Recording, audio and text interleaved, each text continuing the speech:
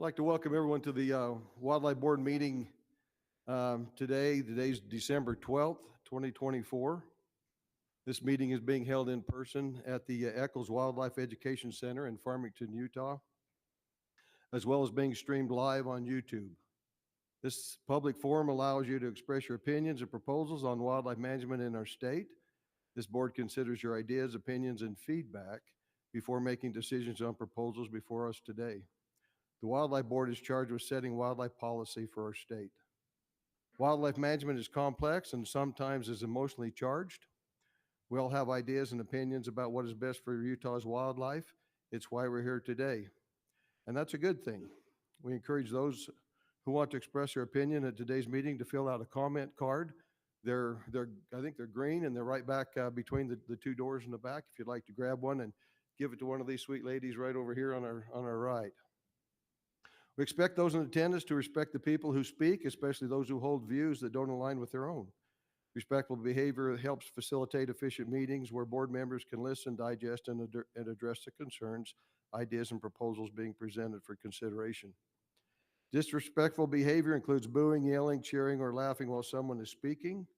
You can also help maintain a respectful space by referring to people by name instead of descriptions of their physical characteristics, demeanor, or gender. If this behavior occurs, the board chair will remind attendees to be respectful. If the behavior continues, the applicable individual or individuals will be asked to leave. Lastly, please help reduce distractions during the meeting by putting your phone on silent.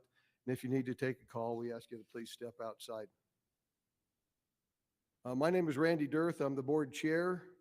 I'm out of the Northeast region. Let's introduce the rest of our board members. Start down here with Brett. Brett Selman out of the Northern region. Gary Nielsen, Central. Bryce. Go ahead, Mike. I'm Mike Canning, Deputy Director, filling in for Jay Shirley. Jay is here today, but he's in a National Wetlands electronic meeting next door, and he'll be here within an hour or so. Bryce Thurgood, represent the North. Paula Richmond, representing Southern. Kent Johnson, representing Southeast. Thank you. That's a full complement of our Wildlife Board members today. So appreciate everybody being here today. And we'll start over here with Austin. Will you, our RAC chairs, will you introduce yourself, please? Yep. Austin Atkinson. Close. Austin Atkinson from Southern region. Eric Luke from Southeastern region. Grizz Lane, Northeastern region. Brock McMillan, Central region. Brad Buchanan, Northern region. Thank you. Appreciate you guys being here today also.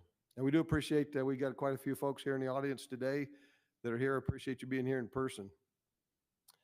We'll start. We'll ask for an approval of the agenda.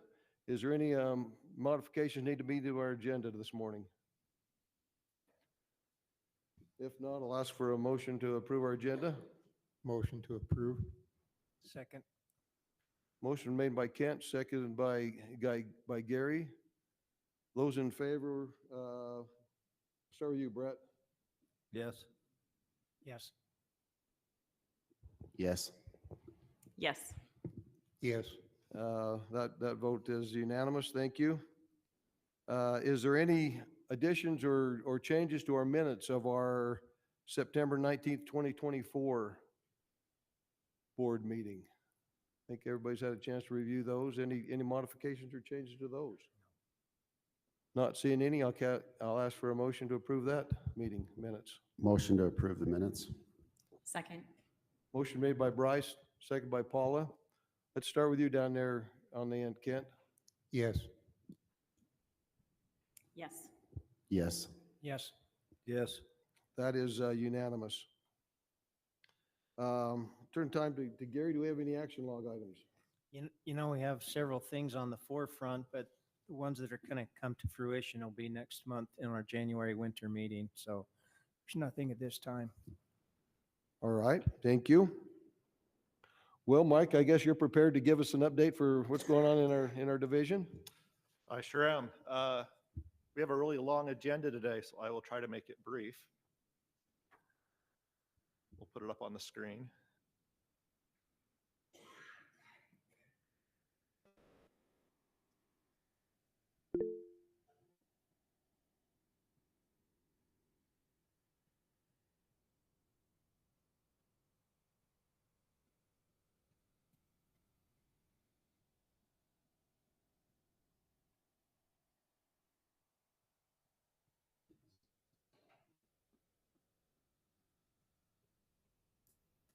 right, thank you.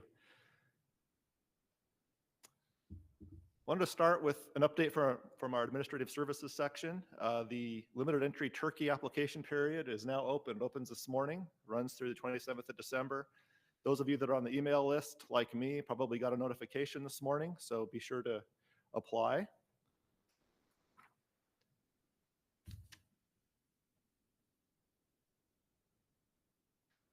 Having some technology issues. Aquatic section. We've been doing really well with fishing. The recent years of above average water have been really, really good for fishing in Utah. We didn't have a lot of ice fishing last year because of the temperatures. We're hoping that changes this year, and ice fishing is really good. But in the meantime, we have some really hot fishing spots right now for perch. Deer Creek, Echo, Starvation, and Fish Lake are really good. Schofield is absolutely on fire right now for trout, and it was just designated a blue ribbon fishery.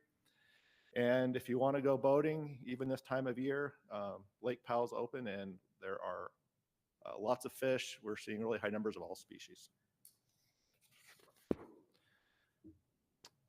With our habitat section, we have an annual cycle where we ask for proposals to do habitat restoration, and those proposals are due January 10th.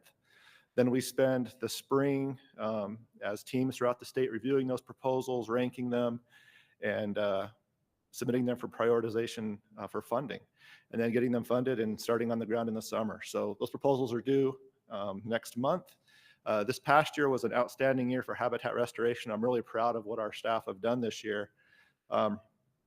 Restored 168,000 acres. Of that, 145,000 acres were proactive work. That means basically not fire restoration, but actually going out and doing proactive work. So that's the most we've ever done in one year, and we should give a lot of credit to the habitat section and all the partners that work on those projects.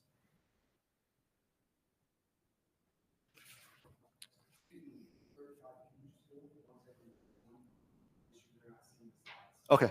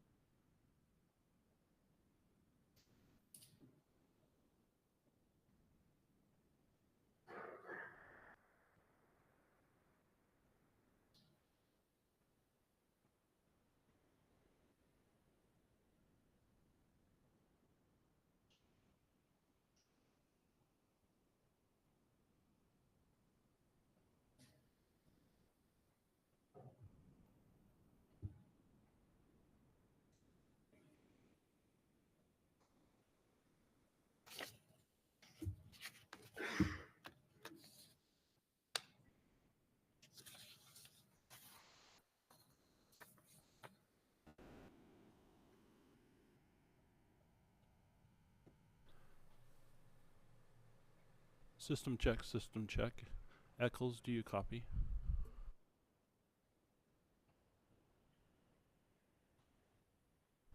Please stand by. We are working on a technical issue at the Farmington location.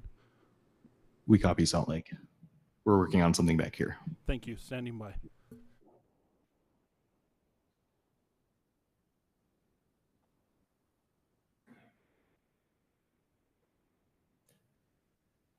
If we need to, I can go forward without the presentation.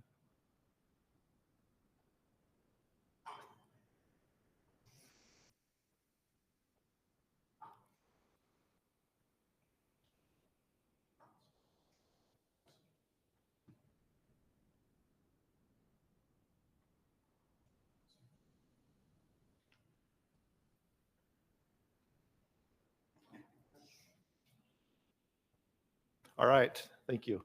With law enforcement, our law enforcement section has been really busy. Not only are they working on the consolidation of the DNR law enforcement agencies, but they're also out in the field doing all of the work that they normally do. So really swamped this time of year. Received over 540 tips through our poaching reporting app and hotline. They've contacted over 15,000 people in the field, And we're currently looking to hire new officers, and we have over 120 applicants that are starting the process for us to review them and look at who we want to interview. With the conservation outreach section, we wanted to announce that sleigh rides are now open at Hardware Ranch. Season began December 6th, goes through February 9th. We've got sleigh rides and wagon rides depending on the snow conditions. And one of our partners, Haviland's Old West Adventures, offers those, and they've been doing a really good job for the last several years. We really appreciate that partnership. With the wildlife section, this is capture season. Kent and his statewide crew are really busy. As of last night, Kent reported they've captured over 647 animals this year. By Christmas, they plan to capture over 1,000. So they're really busy, over halfway done. We don't have all the data analyzed, of course, and it's hard to give any firm answers on the condition of these animals. But it does look like, for the most part, animals are at least in average to above average condition. Some herds, Wasatch and Cache, are in excellent condition so far. Again, we'll get you the full write-up in numbers when we're done. Last week, there was a winter WAFWA meeting. WAFWA is the Western Association of Fish and Wildlife Agencies. A couple members of the board, Randy and Gary, attended that along with some division employees. And we met with other states and talked about multi-state wildlife issues such as disease, reviewed a lot of new hunting technologies and issues with those, and also talked about partnering more with the NRCS so they can bring funding to restore habitat on private land and benefit wildlife working with private landowners. So that was a really beneficial meeting. Want to congratulate and say goodbye to Jay Shirley. His last day is going to be December 31st. Jay's been an amazing leader, a really good mentor, and a really good friend. I'm really sad to see him go. I think a lot of us are really sad to see him go. We're really going to miss Jay. Although we're all really sad, Jay's really happy right now. So he'll be here within the hour, I think, and be sure to wish him well at lunch or after the meeting. Jay's just truly been an outstanding leader. With that, I thank you. We have a little 1-minute video we can show if the technology works. If not, we'll call it good.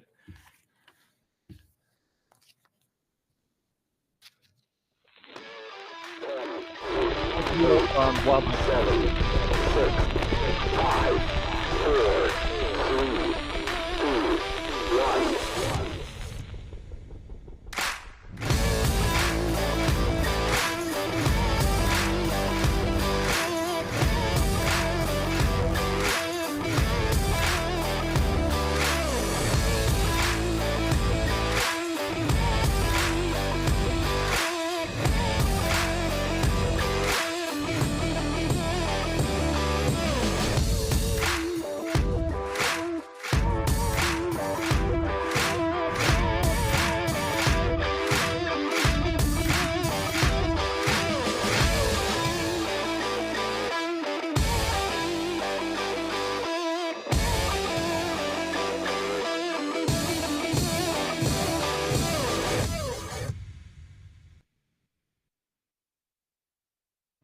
All right, thank you.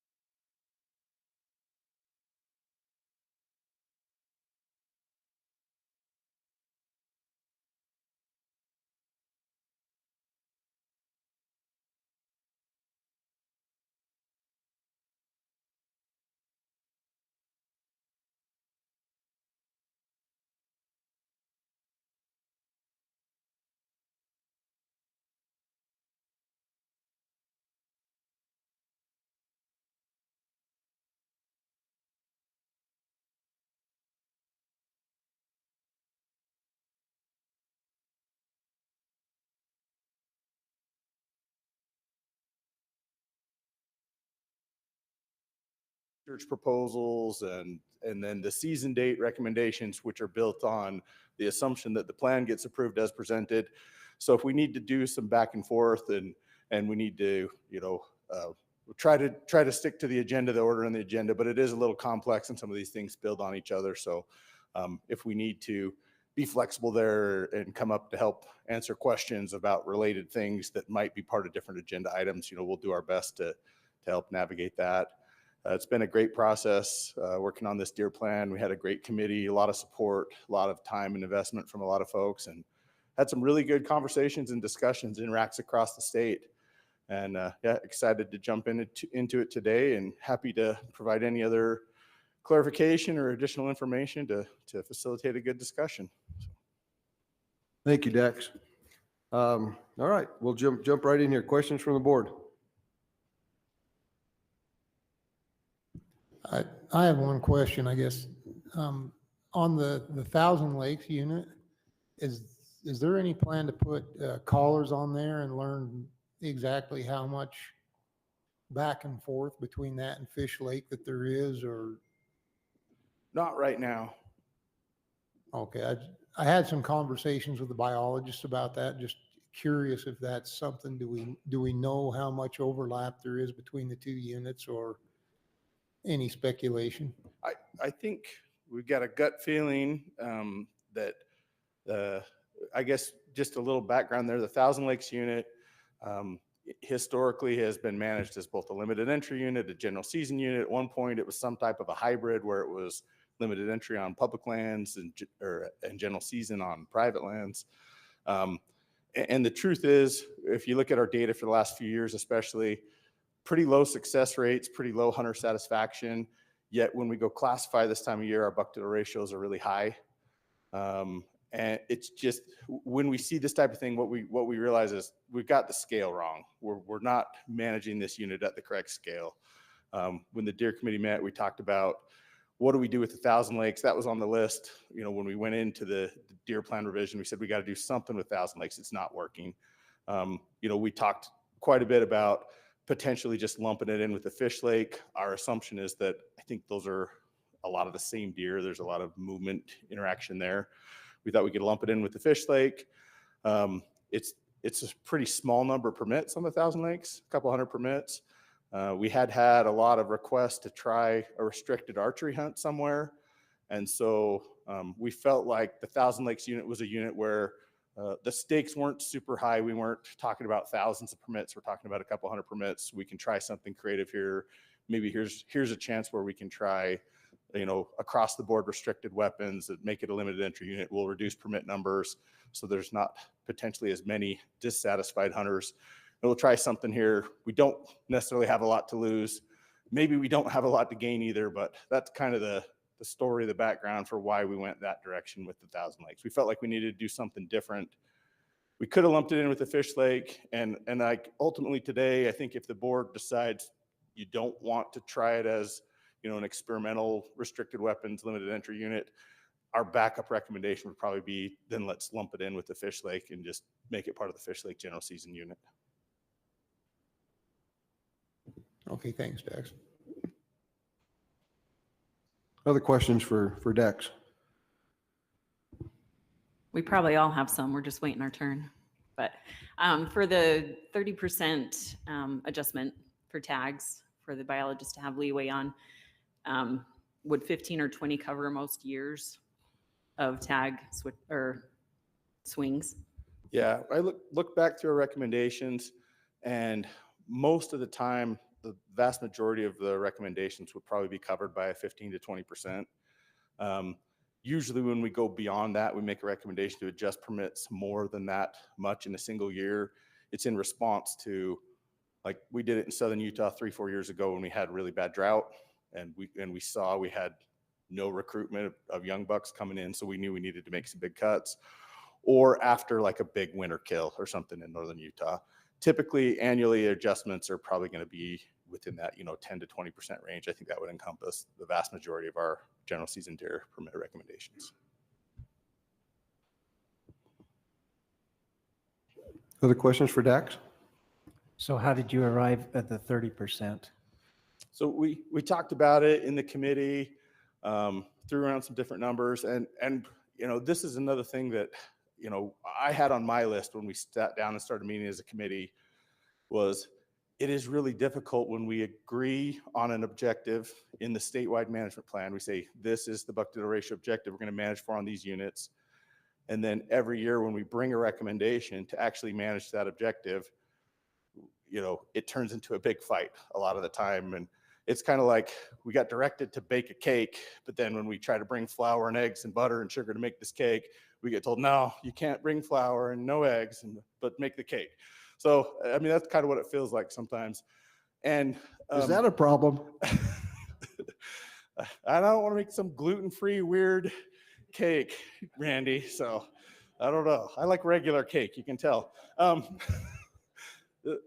Sorry, maybe that's not a good analogy or metaphor, but what I'm trying to say is we want to get the public input on what the buck-to-bill ratios, we want, and we're voting on that right now. And if we want to manage the higher buck-to-bill ratios, let's just say that, let's do that, and then let's manage to them. But to tell the division constantly, hey, we're going to manage this unit for 18 to 20, it's at 22 right now, but 3 years ago it was really low, so we better not add any more permits. That kind of thing it's frustrating, and it puts the RACs, I think it makes the RACs, puts them in a tough situation, it puts the board in a tough situation. It's frustrating to sportsmen, frustrating to the division. And so what we want to do is, choose what we want to manage to, and then let's actually manage to it. If we want to manage to a little bit higher buck-to-bill ratios, great, let's do it. But then don't hamstring us and let us use regular flour and eggs and sugar and butter to make this cake instead of telling us to make a cake and then not letting us do it. I think that's what we're asking for. And we talked about different numbers. I think initially we talked about 20%, and the committee was pretty supportive of the division when I, made my plea to them, and they were like, well, let's go with 30%. And I said, well, that'll work too. It's pretty unusual to have swings that big. It's usually, like I said, after, really bad drought, really bad winter, or after we make a recommendation and it gets denied. So then the next year we have to come back with an even bigger recommendation and it gets denied. Then that's when you start getting into those larger permit swings. Thanks for that answer. Appreciate it. Going over to the premium limited entry, how many tags do you see or predict that this would add on average for the Henrys and Ponsagant? So it would, if we bump it down, how many would it take away, I guess? How many additional permits would it add if we constrict that buck-to-bill ratio? I was thinking right. Yeah, okay. Yeah, and it depends a little bit on what's happening. We've had those permit numbers a set number in the plan for the last plan cycle for Henrys and Ponsagant.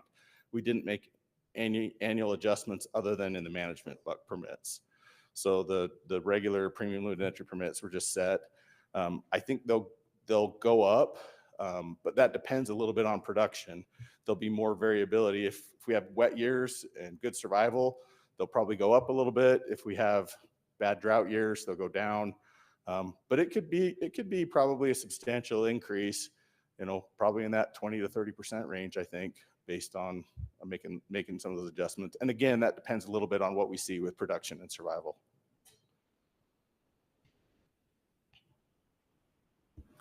Dex, there's probably some folks online that might be watching that aren't familiar with the Mule Deer Committee and the makeup. Can you just kind of tell us a little bit about the makeup? How many was, and kind of the time period you guys spent on it? Yes, yeah, feels like we've been working on it kind of forever. I sure appreciate the patience from all the committee members. We started meeting and working on this, I think, last February.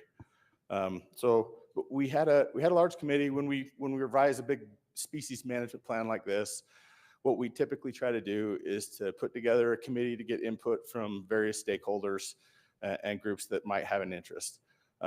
We have a formalized procedure that we follow when we form these external committees. It's something that the board has reviewed and voted on recently, just in the last few years. We reached out to land management agencies, private landowners. We got a representative from each RAC. And what we did is we reached out to those organizations, entities, those groups, and asked them to submit a name for someone to sit on the committee. This committee, we had, I think it was about 20 people that sat on the committee. We had a representative from each of the 5 RACs, from Forest Service, BLM. We had representatives from Sportsmen for Fish and Wildlife, Utah Archery Association, Backcountry Hunters and Anglers. We had representatives from Mule Deer Foundation, the Utah Association of Counties. We had a state legislator. We had folks from the Farm Bureau, as well as another ag rep from one of the RACs. So pretty diverse committee. The indigenous peoples, we had a Native American representative. So we had about 20 people on the committee from a lot of different parts of the state and with a lot of different points of view and perspectives. We had quite a few meetings over several months, met February through June, met about twice a month during that period, and went through a lot of issues. We looked at a lot of data. We had presentations from external groups that came in and showed us information. We heard from Youth Hunters Voice organization. We heard from, our habitat section, a lot of information presented from the Division of Wildlife, our habitat section, our licensing section, our licensing folks. And we went through, I guess, a lot of data. We had our research partners with BYU and Kent that works with us and talked about our deer survival studies and everything we're learning and have learned there. So it was a pretty big process. We spent a lot of the meetings just reviewing information and kind of getting a finger on the pulse of mule deer. And then the last several meetings, we really dove into these objectives and strategies in the plan and tried to line out and write a plan that would help us grow mule deer and provide opportunity for folks to enjoy them. So it was a big process, a lot of people and lots of good discussions, and we didn't always agree on everything. There's definitely some compromise baked into this plan, but it was a good process, and I think really informative to hear a lot of different perspectives and to hear all the research and information that was shared. Thank you, Dax. I do appreciate that, and I appreciate all those who participated on the committee, all those who supplied information for the committee, all those who supported the committee in any way, because it was kind of a big deal, and they did a very good job, I think, the outcome. And I might add, Randy, the division could just write a plan and propose it, but we'd be writing it in a vacuum. When we put this committee together, they serve in an advisory capacity to help us, not be writing the plan in a vacuum, to get all that input and write the plan. And the committee isn't, they're not the deciding vote. They're not the final voice on this. So they help us get a really great start on the plan. And then ultimately the division, we look at the plan and say, okay, how do we feel about this? We looked at the plan and we went with it 99.9% of what the committee wanted. We incorporated that in the recommendation that's coming from the division. And then that goes through the public process to the RAC board. And so the plan that we've proposed has a lot of great committee input, and there's still other good ideas out there. And it's not necessarily the final word or a done deal just because it went through a committee and comes to the public process. Ultimately today, you all on the board will have the final say after taking into consideration, what the committee came up with, what the division has recommended, and then the feedback and input from the regional advisory councils. So the committee is super valuable, and I think it really helps us to get to a much better starting point with the product, a plan. And it's not the final say either. And the committee members are pretty good about that and realize that was their role, and proud of the work they did, and happy to hand it off to you guys to have the final vote today. Thank you. Other questions? Randy, real quick, while we're talking about the committee, this is not a question, but more of a kind of a comment and thanks for the committee. Because when we first showed up, there's, like you said, 20 different people with 150,000 different opinions. It's like when you first sit down, it's like, we're never going to get anywhere, But as those meetings went through and people had the discussions and, had the back and forth, but, at the end of the day, I just personally, because I represented the wildlife board on there. And I just appreciate all the people with their opinions and, ideas, because, they came from so many different, diverse and, areas, and had just tons of good ideas. And I know there's a lot of them here today supporting it. And I mean, a few of them, Kevin, Garrett, Mike, Jeremy, Troy, Steve, Rex, probably missing a few, but probably because I can't see it. I can just see silhouettes, but they spent a lot of time, and they're still spending the time. And personally, I'd just like to thank them and thank the division too, and Brock and everybody that was a part of it. Because, at the end of the day, I mean, there's a lot more that could have been done. I mean, we could have probably met for 6 more months and came up with a lot more things, but at the end of the day, where it ended up. So I just appreciate it. Thank you, Bryce. Thank you, Chairman. I do have one more. So in the discussions, which I totally concur with what Bryce has said there, it's a lot of time and effort. We definitely appreciate that.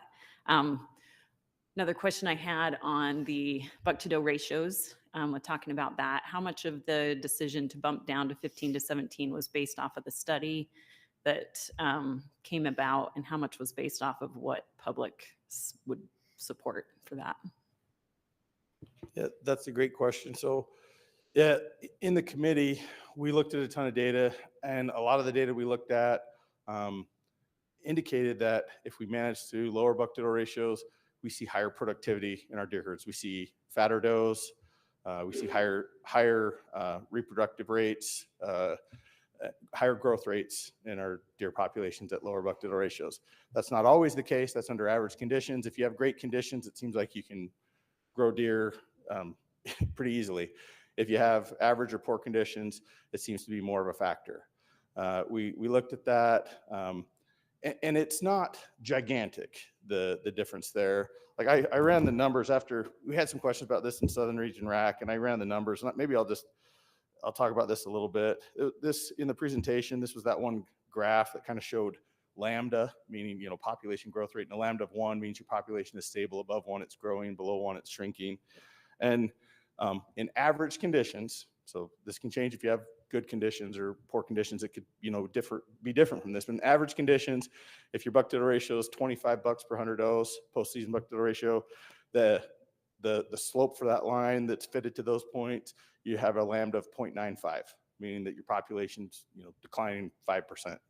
If you have at 20 bucks per 100 does, it's 0.999. It seems like right there around 19, 20 bucks per 100 does is kind of like a tipping point.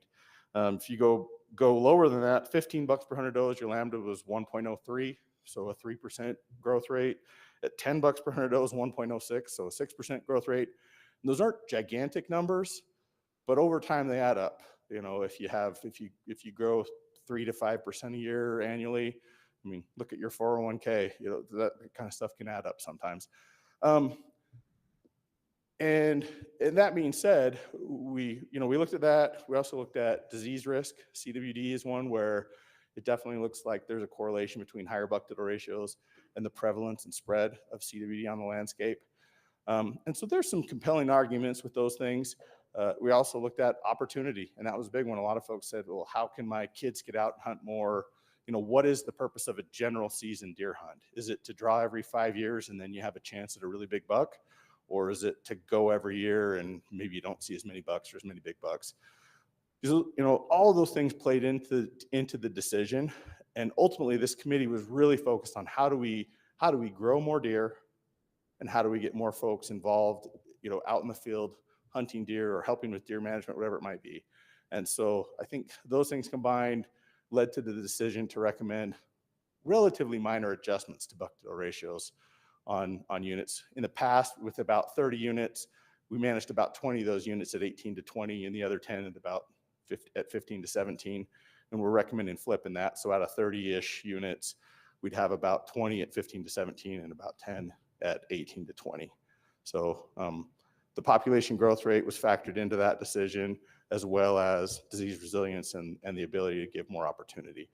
When we looked at success rates at different buck-to-doe ratios and permit numbers, that is a pretty significant difference. If our statewide buck-to-doe ratio average for the last few years has been about 22 bucks per 100 does, and we're issuing about 70,000 buck permits.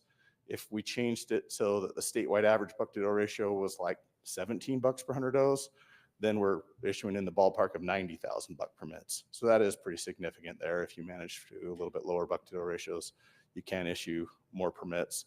And it's still biologically sustainable. And a lot of folks from the public want to see bigger bucks and more bucks and want to manage to some of those higher buck-to-doe ratios. That's why we still have some limited entry units, premium limited entry units. And we realize there's trade-offs associated with doing that. That's kind of mule deer management, is trade-offs and what do folks really want. And like I mentioned earlier, if we want to manage the higher buck-to-doe ratios, we can do that. We just have to go into it eyes wide open.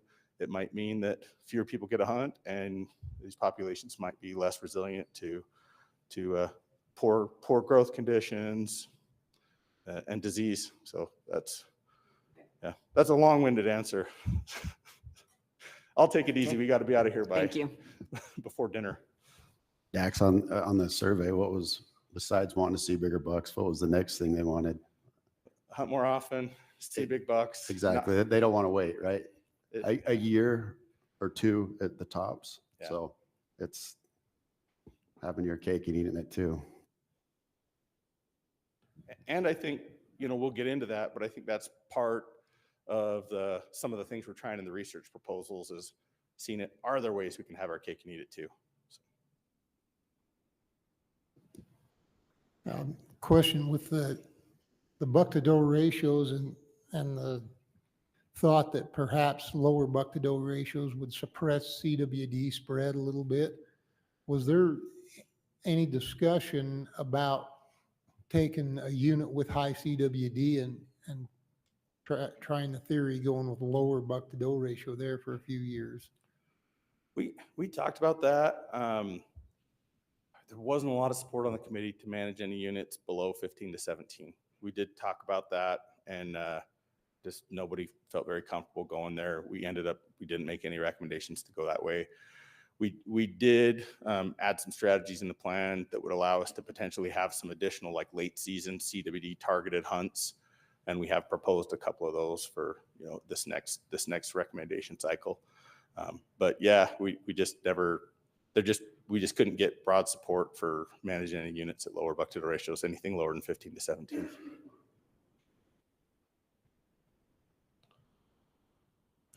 I feel like I'm asking a lot. I'm sorry, but I do have another. So there was two new limited entry proposals, right? We have the Henry Mountains with the Little Rockies and the Mangus Mesa on the San Juans. One of them was any legal weapon and one was a hams. What was the decision to do one any legal and one a hams? That was kind of at the end of the committee. It was a little bit fast and furious, and I think people just wanted to try different things. I don't know, maybe any of you that were on the committee with me can help me remember if there was something really specific, but it just kind of think those were kind of what got thrown out there, and that was what stuck and went with it. Is there any reason we wouldn't do a hams on the Little Rockies? We could. We anticipate that, especially that one, Little Rockies and Mangus Mesa, they're pretty low deer density areas. Might not see a lot of deer, could be pretty challenging.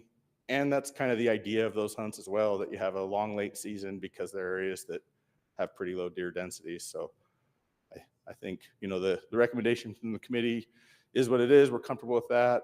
I think if it got tweaked, it's probably still largely in line with the idea behind those hunts. Might make them even a little more difficult.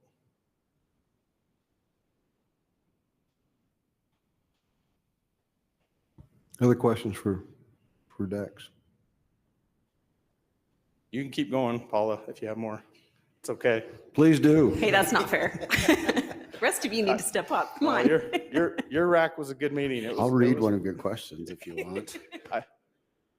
I know the folks from your region, Paula. They're really passionate about mule deer. I grew up in Washington County, so I mean, if you got a lot of questions, I understand. Yeah, let's talk.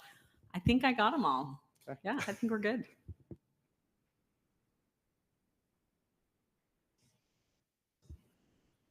Not seeing any more questions from the board. Let's go to the RAC. Any RAC chairs? Do you have any questions? Austin? Yeah, Dex, I have a question. Trying to understand this.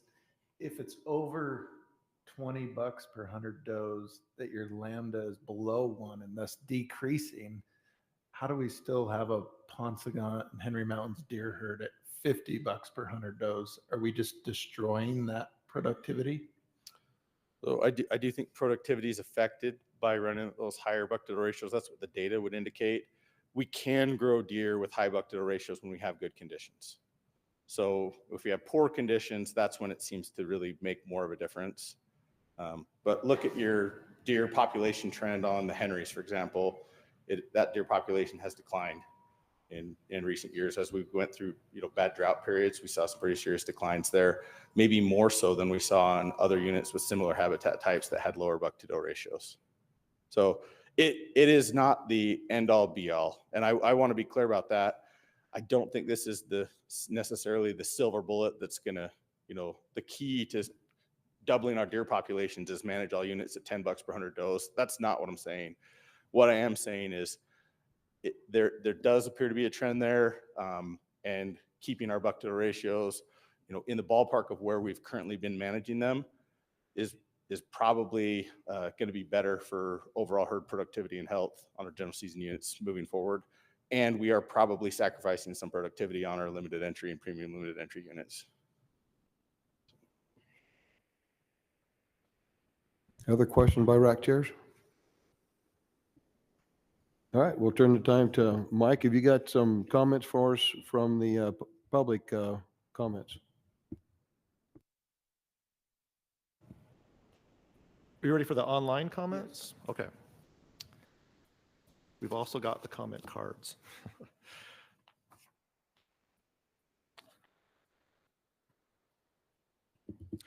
So the public comment was almost evenly split on this one. We had 19 strongly or somewhat agree with the division's recommendation, which is 43%.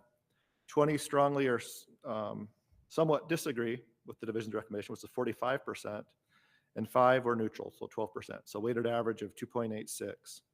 The supportive comments on the mule deer plan included appreciation for addressing predators and habitat restoration needs. There were several comments expressed for allowing the division to adjust permits up or down to the recommended 30%. Several comments supported reducing buck-to-doe ratios to 15 to 17 on general season units and increasing permits. One comment expressed support for shorter hunts, more hunts, and restricted weapons. Comments that were generally not supportive of the mule deer plan included multiple comments not supportive of lowering buck-to-doe ratios on general season units, multiple comments that don't support giving the division the ability to adjust permits up or down by 30% without going through an additional public process. Comments that the Mule Deer Committee was hamstrung by DWR, not allowing for full discussion of issues. And a few comments felt that there was not enough change in the plan revision compared to the current plan. Comments expressing additional hunt strategy ideas included taking a portion of the permits and putting them into the draw and making them 4-point or better hunts. 3-point or better restriction on all 15 to 17 ratio units for anyone over 18 years old and no restrictions for youth. Taking 25% of the permits and putting them towards restricted weapon hunts. 2 5-day hunts on each unit was also suggested. Some general comments were that DWR does not listen to the public. Several people were concerned about the amount of roadkill. Several people said money is driving decisions on permits. And there were comments that the limited entry and general season point systems should be combined or only allow someone to apply for one or the other, but not both. Thank you. And for those that do give comments on whether it's to the RACs or to the board, we really do appreciate those. I think we read each and every one of them. We think about them. We consider them, and we do appreciate the comments that are made because there's been a lot of really good stuff brought up through those comments that help us. So thank you for that. We'll move to the RAC chairs for their motion updates. Can we start with you, Brad?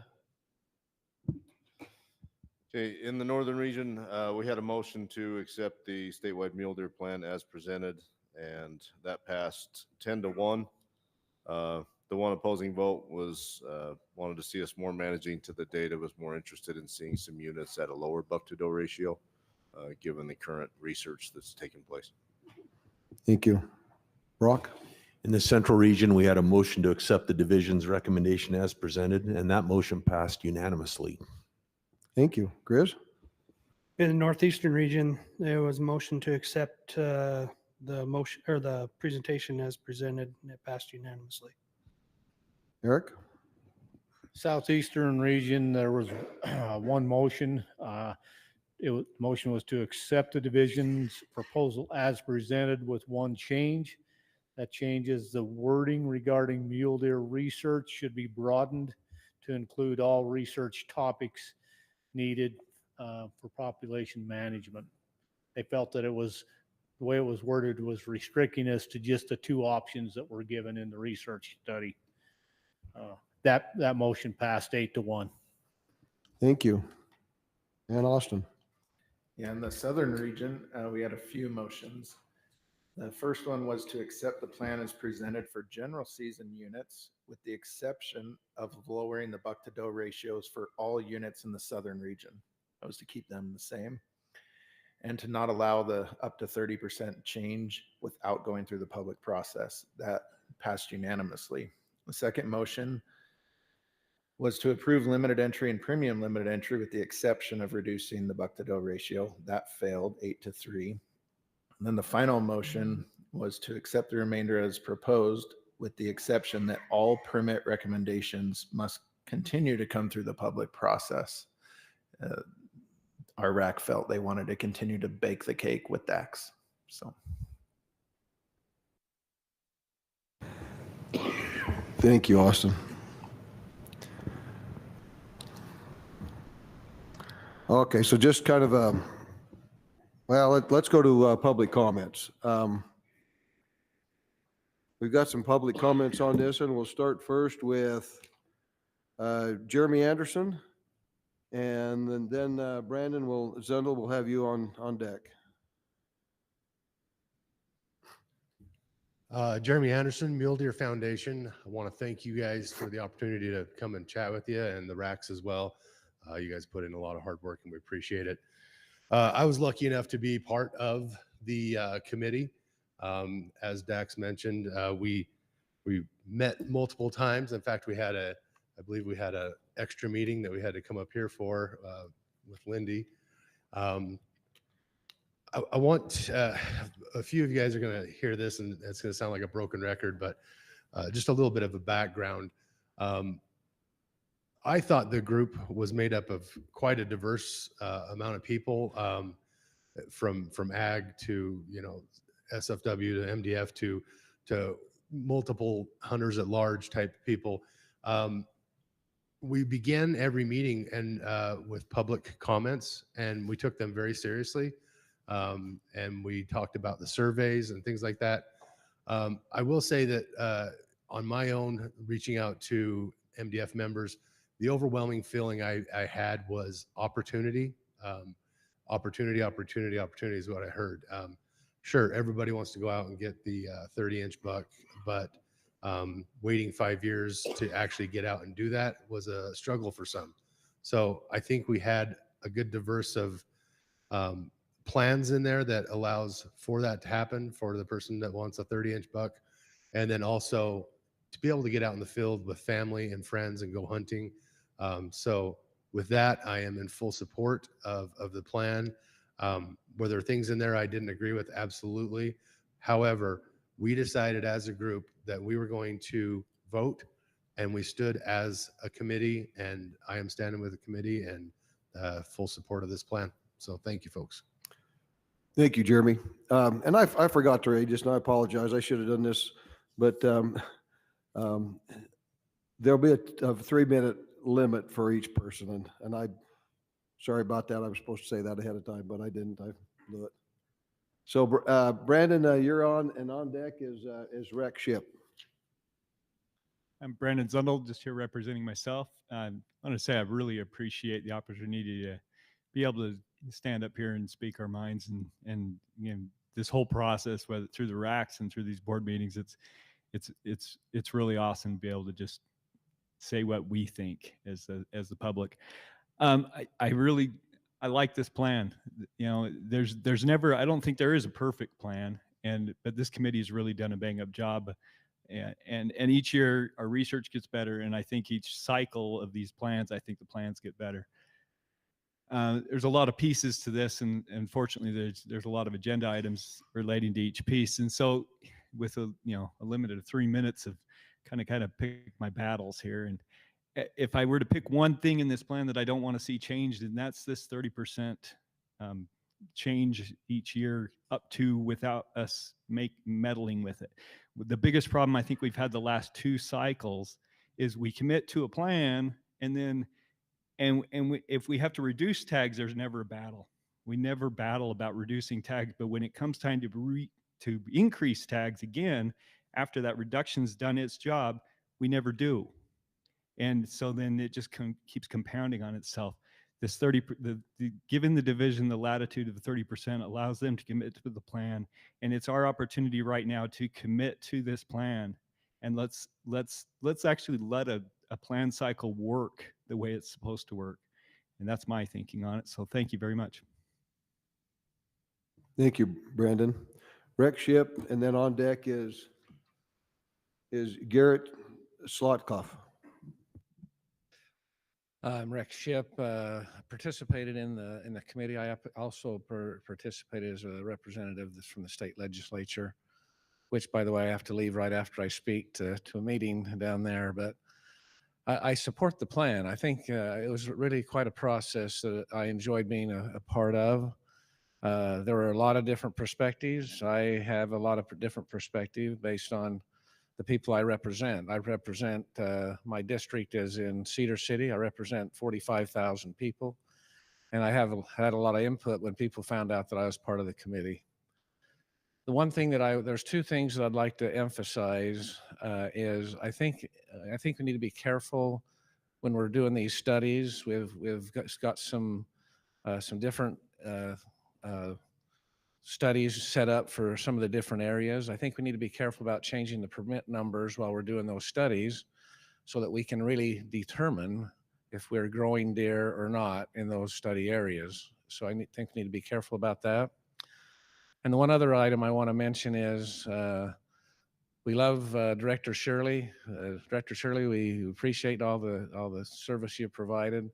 We're going to have a new director here really shortly. I'd like to see us maybe delay possibly voting the plan in until next month to allow the new director to have some input potentially in the plan, just like Director Shirley has had some input. And so that's what I have to say. Thank you. Thank you, Rex. Garrett, and then on the deck is Bob Ott.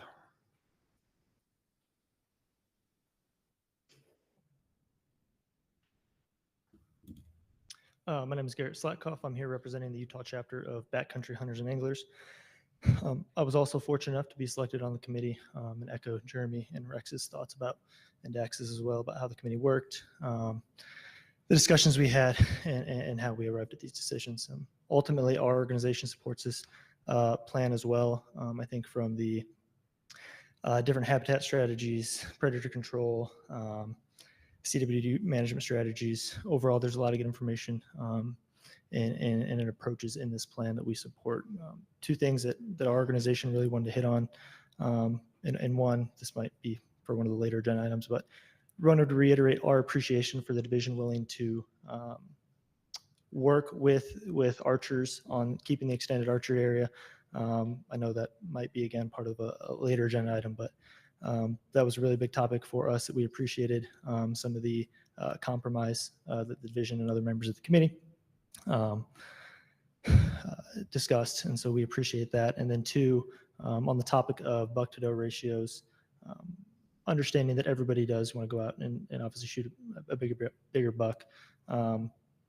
There's also the flip side of that a lot of mule deer across the state and the West in general, herds are struggling. And so while Dax did mention that, this isn't the silver bullet that's gonna solve our problem, I think as hunters, as the RAC Wildlife Board, we have a responsibility to do what we can to try and help our mule deer with whatever we can. And so again, while this might not be doubling our herds in 3 or 4 years, if this can help, we would like to see, the buck-to-doe ratios as they are currently stay, and in the future even consider lowering them even more if that were to help. So thank you. Thank you, Garrett. Bob, and then on deck is Mike Christensen.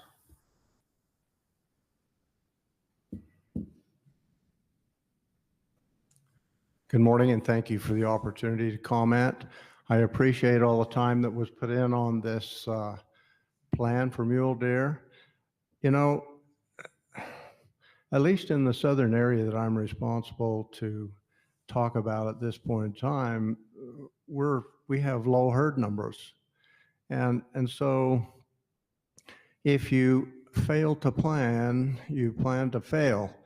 And what I see missing in this plan is I feel like we should have deliberate objectives for each unit by unit to bring populations where they should be.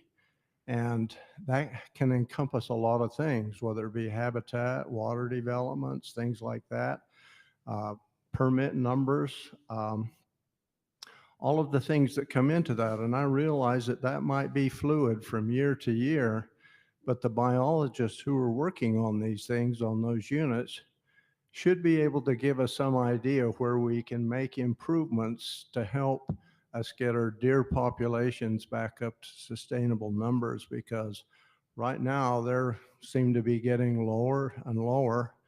And I just like to see the wildlife return to back what it was like when I was growing up. We had good numbers of wildlife and the landscape wasn't being damaged. And so I'd encourage us to try and come up with, in this plan, specific targets for populations, et cetera, on the individual units. Thank you. Thank you, Bob. Mike Christensen, and then Kevin Norman. Mike Christensen. I served as a Central Region RAC representative on the Mule Deer Committee, and I just want to, I was very appreciative of that opportunity. So much focus in this plan through the public process has been on buck-to-doe ratios and how we're going to kill bucks. And I think we're missing like all the rest of the plan that was changed.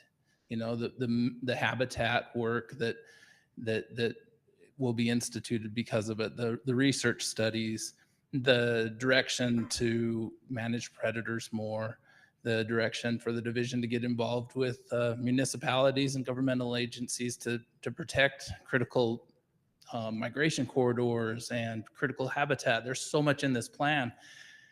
And that's just all been swept aside because we're worried about, do we want to have 17 bucks per 100 does or 18 bucks per 100 does? Because that's what it really is. A 15 to 17 and an 18 to 20 is really could be just $1. So I'm going to spend so much of my time talking about $1. The buck-to-doe ratios through the committee, we heard a lot about how the division, when they give their numbers for permits, many times they're changed through the public process. And do we trust our biologists?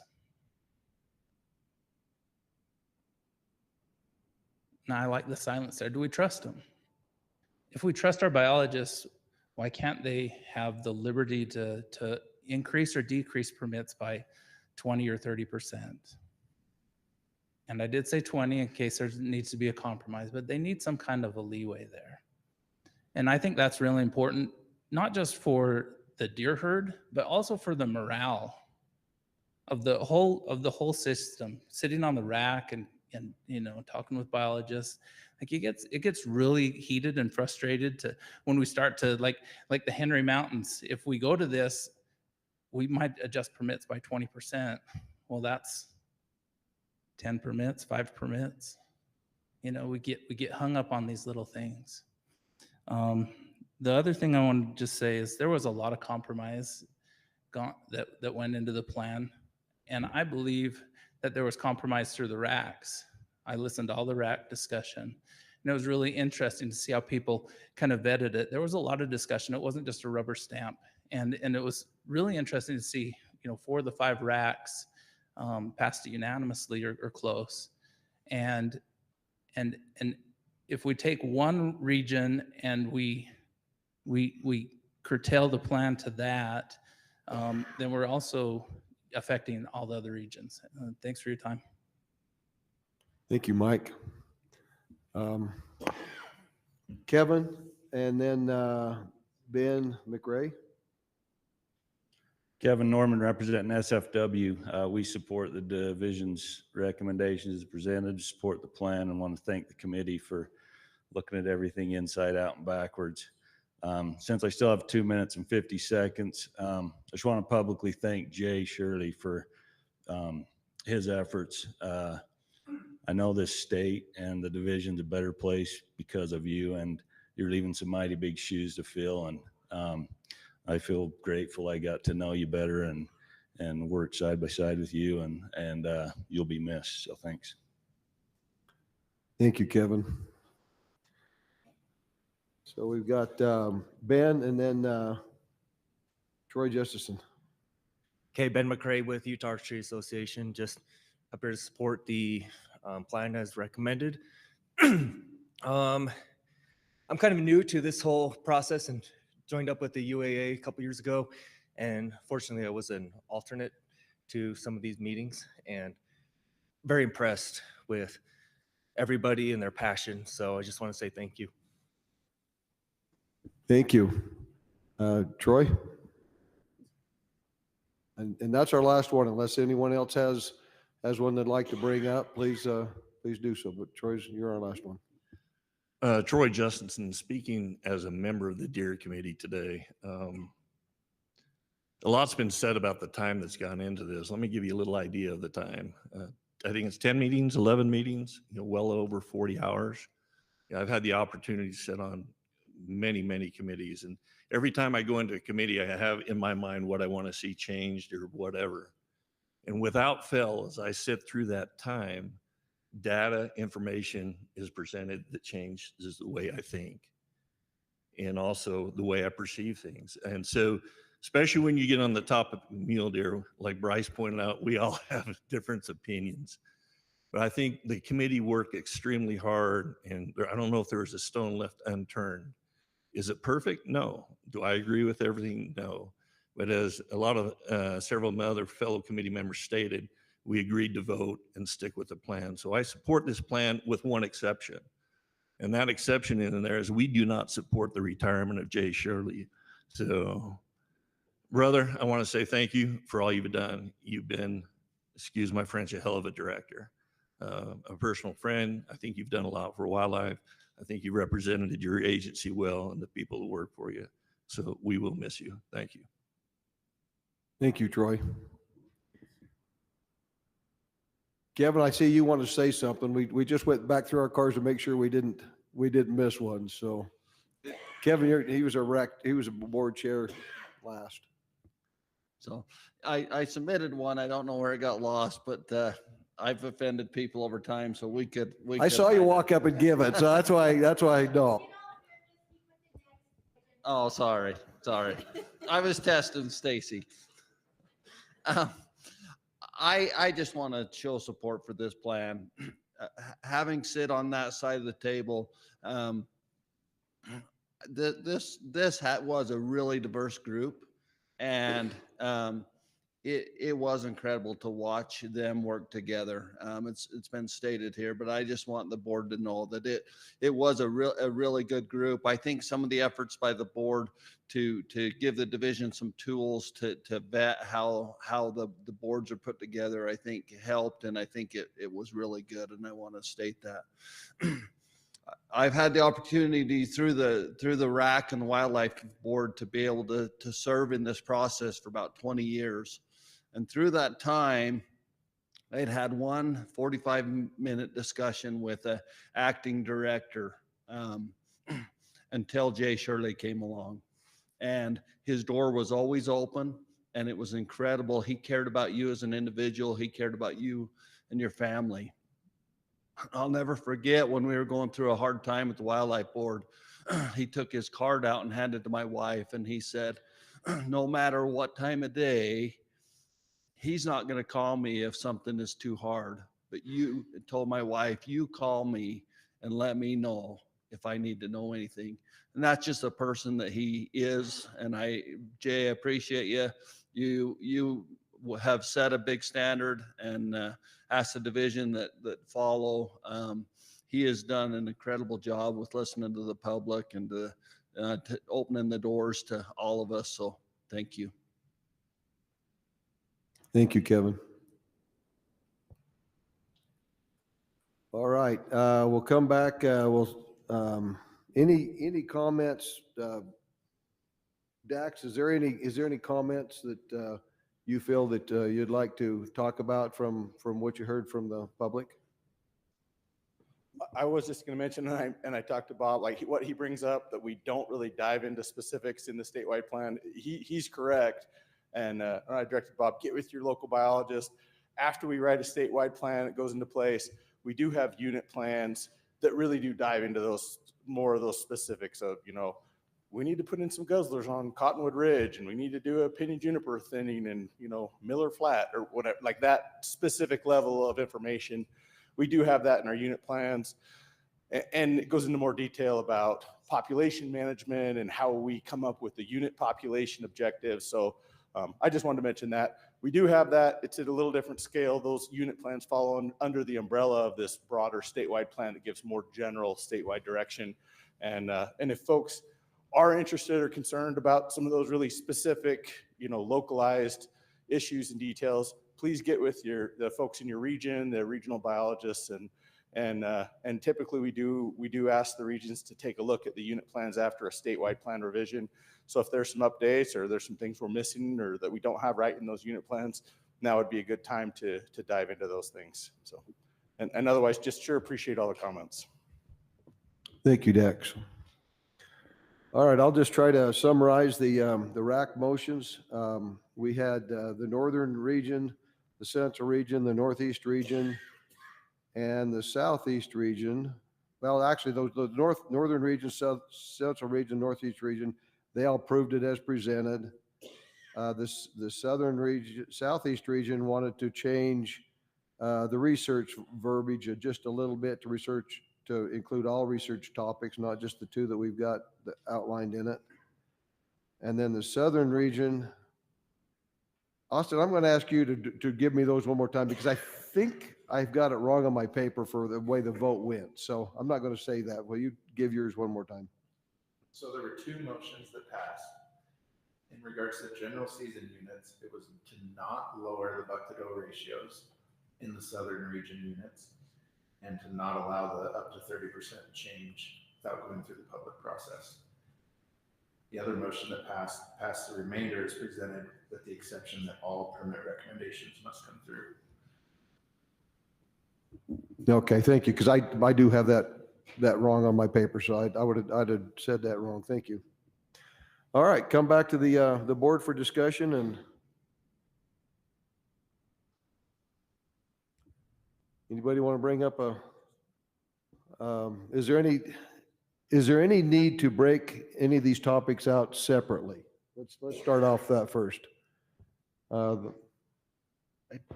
Mr. Chair, I think the one thing that we could talk about is maybe that 30%, just because that's kind of one of the things that's been brought up. But speaking from a member of the Mule Deer Committee, and I guess I'm not representing them all, but I think if the discussion would have been had at the thing to say, okay, would you guys be good with 20%, knowing that most of the recommendations, that would be covered under that umbrella over the last, so many years.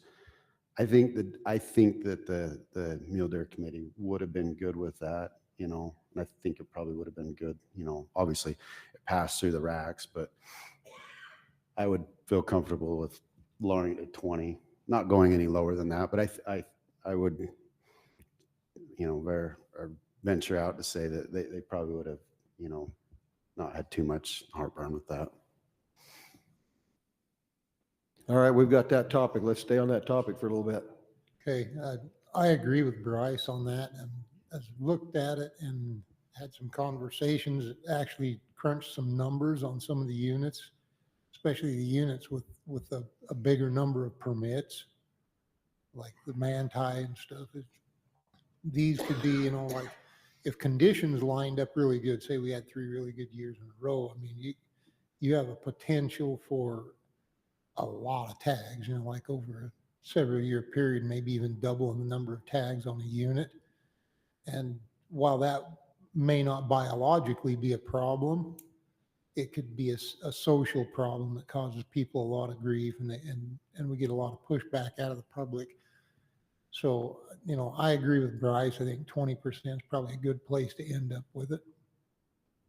Yeah, I'll just give you my input. I really, really, really like this idea. I think it's something that I wish we'd have done before, but because we are really good at reducing tags, but it's when the division wants to come back, and I'm a problem child. I'm one of the ones that caused the problem. But I think it's a lot better if we do have a number in there. I'm not sure exactly what the right number is, but I think we need to have a number in there for them. Others? I listened to what Dax was saying. I think we ought to give them their head. They want 30%, give them 30%. I heard what Dax said, and why would we restrict them when they need their freedom to do what they need to do? So what we hold them back for? All of a sudden, I mean, we got to trust them, but these people have all risen to the top, and I trust them. So if they need the 30%, if it's in there, I mean, that this Mule plan, everybody was on the committee loved it.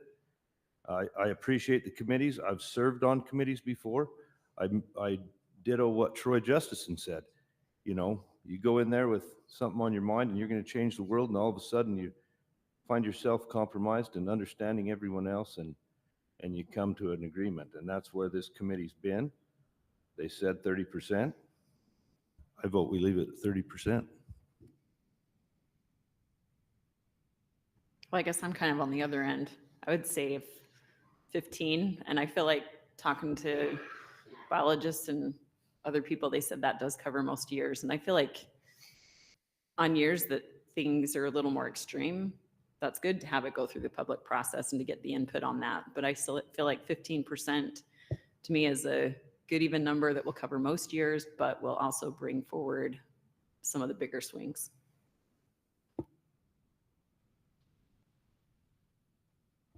Gary?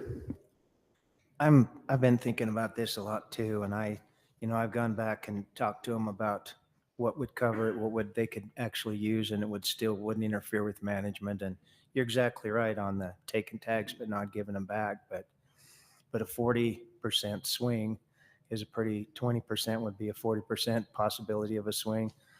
30% would be 60. I mean, I think if we had those extreme conditions, or those, whether good or bad, that it wouldn't be very hard to move it through the public process, but I'm comfortable with 20.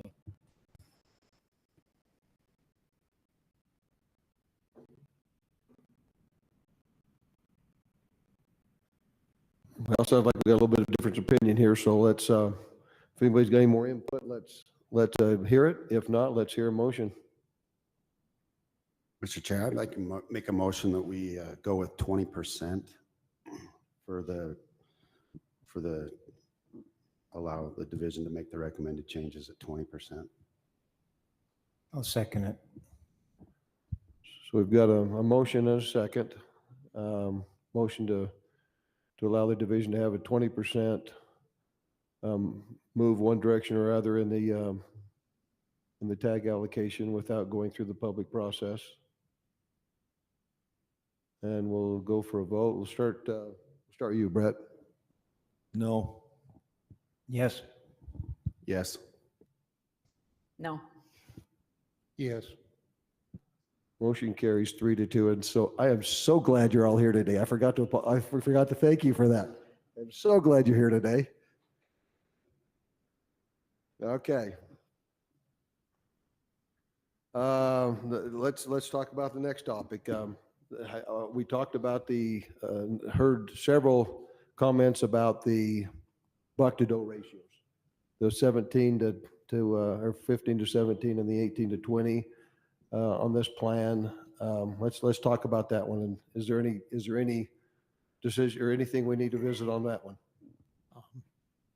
Just with the vote out of the Southern Region DAX, one unit, the Southwest Desert that we've discussed a little bit, what would that change in permits look like on that unit? It going from 18 to 20 down to 15 to 17?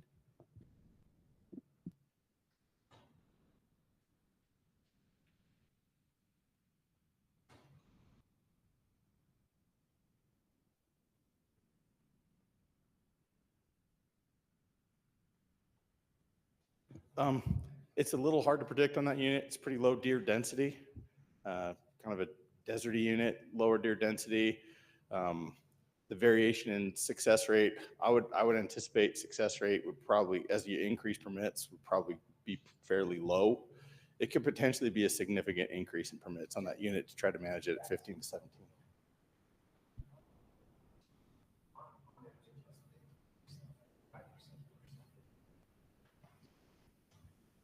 On average, 5% increase per buck per 100 doe.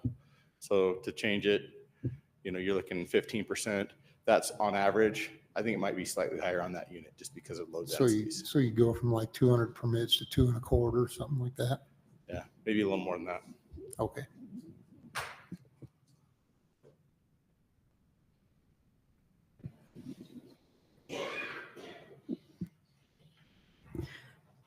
Well, we'll get it out there, but I have a feeling, so I do appreciate all the comments that were given today for people for coming and spending their time to do that. And representing the Southern region, we all know that that's an area that likes to have better opportunity and more bucks, and they're okay to not hunt as often. And I do see this even just at the grocery store and the gas station, and I talk to people and I don't want to shoot a fork of horn. I'd rather see some better bucks out there and more bucks. And that's kind of a sentiment. I feel like it is cultural difference from the Southern to the region unit, or Southern and Northern units. Also, I think it would be a different board meeting if we were a little more centrally located. We might get a few more Southern people up here commenting. It wouldn't be so one-sided, but maybe I'm wrong. But I do have a few units that I would propose to keep at the 18 to 20 for the Southern region.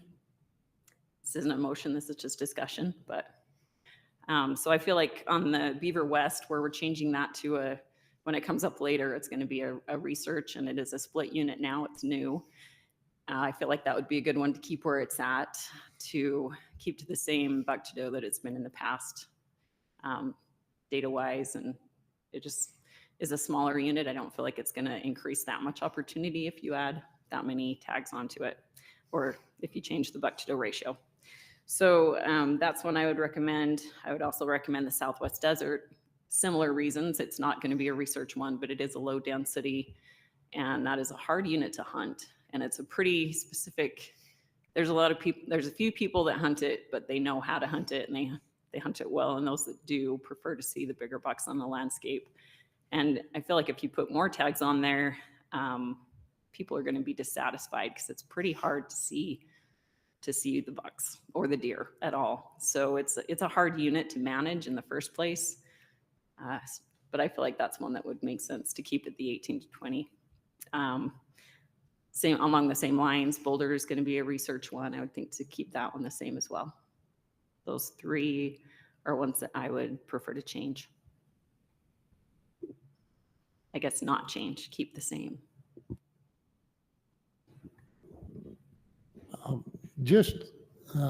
I guess I probably should have done this in the question period too, but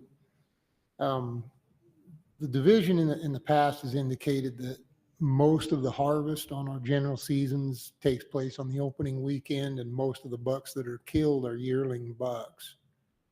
Is there any kind of preliminary data right now from our harvest surveys? Have we looked at anything yet? So as you know, this is the first year we've gone to mandatory Yeah. harvest reporting. At this point, it looks like we've got about 80% reporting, so about 20% are late. But we've got 80% reporting, but we have not, we just barely are getting all that data because they have 30 days from the end of their season. Anyone that has an archery permit that can still hunt extended archery, or anyone who's dedicated hunter that can hunt extended archery, they haven't had to submit theirs yet. So we haven't gone through and done like a big analysis of the data. That is something I think we will do, but we haven't done it yet. We're just getting the data in. So. Okay. That leads into my comment is a lot of people, and I've talked to people too that say they want bigger bucks, and we all do. Every one of us, if somebody asks us that, what would you rather kill, a four corner or a nice, like a 180 class buck, excuse me, everybody's going to say the bigger buck. But given that, you know, what I see anecdotally when I go hunt, when I'm on the mountain, when I look and what the division has indicated in the past is that everybody says they want to kill a big buck and then they go shoot a four corn opening morning. So I think people want to hunt and they're going to take a buck that presents itself and they're going to go with their family and enjoy the hunt. And if the majority of hunters actually wanted only bigger bucks, then they'd probably be holding out for bigger bucks and not killing on the opening weekend and shooting four corns and spikes. So I think there's kind of a disconnect there. And then like Jeremy stated in the survey from the committee was, you know, people wanted opportunity, and that's what his membership is saying. They want to go hunt. So given that, I like the division's proposal and the committee's proposal to go with more opportunity. And I think it allows a few more people to hunt, but also to Paula's point on the Southwest Desert, we don't have you know, in the Southeast region where I'm more familiar with, we don't have a dedicated desert unit like that where you just go hunt the desert. But I know how deer do behave on those desert areas, and I've hunted them there, and they are extremely difficult to hunt. And you got to learn the deer and learn where they go and what they do. So I think Paula makes a valid point about the possibility of losing, you know, the public support and people being really dissatisfied out there with the hunt if they, you know, okay, here's another opportunity and I draw the Southwest Desert and I live in Provo and I go out there for the first time and don't even find deer tracks. You know, you're going to be pretty upset.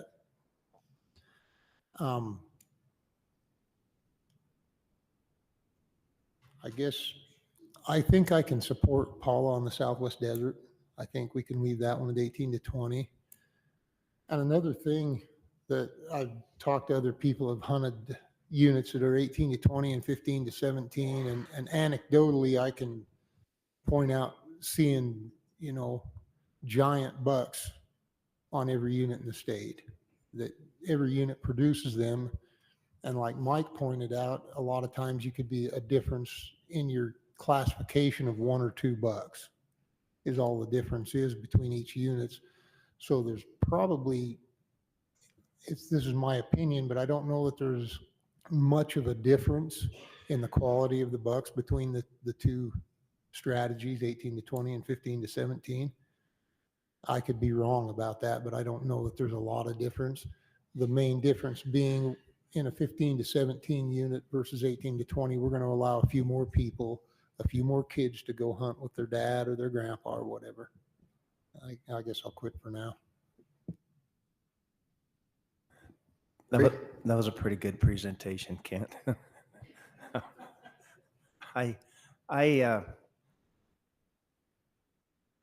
We keep talking about opportunity, you know, and creating opportunity. And I think, you know what, I could ask all of my contemporaries what they would like to see, and they all want bigger deer, right? And the public sentiment is by having a higher buck to doe ratio, you're going to have bigger deer. Correct me if I'm wrong, Brock, based on what we see on the capture studies, there's big deer on every unit. doesn't matter if it's a 20 to, an 18 to 20 or a 15 to 17. They're, the big ones are still there. And that, and the hunt's part of it. That's why we call it hunting, not killing. And I think there's a whole bunch of people that would really like an opportunity to hunt. And if this will actually liberalize that a little bit and give more people a chance to go. I mean, I'm to the stage where I don't have to shoot something every year, but I really like to go. And it's, and going and hiking is cool enough, but it's much better if I'm packing. And so I don't know, I hate to compromise the opportunity. I can see some of the points about it. Well, these are research units. Let's leave it how it was so we can see if it really does make a change. And there's some validity to that, but I'm sure they talked about that prior to making the suggestions. We talk about trusting biologists and stuff, but I have a lot of relatives in southern Utah too, and a lot of them have stopped hunting because they don't get a chance to go. And I don't. That's not an excuse to me, but I think we need this kind of side with opportunity. I think 80% of the people really want to go hunting. Thank you, Gary. Brett, you got anything to add? Yeah, I'm just thinking about of when I was a kid and the old timers. They didn't want to eat horn soup. They wanted to eat a young one. I think there's still some folks out there that want to eat that fork horn or that young one. They don't want horn soup. They want a piece of meat. And I think somebody has to speak for those guys. Just thinking. Thank you. Bryce, look, like you had something to say. We talk about Brett when he was young. I mean, we're going way back in time. So anyway, I want to thank the committee for the time, that they spent on this. Like Troy and Jeremy and Mike, a few people have said, did we get everything we wanted? Not even close. But, did we have our eyes open on a few things? A lot, so at this time, I want to go, I think the committee's made some good recommendations. The division looked at it. They're comfortable with it. It went through 4 out of the 5, as about as unanimous as you could possibly do it. I mean, it was pretty impressive. Obviously got a little, changed in the weeds in the southern, but overall, this has gone through, I think that, again, they've done a good job, and I think we could support it as presented and, give it a chance. And I think it's going to end up in a good place. So. Thank you, Bryce. Yeah, I was thinking about this also just from what I heard. And if we're afraid of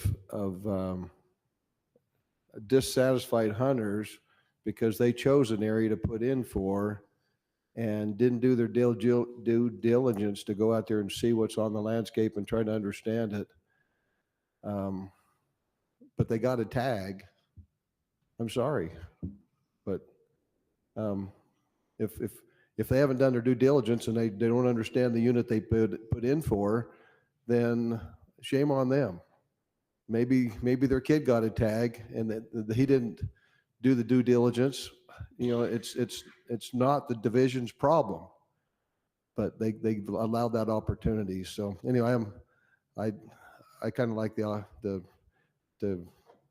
err on the side of opportunity here on this one myself, but fortunately I don't get a vote. So I just wanted to add my 2 cents. Any other discussion? If not, I'll entertain a motion. I could fake an illness if you want to vote. I can go out in the parking lot. I'll give you that opportunity, Mr. Chair. I'll have to excuse I know myself you're too. feeling bad, but anyway, I'd like to make a motion that we accept it as presented. I'll second that. All right, we got a motion Would to, you amend it to add Southwest as 18 to 20? I appreciate where you and Kent are coming on that, but I kind of agree with Randy. You know, we're talking so few tags, and, you know, somebody's got to, you know, kind of do some homework on, you know, if you're going to apply for something like that, you know, it's, you know, the same that's going to be said for the people that are going to apply for the Little Rockies and the other one. I mean, those people, I mean, hopefully they're going to do some homework, realizes, I mean, these aren't going to be great areas, but I do appreciate where you guys are coming from, but I think I would, you know, stick with going as presented. So sorry, Paul.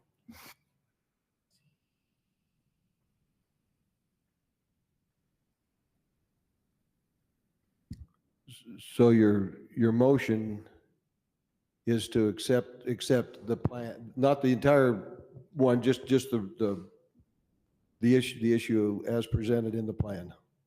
The remainder of the. Oh, you're doing the entire plan as presented. Okay, so Well, you're, we hacked out the other thing, but it seems like nobody had any other. okay, all right. So if specific- anybody wants to amend anything else they got an issue of, they need to do it at this time. All right, so the Sorry. motion is to accept the remainder of the plan as presented. And your second, was that second? Okay, all right, I'm with you. Any other amendment opportunity? Well, I could, but I don't think it would be seconded, so, or so approved. So yeah, I think we're good. Okay, let's start down with you, Kent. Yeah, Yes. No. Yes. Yes. Yes. all right, motion carries 4-2. Thank you, Dax, very much. That would, I appreciate everybody that was on the committee, dealt with the committee, supported the committee, fed the committee, whatever they did. So thank you. All right, the next topic is, we'll ask Kent Hersey to come up. The next topic is the mule deer hunt structure and research proposal. Kent, is there anything you'd like to add on this one, kick us off with? Yeah, thank you, Mr. Chair. Not a whole lot to add. There was a lot of discussion throughout the RACs. I just want to mention that as a division, we are supportive of the original proposal that we took forward. That's also the same proposal that the committee came up with. That said, if there, you know, some of this is going to be a lot for some people. So if there is interest among the board to compromise, we can support a lot of those compromises that were proposed as well. So, but as is, we are still supportive of the original proposal. All right, thank you, Kent. All right, questions from the board?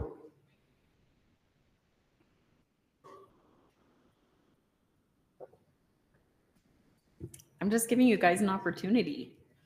Yeah, we do I guess like your if they don't questions. have any, I'll get going. One thing I wanted to ask on the, so on the research studies where it's been brought up, let's keep the tag numbers the same. Can you give me kind of the pros and cons to doing that versus managing to the buck to doe ratio? Sure. So I think the big thing that we're concerned with, if we just lock in permit numbers, if populations continue to grow and we see an increase in those buck doe ratios, we know that as those increase, we see an increase in success. We see an increase in number of mature bucks. We see an increase in just number of bucks as a whole. And we want to look at what the impact of doing these different hunt strategies is versus looking at the impact of increasing buck to doe ratio. And so by locking in permit numbers, it just depends on what kind of cycle we get in. Are we in a growth cycle, which we currently are, which is fantastic? If we get into a drought cycle or something like that, we may see a decrease in buck doe ratio, but as current, we would expect an increase, and we wouldn't truly be able to understand what these strategies are doing. We would just know that, hey, as we increase buck to doe ratio, people tend to be happier, we see more bucks, and success goes way up.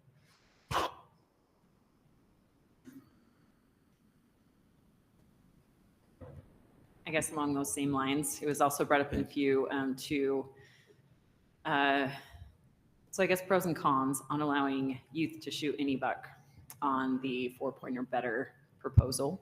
Sure. So I think, the con of it is obviously From a study design standpoint, it's in its purest state if we have everybody being restricted so we can see what the full impact of these restrictions are. And we're talking about the antler point restriction. So the youth, just to clarify for everybody, the proposal now is that adults could shoot only a 4-point or better animal.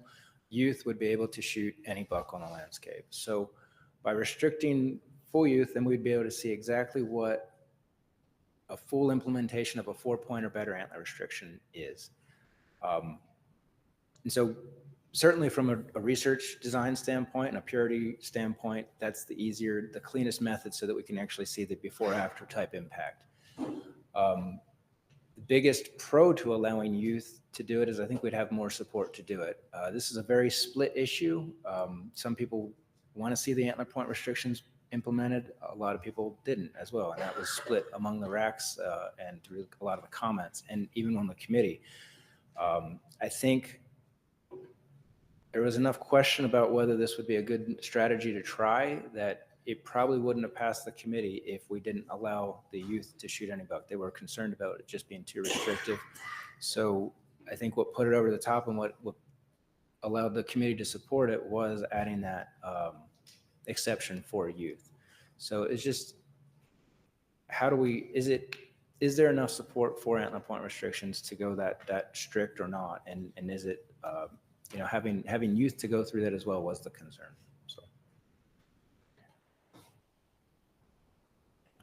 Kent, I know we had at least one region that didn't have any restricted weapon hunts in their region and kind of wanted one.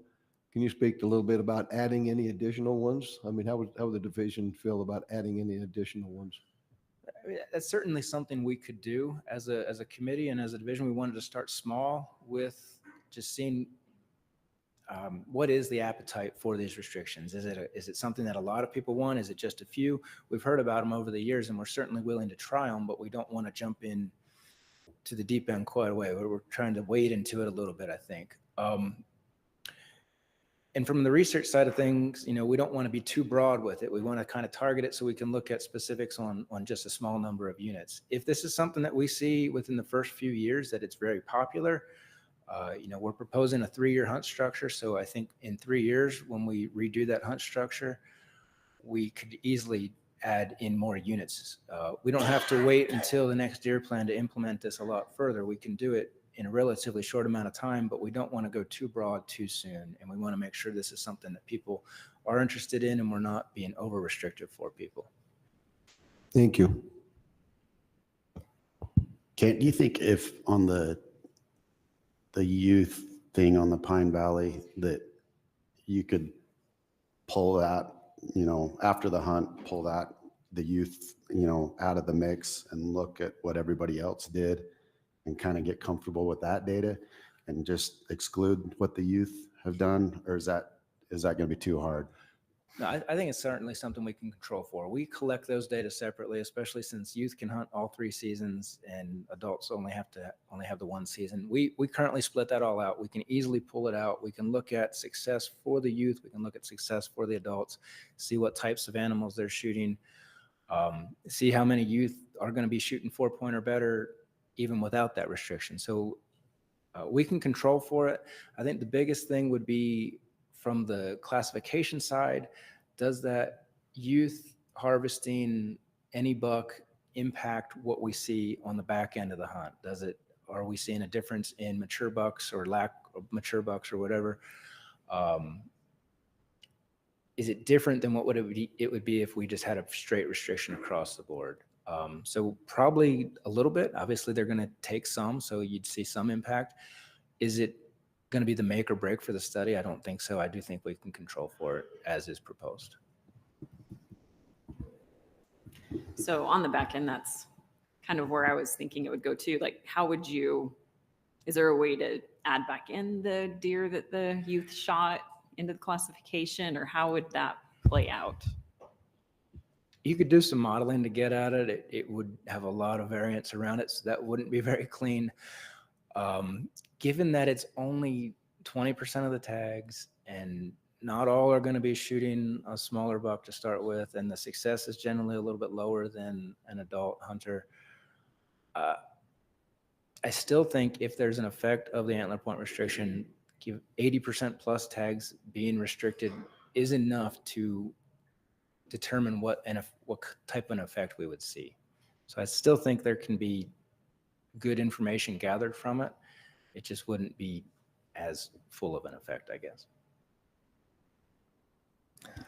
Well, Ken, when we've talked about doing experimental things, I know in order for an experiment to be valid, it's got to be clean. You know, you got to have the, I don't know, I mean, I know we can flesh out the youth data and stuff, but if we're looking at the impact on the total population of that deer herd, and seeing if having it 4-point or better is going to affect it in a productive and beneficial way, we can't have people blasting 2 points, right? It's got to just be a 4-point unit. True or not? I mean, because I know we can flesh it out, but that makes it a less valid study. And if we're actually really want to see if this will make a difference, because a lot of people really believe that it will, then we got to really do it, or we don't have much. And as I said, it is cleaner that way, and understanding how many mature 2 points, how many mature 3 points are going to be there. Obviously, it is going to be a little cleaner by not allowing you to take those animals, because that is something we hear a lot. It's like, well, you're going to see just a ton of these mature big 3 points running around and nobody can take them. And that's a fair potential downside to an antler point restriction, right? So yeah, I agree with you. It is cleaner, but we can do it either way, I guess, is my thing. Not everything we're going to gather is the biological side, right? We want to gather the social side too. And so understanding how many people are putting in for Pine Valley, what is this doing to applications? What is it doing to overall success? I think we can still get that very well. It's just the buck-doe ratio and the number of mature bucks and mature bucks that are less than 4 points will be a little messier than what it would be if you did a straight restriction, for sure. So we know 20% go to youth, but then they all get put in again on the regular draw. So about how many youth tags are there? It's way more than 20%, right? I'll defer to Lindy if she has the exact numbers of what Pine Valley is, but it could be yes. You have the 20% that are allocated specific to youth, and then they can draw again. On Pine Valley, given how hard it is to draw, I'm not sure how many youth are actually getting a tag in the second round, but I'm sure it is some as you recommend. So maybe a few percent more. Okay.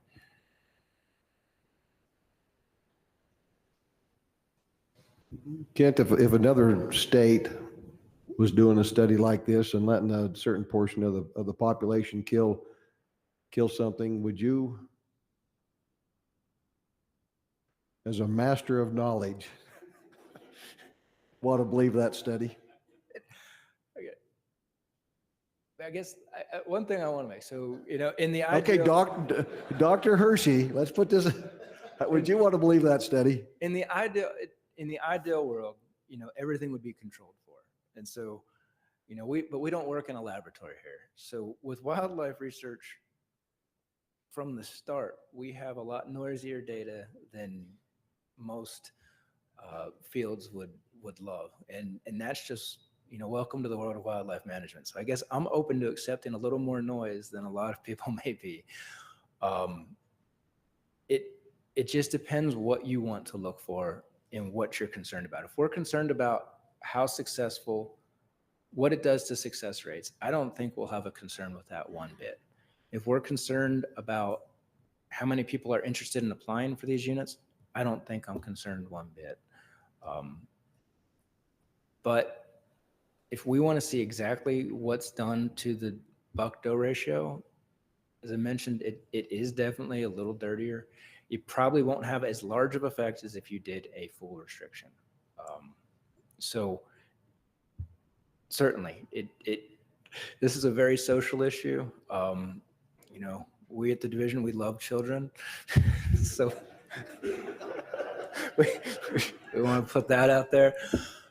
If it's decided that we want to make sure that everybody's restricted on that unit, that is a cleaner way. It's probably a little cleaner for law enforcement too. So there's a lot of advantages to doing that, but the support for it, at least certainly among the committee members, would have been less. So there's it's Thank a tough you. decision on where to go. I'll let you off the hook. Thank you. I guess my concern, and I'll quote Troy Justison, put it to bed once and for all, see if it really does work. We've done this several times in our state. Other states have tried it. Colorado's tried it. Wyoming's tried it. And we're aware of what happens there. We have tremendously better research opportunity here. We're set up to actually really find out. And so because of that, I think we ought to really find out. I don't think we ought to muddy it with anything. Let's actually see if it really will make a productive difference in the big scheme of things, or if it'll be like every other time it's been tried. And I don't think we can do that if, like I say, if we got people whacking 2 points. And that's a very fair point. Other questions for Kent? There was some discussion about splitting the cash out with the restricted weapons, like north and south. Is that something the division is okay with, or something you would entertain?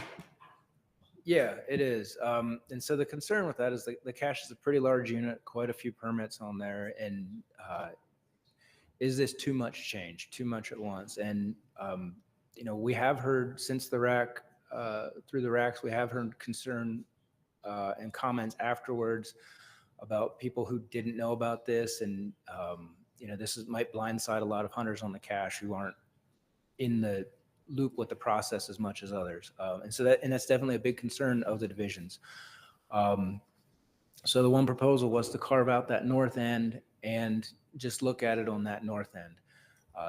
If we did that, we've worked with it through our regional folks, and we could do that. Sam Robertson, our biologist, he has classification split out where he looks at deer on both of those, and it's about equal numbers of classifying on both parts. So I think it's very doable.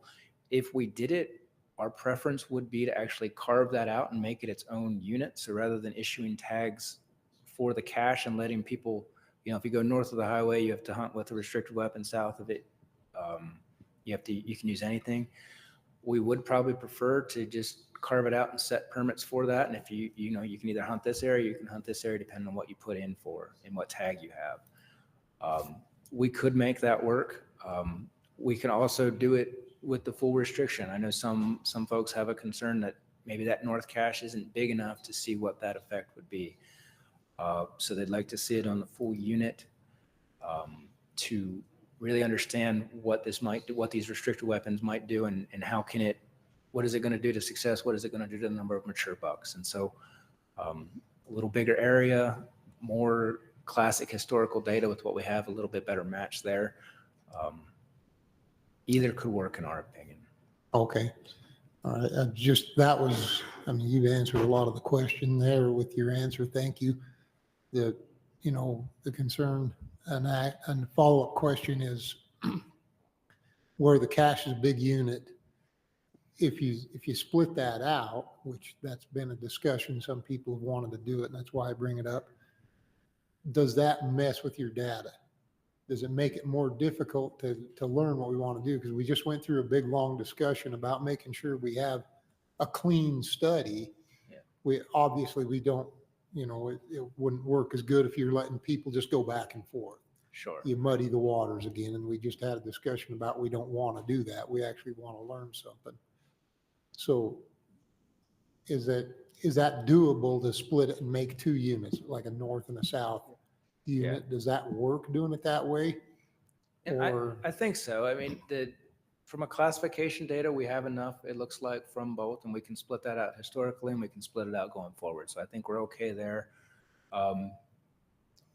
Looking at the historic harvest data, a little trickier in the sense of people could have hunted multiple areas and being able to know exactly where people hunted. We don't have as much of that. So that would be a little bit more challenging. But certainly going forward, we would have the data into who hunted where, and we could look at how success changed. Right now, the two areas from the classification data are looking very similar in terms of their fawn production and their buck-doe ratio. So I think that's a good thing that we have going for us that would allow it to split out and see if there's an effect there. I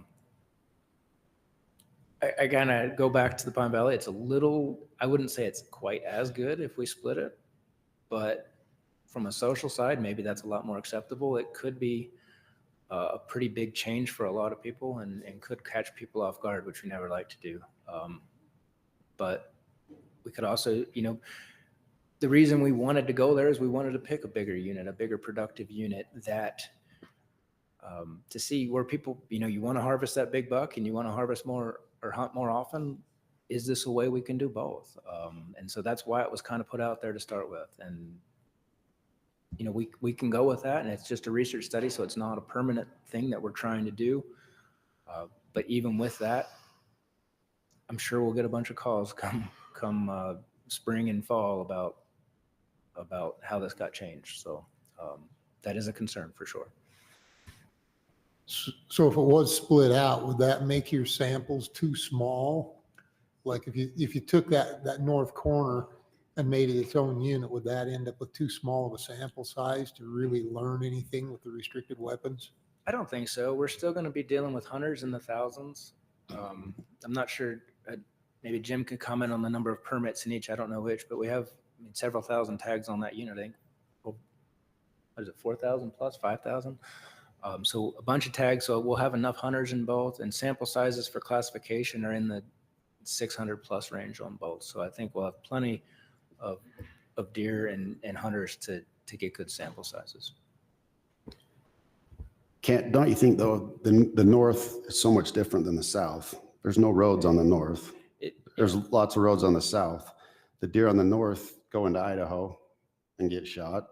So I think if you're not going to really get the data that you want if you break it up, because they've been historically one unit. And by separating the north, you're not going to give much more opportunity. You're just not going to get the full sample as you would if you don't include the south portion of it. And I do think it'll match historic stuff a lot better if we do the whole unit. But if it's too much of a social change, we have an option as a compromise, I guess. But yeah, I think it would be pure to do it as the full unit and cleaner. Other questions for Kent? Questions for RAC chairs? Brad? Kent, well, and maybe this is a Lindy question. So if for these units that these are going to affect, if they pass today, how are the hunters going to be notified? We're going to have something in the application period that says this is now a restricted weapons hunt, antler point restriction on this unit. I guess to the same question, what about those already enrolled in dedicated hunter? There is a number of people who still don't know this is taking place. So how can we ensure that they become aware of that? Yeah, we'll do a bunch of news releases following this board meeting, as we always do, and let people know the changes. But I'll let Lindy take over for the specifics on others. Yeah, so for the draw itself, we're actually working on advisories that will go on those particular hunts within the application that they will have to acknowledge, knowing what type of restriction is going to be applied to that hunt. For the current dedicated hunters, they will be getting an email from our dedicated hunter coordinator, letting them know these changes and their options if they want to surrender out of the program or stay in. Just kind of letting them know. But yeah, that's our plan. While you're there, Lindy, if it's like a Beaver East and West situation, they're dedicated hunter, do they just pick a unit and stick with that side for the remainder? Correct. Yep.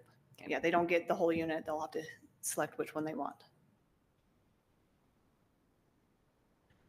Kent, with regards to the youth hunting and Gary's concern, I've gone back and forth with that quite a bit.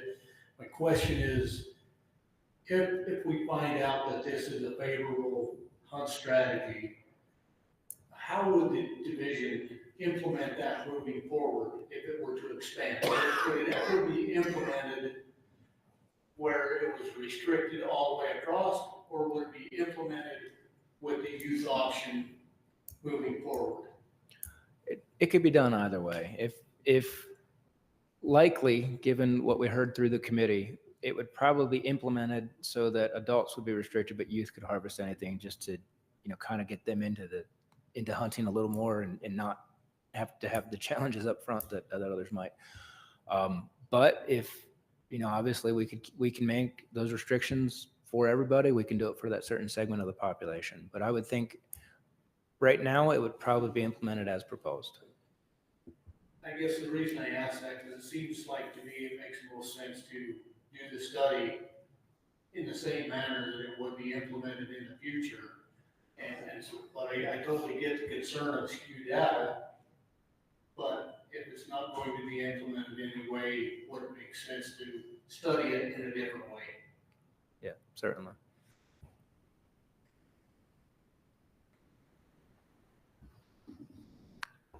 Any other RAC board or RAC chair questions? Okay, we'll turn the time over to Director Shirley for our online comments, public comments. Thank you, Mr. Chair. Agenda item 6 on the hunt structure, mule deer hunt structure and research proposals. We had 106 electronic submissions. 81 of those strongly or somewhat agreed with the division's proposals. So that's 76%. 20 strongly or somewhat disagreed, 19%, and 5 are neutral. It had a weighted average of 4.09. On the supportive comment side, so we had those 81 strongly or somewhat agreed. There were only over 50 comments on the restricted weapons recommendations that were kind of like a form letter. I'm just in all transparency, I think an organized group. Most of those votes came from non-residents favoring the restricted weapons hunt and also asking for implementation of a traditional archery season. The comments were similar in nature, some exact repeats, and it appears it came from a well-networked group. So just wanted to make sure everyone was aware of that. We also had 8 comments that were supportive of the restricted weapons strategies and also asked that these be expanded to more units. On comments, again, on restricted weapons that were not in support, we had 15 comments that expressed non-support due to increased wounding loss, forcing the average hunter out of the deer hunt, difficulty in hunters being able to meet all the new weapons restrictions, and the associated costs of securing new weapons. We also had 9 comments that were not supportive of implementing the restricted weapon seasons on the cache. And then a few miscellaneous comments that the weapon restrictions should be standalone hunts and not used as primary strategy for general season units, and to limit the permits instead of restricting weapons. On the antler point restriction side of this, we had 7 comments. The antler point restrictions have been proven not to work and we shouldn't use them. We had multiple comments asking for the 4-point restriction to be changed to a 3-point or better. We had 5 comments that said antler point restrictions should be applied to more units or even statewide. Several supported the Pine Valley recommendation, but also stated it should be applied to youth as well. There were 3 of those, and 3 comments supporting general support of antler point restriction. And I apologize, I usually make the board all a copy of these, and this would have been a good meeting to have that in front of you, so maybe at the break I'll do that. Thank you, appreciate that. Okay, let's go to the RAC chairs for their reports. Austin, let's start with you in the southern region. Okay, so in the southern region, we had 1 motion, and that was to approve the proposal as presented, with the exception of not allowing youth hunters to abstain from the antler point restriction. There was some discussion on our motion about keeping permit numbers the same. So I would tie that back to our other motion in the previous agenda item where we wanted to see all permit recommendations come before the public process. So that probably would have been part of this motion, knowing that you guys just passed the 20% maximum change there. So that was our motion. It passed 7-4. Those opposed to it wanted to not cut the youth out, and there was some that didn't support antler point restrictions at all. Thank you, Eric. Southeastern region had 1 motion. That was to accept a proposal as presented. That passed 7-2. The 2 that were against that, as I recall, were wanted to use want it to be straight across, not to have to use the exception. Thank you. Chris? Northeastern Region had a motion to accept as presented, but asked the division to add a general, or ask the board to direct the division to add a general season antler point restriction in the Northeastern Region. And that passed 5-3. Some of the concerns were with the ones who voted no. Was the main concern was the youth being able to kill or harvest to under a 3 point, and also some didn't want the antler point restriction. I also sat on the board, the deer committee, and the antler point restriction was overwhelmingly, people were against it. It was kind of one of those things, as we got to the end, we got it to go through, and there was a few of us that did push for it. Just put it to bed, be done with it. If it works, it works. If it don't, let's be done with it. And that's kind of, it was my stance, because I've lived through it with the book cliffs. But anyways, with some of the other research proposals that went through, some of it we tried to put through the whole entire state, put some in different regions, and we always came up with the reason why we couldn't in some of them, whether it was private property, it wouldn't work in this and that. And we also felt like it would be good to have a smaller research proposal versus the one through the whole entire state. That if somebody wanted to hunt and didn't want to be in that, we left them an option to be able to not hunt where there was an antler point restriction or a limited weapon. And that's kind of why it was scaled way back down to putting one in each part of the state. So anyhow. Thank you, Chris. Brock? Yeah, the Central Region had 4 motions. The first motion was to accept the division's recommendation concerning the antler restriction study. That motion failed, vote of 6-4. There was a follow-up motion to, to oppose the antler point restriction study. That motion passed with a vote of 6-4. There were 2 reasons given for that. The first was that 60% of the bucks that are alive at 1.5 don't make it to 3.5. So this proposal squanders 60% of the males on the landscape. And the second reason was that, like Brett made on the last motion, quality of the animals in the eyes of the beholder, and the members of the RAC were philosophically opposed to the idea that an animal needs to have 4 points to provide a quality hunt on a general season unit. We have limited entry units for those that have the view that that's what comprises a quality hunt. The next motion was to accept the division's recommendation on restricted weapons, and that passed 9-1. And then there was a motion to accept the remainder of the division's recommendation, and that passed unanimously. Thank you, Brock. Brad?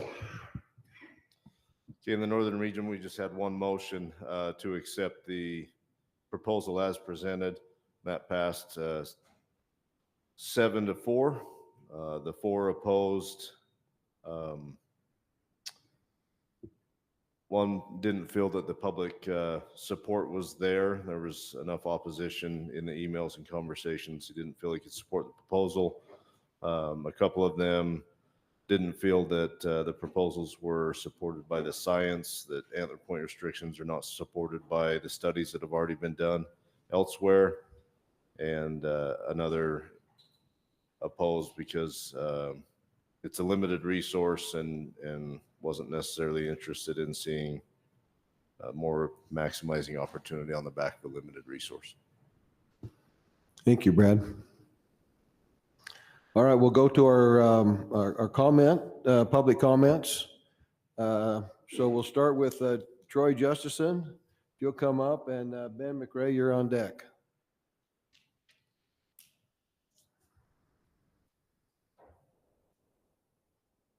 Roy Justinson speaking as a member of the Mule Deer Committee. 4 point or better. I'll take responsibility for that. That would not have passed the committee had we not put in the exception for the youth. We voted on that multiple times. And finally, at the end of it, saying, hey, the only way a few of us could even live with it is if it did not restrict the youth. So just a little information as you sort that through. Brock said something just a minute ago that brought up a possibility. I mean, if we really want to see that and we don't want to affect a general season unit, put 4-point or better on the Oak Creek, the Paunsaugunt limited entry units. I don't see many 2 points being killed there. So I think we can kind of extrapolate what it does even on those units. But if we want to have an actual test, you guys would have the opportunity to put it on our limited entry units. One thing that I think we have to be real careful of is we want to turn in big buck hunting into little league sports where everybody gets a participation trophy of a 200-inch deer. No, it's hunting, man. As Gary pointed out and a few others have pointed out, even the worst of our general units have big deer. I was shared some pictures of capture. I'm not going to share which unit it was. It's a 15 to 17 buck to doe ratio, and the bucks that they caught, wow, they would be killed on any, even our primitive. I mean, our with premium limited entry units. I'm all about the opportunity, as you pointed out, Gary. There's something different about being out and walking around the hills when you have a tag in your pocket and having the ability to harvest. It's real easy to grow big deer. You cut permit numbers. You just don't kill them. I'm not for that. One of the things we came up with as a committee is coming up with this, hey, how do we reduce the harvest of mature bucks and still give us the opportunity? Thus, we have the restricted weapons. One of the units happens to be my backyard, my unit, the Boulder. Bring it, let's go. You know, yeah, it's going to force me to go out and buy a new gun, but hell, it's another reason to go out and buy it. Easier to explain to my wife. You know, I've got to have it. But, you know, as a committee member, I support it. And the other thing too, as good members, we got to be okay with people not harvesting. You talk to any, I'd say big mule deer hunter in this room, and you ask them what the #1 unit is. If you could have a tag anywhere in the world to hunt deer, it'd be the Strip. I've got a close friend that guides on that. It's not uncommon to go days without seeing a deer. He went 7 days without seeing a deer. I had a friend who drew a tag here, a lesser tag. He spent 20 days to kill a 1 target buck. They're there if you're willing to put the time and effort into it. The key thing is the sure way you're never going to kill a big deer is if you don't have a tag in your pocket. So all about opportunity. Thank you. Thank you, Troy. Ben McRae and then Kevin Norman. Yep, Ben McRae, Utah Archery Association. We do accept the proposal, but with the exception of if we're going to do the 4-point or better, we'd like to see it clean data and make the youth also take a 4-point or better. Thank you, Ben. Kevin Norman, and on deck is Chuck Carpenter. Kevin Norman representing SFW. We support the recommendation with a couple exceptions. The first would be not supporting the 4-point or better on the Pine Valley. The reason coming from the committee is think the buck to doe ratio will spike and in turn crowd and an overabundance of tags on that particular unit. The other would be recommendation would be to split the cache, making the north be the restricted weapons and the south staying as is. With that being said, we have strong support for the restricted weapons. Me personally, I look at all the advantages it'll bring. Opportunity, it's been beat to death today, and quality of bucks, it's gonna go up. There's gonna be better bucks, and me as a dad looking at my kids, it teaches even way more beyond that. Yeah, it's gonna be harder, but I want my kids to work hard. I want them to earn what they get, and there's way more satisfaction comes into killing a good buck or a buck when it's harder. I can take them to my range and they can shoot still all day at 1,200 yards, but we don't necessarily need to do that with hunting. Chavez at the Central RAC kind of spoke to it, and it hit home that we are going the opposite direction of what hunting is. As technology advances, it's getting further and further away from what our ancestors and what we were put on earth to do as hunters and gatherers. And I'd really like to see it implemented, and I'm excited about it. Excited for my kids to have more tags in their pocket, for me, and to be able to go out and enjoy those things with them. So thank you. Thank you, Kevin. Chuck, and then Brandon Zundel. Hello, thank you. My name is Chuck Carpenter. I'm just speaking for myself. I want to just speak about the weapon restrictions. I don't oppose them or support them really, but I think a major issue that's not being discussed about is with these, with the weapon restrictions, like I understand it's trying to increase opportunity by decreasing lethality of hunters. But what's not being said is these restrictions are being imposed on one user group and they're not applied universally. And under the North American model, that goes directly against that. Like they're not being applied to the CWMUs. There's 3 of them that are deer CWMUs in the cache. Those need to be applied to those groups and the LOAs. And especially this being kind of the first inception of this, if this starts expanding out, we need to make sure that these restrictions apply to everyone universally. Or if like the governor tag, will these restrictions apply to that as well? I think that's a major issue that's not being talked about. I believe we all want the same thing, the sustainable access to wildlife. And conservation should be for all of us, not just the privilege. And so I think allowing exemptions based on status creates a division and erodes this collective responsibility we share as stewards of our wildlife. So I guess, yeah, so regardless of stature, I just think that to maintain the integrity of this, you have to apply it to everyone. Thank you. I appreciate it. Thank you, Chuck. Brandon, and then Dave Anderson.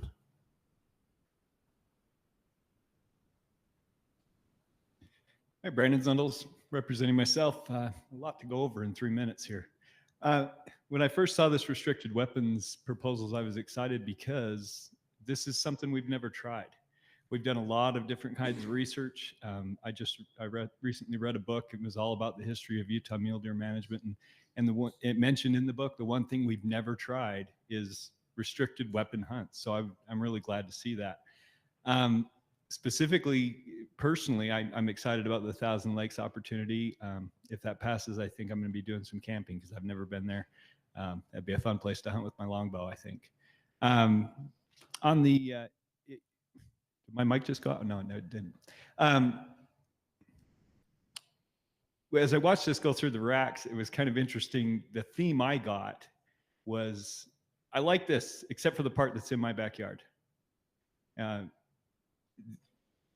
And that was kind of how it went. On the cache, since that is my backyard, splitting that to the north and south, I don't like that because the north, as Bryce mentioned, there's no roads. There's a reason the north cache didn't really work very well as a limited entry elk unit. I don't think we're going to get the data we're looking for if we make that portion the restricted weapons. Now, I could support the north being open weapons and the south portion being the restricted, but I don't think that'd get the support. The reason people are lobbying for the northern part of the cache to be restricted is because nobody wants to hunt there. And then finally, on this whole youth exception on the 4-point or better, and hopefully I don't come across as a kid hater. I raised 3 children. It's interesting, the one child that had the most opportunities in the easiest time is the least interested in hunting of the 3. What are we doing to our kids if we just keep coddling and coddling? Why do we require them to shoot a bearded turkey? Why do we require them to shoot a rooster pheasant? Why not? I mean, why isn't there been any talk about youth not being restricted on these weapons? The kids need to learn to hunt with restrictions. Just like what are they going to do when they turn 18? All of a sudden, the whole world turns against them.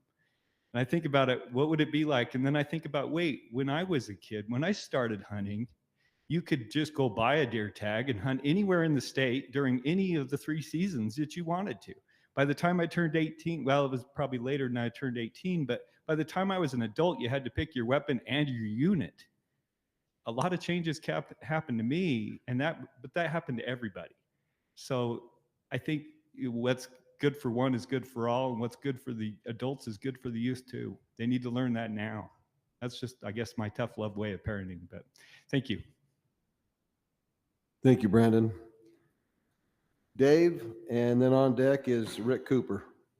Dave Anderson, representing myself, particularly would like to address and talk about the cash unit, the biology of the cash unit. In particular, the number of bucks per 100 does. The cash is notorious for having severe winters. We go below zero for 60 to 90 days at a time, 24 to 30 inches of snow where the deer try to winter. And we haven't seen the modeling that would have to take place if you increase the number of bucks per 100 does. I'm all for opportunity. And I think that we have the bucks, and it's been posted that we're above the bucks per 100 doe objective on the cache currently. So open up the permits. Let us keep what we have. I'm opposed to the restrictive weapons based on all you're going to do is increase the number of bucks. Then what would happen if we have a hard winter? I've been in part of deer feeding in the past. Deer feeding's not a fun thing. You see them die. You have to do it every day at the same time during the day. You have to drag your deer feed in, and it's a real commitment. Plus, it costs millions of dollars to do. I'd rather see that millions of dollars put into habitat and increase the opportunity based on what we already have. And that would be my recommendation. So thank you. Appreciate the opportunity to speak and to go outside, not get beat up. And it's been a good environment. It's my first time here at the Wildlife Board meeting. Thank you. Thank you, Dave. Appreciate you coming today. Rick, and then Stephen Stokes. Good morning, board. I'm here just representing myself. I'm just going to kind of tag on to what Dave Anderson said. I oppose the restrictions on the cash unit altogether. Cash unit's been my home since I was born. I've seen deer in every canyon, mature bucks. I've seen small bucks. I've seen the winter of 83, 84 crash, 92, 93 crash, and so forth down the line. I hear a lot of talk about buck to doe ratios, got to have this many to have this many does. But what I have not actually heard is why is the deer declining? If we could actually maintain our herd objective for the cache, which is 25,000 head of deer. The closest the DWRs came was 20,800. That was done a few years ago. The cache, like Dave said, is plagued with heavy winters, heavy development. But what I haven't actually heard from anybody here is how do we get to our main objective of 25,000 head of deer? If we actually hit those objectives statewide, would it not be more opportunity for hunters? Is that a correct statement? I guess your silence says yes. If we could do that, we wouldn't have to have weapon restrictions. My suggestion would be is why don't we actually look at the weapon restriction, and like he said, is a 3-year study. The problem is still going to be there. We still don't have effective winter range. We still don't have effective summer range. And summer range is more effective than the winter range is. Weapon restrictions, yes, will bring the deer back, yeah, to a certain point. But if the herd is only sitting at 20,000 head, the next crash, you're going to be right back to where we are today. If you look at the cycles over the last 30 years, and I've been hunting since 1988, and I went to the point restricted portions, I didn't see any more deer on the west side of cache than I did on the east side of cache. I'm an avid hunter. I'm a dedicated deer hunter, and I have been for a long time. Mule deer is my passion. My wife and I fight who wants to shoot what in the house. But I'm almost out of time. I just want to give that out as maybe looking at differently, not weapon restrictions, but actually looking at the habitat. What can we do as a group, as hunters and the state to improve our deer habitat? Shared stewardship programs, wildlife easements. The WMAs on the cache are in deplorable condition. There's not enough sagebrush up there to feed a chipmunk. So maybe we ought to look at more of the habitat. Habitat increases deer, more hunting opportunity. Thank you, Rick. Stephen, and then Bob Burland. I'm also from the cache, Menden, and I'm also opposed to the weapons restriction. I agree with everything both these guys have said, but there's another point that I just have a really hard time with. I have 4 kids, and they all love to hunt. And I take the neighbor kids hunting. And going to restricted weapons is tough. I've watched the hams unit on North Cache, and I watch lots of people don't fill their tags and lots of people wound. And I look at the deer and I think of all these kids that are going to go out for their first hunts. And let's be honest, you got anybody in this room has hunted with kids with a scope and they still haven't hit their target, right? I mean, we've all done it. And now we're asking all these kids to go out and hunt with open sights, and you got to get within 50, 75 yards. And they're not going to be successful. They're not going to have a good experience. And I'm speaking for the cache. I don't know about other areas, but it's hard to even get all the weapons. I mean, I looked at my safe the other day at how many actually have open sights on them if I take the scope off. Half my guns don't even have open sights on them. And now you're going to ask people to go out and spend more money and have to get rid of their 1 power scopes that they just bought this year, because we went from any power down to 1, now down to nothing. I mean, it's not ethical. We're always talking about in hunter safety and in the archery ethics course and all this, everything about ethics. Is it really ethical to make people go from any power to 1 power to no power, open sights within 2 years? It's not ethical. It's wrong. And people are already struggling with their budgets. And now you're asking them, well, you got to do that for your gun, and you got to do it for your wife's gun and all your kids' guns. The expense is too much. And you're putting people so they can't even afford to go out. Or you could say, well, they could put in for a different unit. Okay, well, cache is a big unit. Well, to go to a different unit, get a tag, housing, it's too much. I ask, at least for the cache, I don't know about the other units, that you do not do the restriction on weapons. Let the kids hunt, let them enjoy it, let them have a positive experience. And thank you for your time. Thank you. Stephen, appreciate that. Bob, and then on deck is Zach Stanton. Hi, Bob Borland. I'm representing Compton Traditional Bow Hunters, the National Traditional Bow Hunting Organization. And when I heard about this hunting technology committee a few years ago, I think I saw Sportsmen for Fish and Wildlife put something out about, we can't maintain opportunity and quality continuing on at this pace.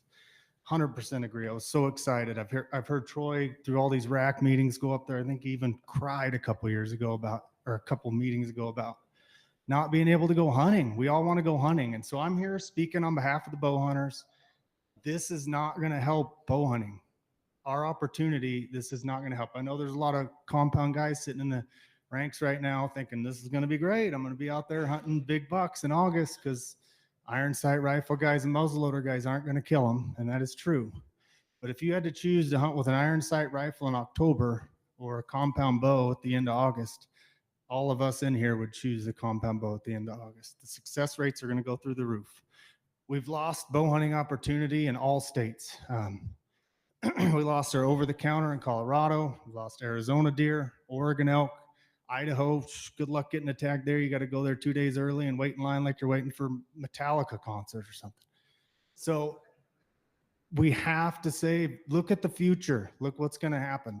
29 years ago, my dad took me on my first out-of-state hunt in northern Utah. It was a whole new world. We didn't have Google Earth. We didn't have Onyx.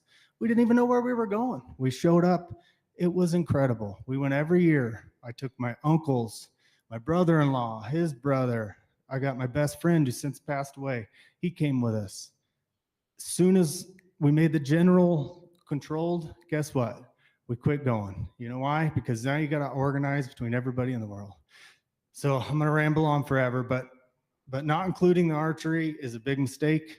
I know it's included in the 1,000 lakes, but maybe tell me I'm wrong, but making it a limited entry is who's going to apply for what right now is a crappy general season, burn their limited entry points, and then have to wait 5 years to do it again? It's makes zero sense. At the very least, make that a general season so we can increase tags. You know, we have a traditional archery hunt in Oregon for mule deer. We've had it for 25 years.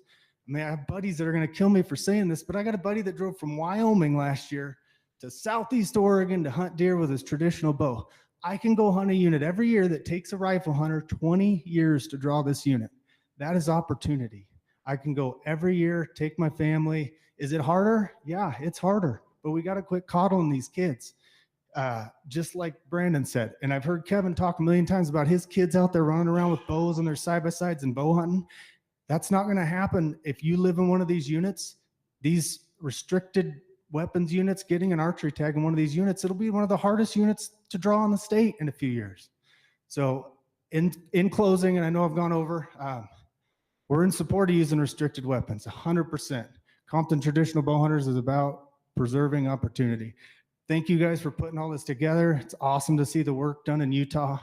Absolutely incredible. So please include a general season that includes restricted archery in there as well. Thank you. Thank you, Zach.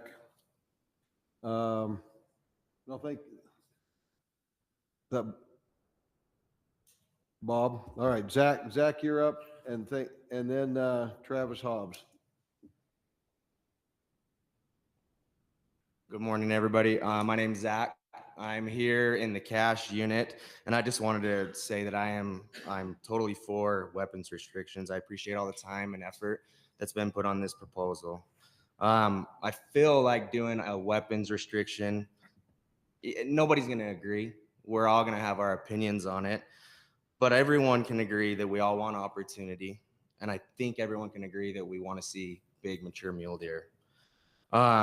Going primitive is going to allow that. We're going to have more tags. We're going to have more opportunity, and it's going to be a heck of a lot harder to kill a buck. One of the RAC meetings I was at, it was brought up, if you had 10 points and you could draw the Henry's Mountains, but you couldn't have a rifle scope on it, would you do it? Hell yeah. Every single person would do it. The genetics are there for the cash for deer to grow like that. I honestly see the only problem being we're in the same situation and issue down the road of trying to draw a tag because the unit's going to turn into something special with the big deer. I have a son. He just turned 12 years old. His name's Cannon, and this year I bought him a rifle, a long-range rifle, for his birthday. Every rifle hunt, it's like Christmas morning for him. He just gets so wound up and excited. And then all this news has come out, you know, with potential changes. And I asked him last night before I came down, I said, Cannon, would you rather hunt, you know, every other year or every maybe 2 out of 3 years with your new rifle, or would you rather have a tag and hunt without a scope on your gun? And his answer blew me away. I expected him to say, oh, I want to use my gun, Dad. Like I want to use it. And he said, Dad, I want to hunt. I'd rather have a tag in my pocket. I'm like, really? Why? He said, because I want to spend time with you and I want to spend time with Oaks. And if we get something, that's cool, but I want to spend more time finding. And he said, the one. And I feel like that's the biggest thing. It's all about quality time. We got to put the hunt back into hunting. And I feel like having this opportunity going primitive is going to give us that. So thank you. Thank you, Zach. Travis, and then on deck is Steve Sorensen. Appreciate it, guys. So I'm here today. I wanted to show my support for the weapon restrictions. I appreciate the Mule Deer Committee's work on this. I mean, there were some other changes that I wish could have happened, but I know it's hard to get all that done. I grew up hunting in the cache, and back, you know, it's crazy, but 30 years ago, mule deer hunting was the culture up there. In October, you drove around, there was orange in every truck. There was a lot of people out there participating. It's not like that anymore. It's changed a lot over the years. I do know weapon restrictions, they're not going to fix the declining deer herd, but I think as deer herds have declined, we have to like a couple options to deal with hunters. And I think we can either reduce opportunity, cut the tags we give, and that's kind of what we've been doing everywhere across the West. That's been the solution. Or we could try something new and try these weapon restrictions. I think to me, it just completely makes sense. And I'm actually quite surprised we haven't tried this before now. I think it's a good way to go. And hopefully we can increase that opportunity and get that culture of mule deer hunting back. I think it could happen. I think somebody said the cake and eat it too. I think there really is an opportunity. I think there really is an opportunity to provide like tags, people get out in the field, and maybe some more mature bucks with this. I think it's a good way to go. I know there's been some thoughts about kids, and my daughter's 2 years old. And the thing that scares me more than anything is for her not to go hunting every year. Like I want her, she doesn't need to kill a buck every year. She doesn't need to be successful, but I think Zach, that moved me. I mean, to have his kid want to have that opportunity to go, that's a big deal. And I think we should have that. And not only for me, but for the adults, everybody. It's a good thing. So that's pretty much what I have. I appreciate your guys' work on this. Thank you, Travis. Steve Sorensen, and then Garrett Slotcliffe. Steve Sorensen. I had the opportunity to represent the Northern Region RAC on this mule deer committee, and we did a public survey, as you guys all know, and we were tasked. The main two things people wanted were opportunity and bigger bucks. Basically, what Bryce says: have your cake and eat it too. I think we came up with a really, really good solution for this. I mean, these primitive weapon hunts will do this. You'll have bigger bucks and more hunting opportunity, and that's a win-win. And I don't know of any other thing that'll do this. Period. I hate to be a broken record, but like Troy said on the Pine Valley, I just wanted to make it clear that 4-point hunt went through with one vote. We were 50-50 pretty much on that. And if it weren't for the kids to be able to shoot 4 points or shoot anything they wanted, that wouldn't have passed. We wouldn't have this on the table here. And then, Cache is my home unit, and I think carving it off is a horrible idea. We want data. We want to see if this works. This has never been done before. And I think carving that north side off is the worst thing we could do. I've talked to the local biologist on this, and he didn't think we'd be able to add very many more tags. It's a small, very, very small portion of the unit, and I don't like that. So thank you for your time and appreciate all you guys do. Thank you, Steve. Garrett, and then on deck is Jeremy Anderson.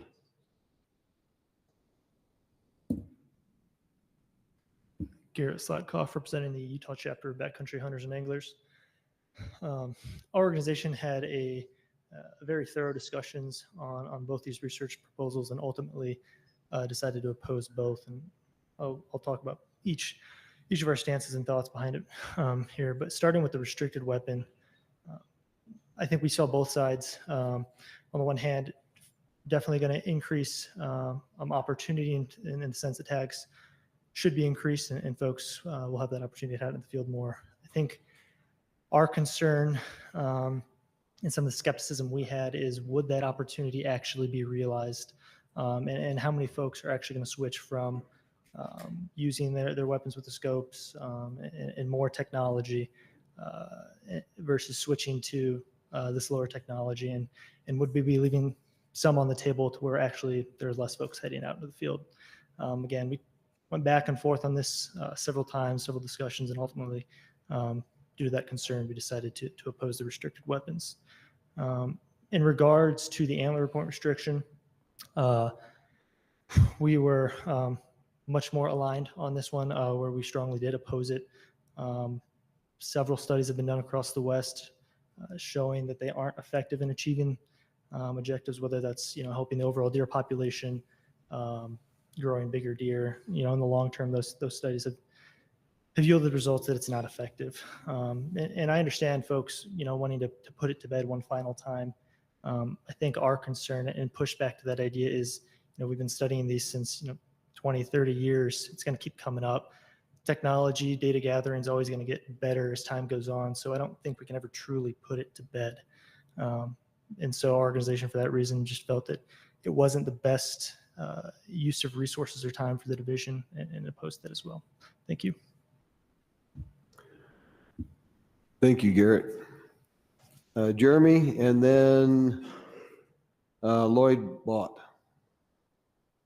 Yeah, Jeremy Anderson with the Mule Deer Foundation. Once again, I want to thank everybody for the opportunity to talk here. This one was a tough one for me, at least for MDF in general, because we're really looking at biologically driven things, and these were a lot of social deals. But I do think there's some things here that can become biologically proven out of these social deals here. That being said, I sat on that committee again as a committee member, and saw that the want for some of these things, for these antler point restrictions, for the restricted weapons, neither one of them are my favorite thing. I don't want. I'm pretty against antler point restrictions, and like they mentioned multiple times, that have been voted on multiple times during our committee, but somehow squeak through there at the end. That being said, I am for the committee, and what we want again was opportunity. I think we got opportunity. Every time we had a great idea, Troy mentioned something to this, somebody come up with an idea and we're like, oh, that's great. And then somebody poked 2 or 3 holes in it. You're like, oh, you're right. We can't do that. I think we came up with the best we could. And I'm hoping that it will cause or give some opportunity for youth to hunt, for us in general to hunt. So thank you for the time. Thank you, Jeremy. Lloyd, and then on deck is Charis Lundskog. Probably butchered that, sorry. Oh, I'm Lloyd Bott. I support this, what the committee's come up with. We're talking about restricted weapons. These ain't restricted. This is how we started hunting. We need to take it back to there and keep it there. We let the technology take over hunting. We need to bring it back. My kids started that way. My grandkids will start that way. They don't need this high technology to hunt. We need to bring it back so we have the wildlife, so they get the opportunity. So I hunted with my boys this year. They harvested the deer, their elk. I didn't have to. My hunt was good. I want to see that for my boys and their kids. So we need to bring this back. And it needs to be, my opinion, it needs to be a statewide thing. The whole state needs to go back to it, because it's going to start affecting everybody else eventually if we don't do something now. Thank you. Thank you, Lloyd. Chavis, and then on deck is Kevin Albrecht. Chavis Lundskog, representing myself. I apologize for having a tricky name. It's my dad's fault. Yeah, I wholeheartedly agree with what's been said regarding the traditional or restricted weapons. I see such immense value there. It's already been talked about as far as opportunity and quality. There's so much to unpack there and so much we could do with that. But on top of that, and perhaps it's because of the line of work I'm in, the value of protecting traditional methods of hunting is, in my opinion, extremely important, especially right now. Protecting human heritage activities is going to continue to be a more and more valuable thing that we can do as hunters to provide value to society, to the non-hunting majority. That's a very valuable thing. Right now, we're in the middle, the world is in the middle of undergoing change that we can't even comprehend right now. 5-10 years from now, everything will be different. We're going through changes with artificial intelligence, data centers. That's the space that I work in. It's cool, but it's terrifying. And that is why this value of protecting traditional activities, traditional human heritage activities is immense, in my opinion.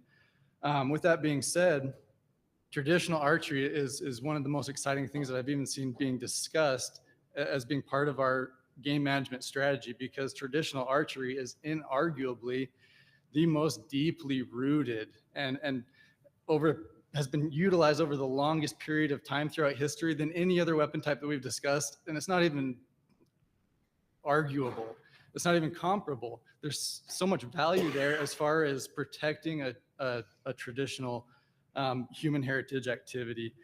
With that being said, I'm excited about the Thousand Lakes unit, but being a limited entry unit, I feel like there's a lot of factors that are going to make us miss out on a lot of the value there. A lot of hunters that might have interest in hunting that unit wouldn't be able to. The limited entry system kind of has a lot of hunters trapped in, applying for specific units, and I feel like we're going to miss out there. So my ask would be to utilize traditional archery in a genuine and meaningful way.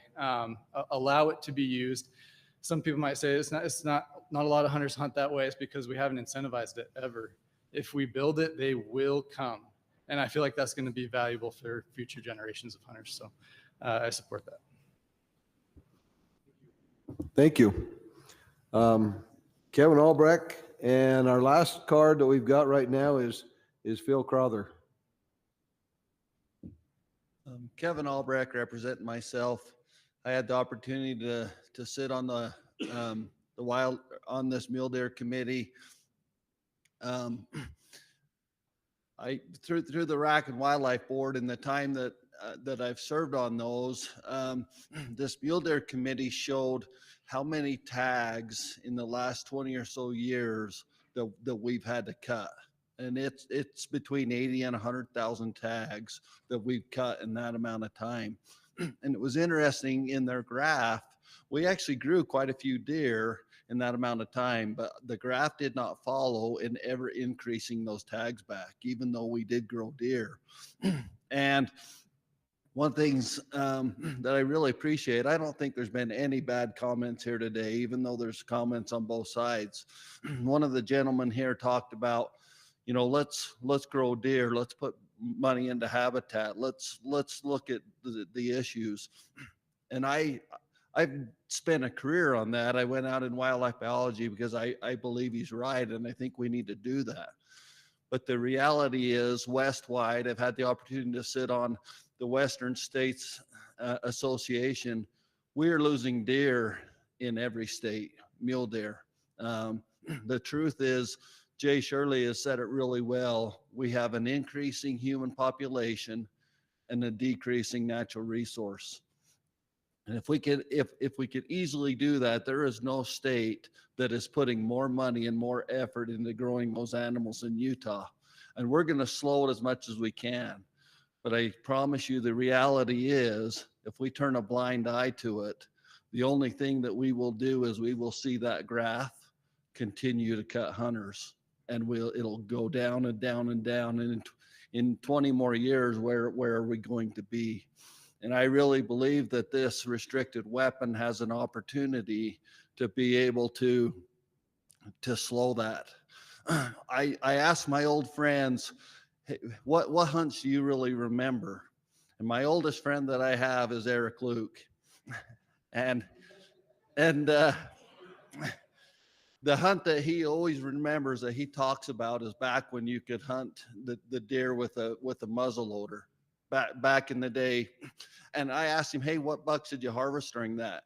And I don't believe he has any, but that's the hunt he always talks about, because you were actually hunting good animals and there was an opportunity. And I think that we can get back that today. I think this plan is a great plan. I don't envy any of you on the board and the decision you have to make today, but I appreciate you and the efforts that you have and support this plan. Thank you. Thank you, Kevin. Phil? And anyone else wants to make a comment, please get a card to us. My name's Phil Crowther, representing myself, and I also had the opportunity to sit on this mule deer committee.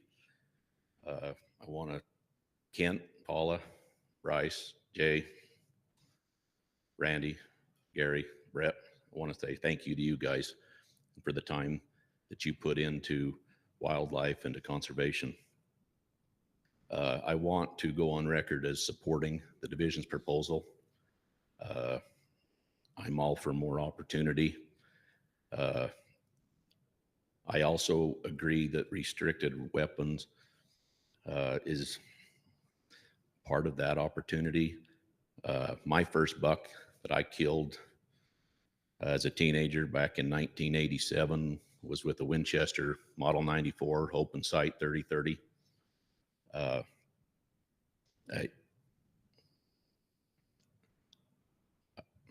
got, I guess, a soft spot in my heart for an old 94 Winchester, but I appreciate all you do.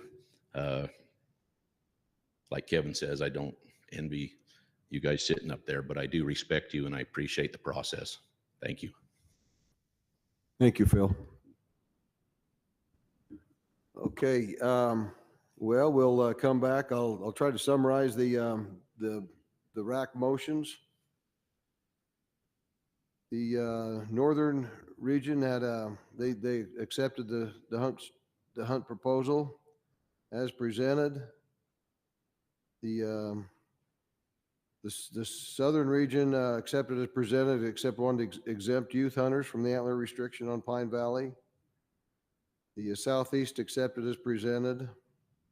The northeast accepted as presented with the addition to add a general season antler restricted mule deer hunt in the northern region. And the central rejected the recommendation about antler restrictions and accepted the division's recommendations on restricted weapons, and then accepted the rest of the recommendations. Did I get that right, Austin or Brock? Thank you. Okay, we'll bring it back to the board for discussion. Let's, on this one, we've got at least, I've heard Pine Valley is being brought out as a thing, cash being brought out as a separate thing, the restricted weapons being brought out as a separate thing, and the antler point restriction being brought out as a separate thing, at least 4 different topics. There might have been more that I missed, but I think there's 4. So one of you pick a topic and let's talk about that one first. Well, let's get the ugly one out of the way first then, Mr. Chair. Let's start with the antler point restriction. Okay. I'm probably in agreement with most people in that I don't necessarily think it's going to work. I'm not big on the idea with the antler point restriction. But I do agree that if we're going to do it, we're going to do it.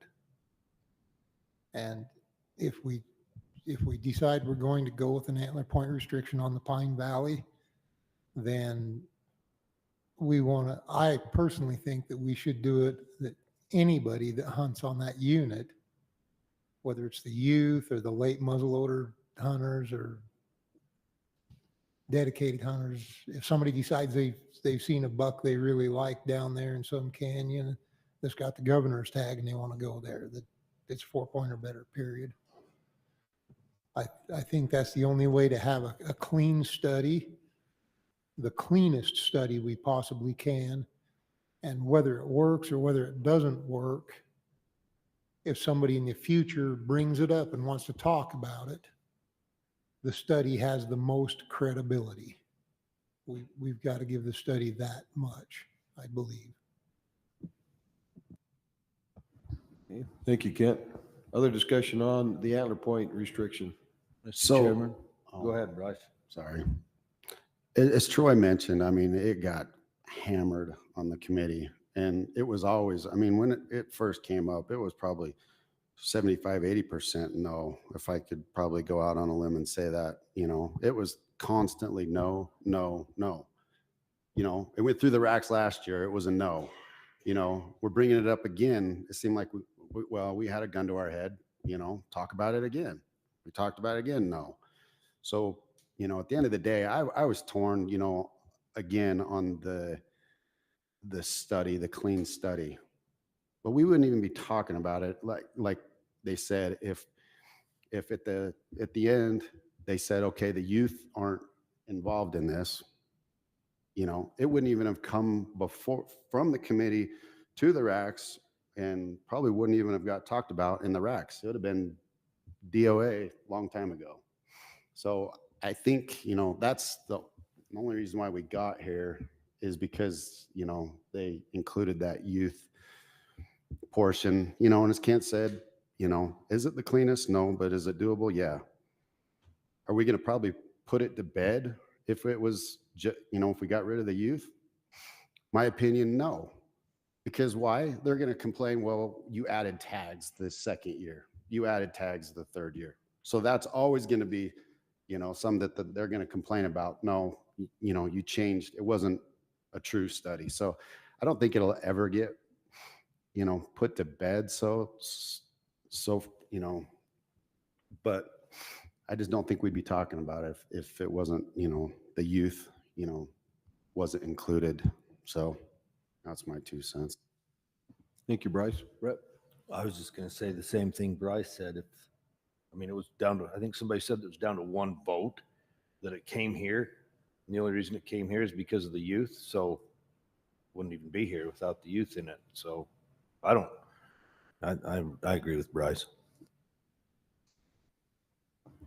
Well, using that train of thought, I know we're not talking about restricted weapons yet, but why are we restricting the youth for restricted weapons?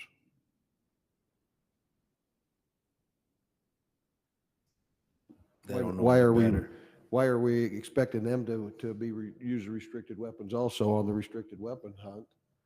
If we, instead of only giving the youth a pass on the one study, why aren't we doing it on the other 4 studies also? They're young and they don't know any better.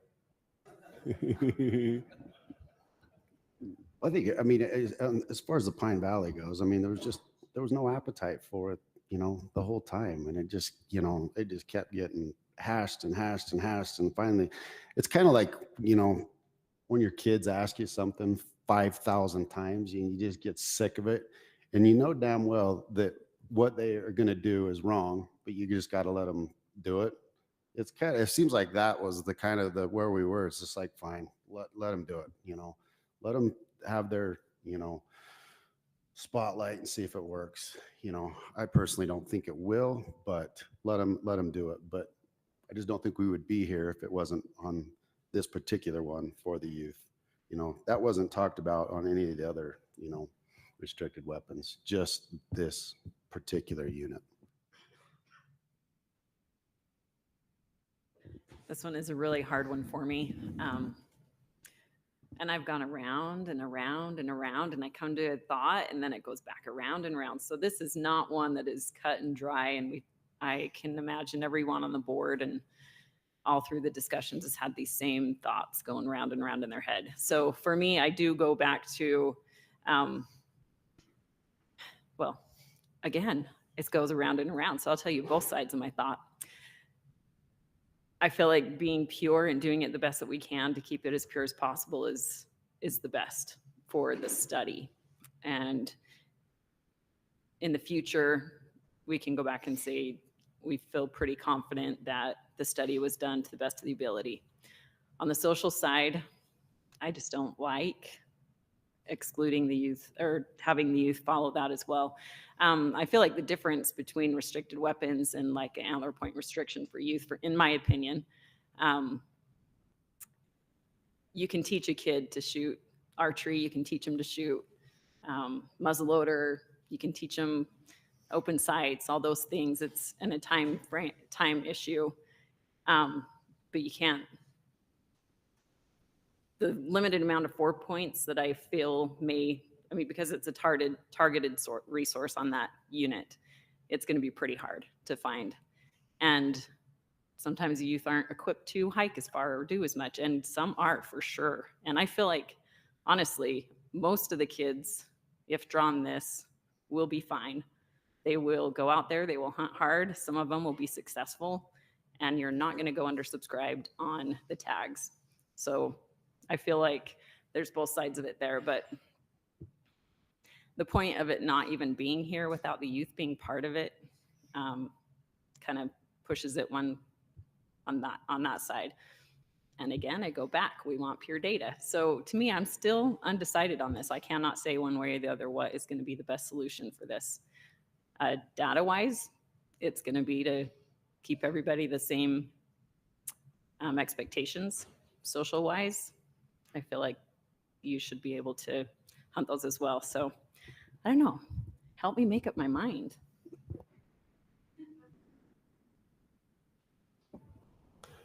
Paula, do you think we'll put it to bed if is one way better than the other to put it to bed? Do you think finally, totally? Or do you think it'll ever be put to bed? Yeah, I think it would be more data-wise beneficial to keep it one solid way. So yeah, but I'm putting it to bed. I mean, like he mentioned, they could still say you would change tags, but I also feel like if you're going to be doing a study, you should do it to how you're going to be implementing it, which also brings me back. If you're going to implement it, you're probably going to let youth shoot. So shouldn't you implement the study with youth shooting and also variable tags? So that's where my brain goes round and round and round. So on that, when we were talking about that during the committee, the proponents that were pushing it wanted to cap the tags throughout the study. So do you really think it's going to be put to bed? Because they wanted the 4-point study and they wanted the cap tags. So in my opinion, you're not going to put it to bed. And I have no interest in capping the tags, but I just don't think, those people will ever be happy because it's the study, but you didn't cap the tags. Good input. Thank you. Gary? Well, I think it's kind of interesting. I did a lot of research in other states on their 3-point and 4-point or better units. And then I looked at what had happened in Utah and we're kind of doing an experimenting kind of thing here, right? And we've got a few research proposals and I see this as one of those. So, but I don't see how it can be a great research proposal without having it apply to everybody that hunts the unit has the same restrictions. I don't. So in my mind, if the only reason it passed is because the youth would get to whack 2 points, and there's some big 2 points down there, and then based on the research on the antler point restrictions anyway, and whether or not they've had any success with them in the past anywhere, I don't even know if we ought to do it. Yeah, we don't have to approve it. I mean, that's an option. We can approve it as presented. We can approve it without the kid shooting. We can not approve it totally at all. You guys have the power. Yeah, well, you heard my opening comments. I'm with Gary. I mean, I think it's an all or nothing. And, I'm like Gary, if we're not even having this discussion, if we're not carving out youth, and I understand listening through the RAC process that the carve out would also include the late season muzzleloader hunters as well. So that further would skew the data. So, I mean, if we're not going to include everybody, then we don't need to be doing it at all. I agree with Gary. And I also agree with Bryce in that I don't think it's going to work anyhow. But I'm not a researcher. I'm not a wildlife biologist. That's just my own personal thoughts on it.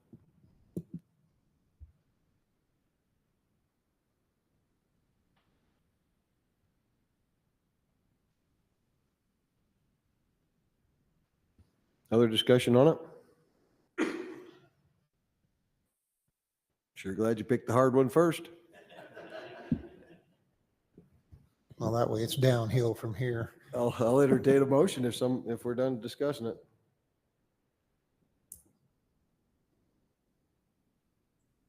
You want to do it, Gary?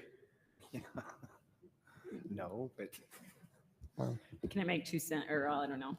I guess I would support the Southern RAC as my ultimate, just to let you know where I'm leaning before any motions are made. And they lean towards moving forward with no youth. So I would probably go with the RAC. That's where my mind. Yeah, I'll support the Southern RAC on how they came to their decisions.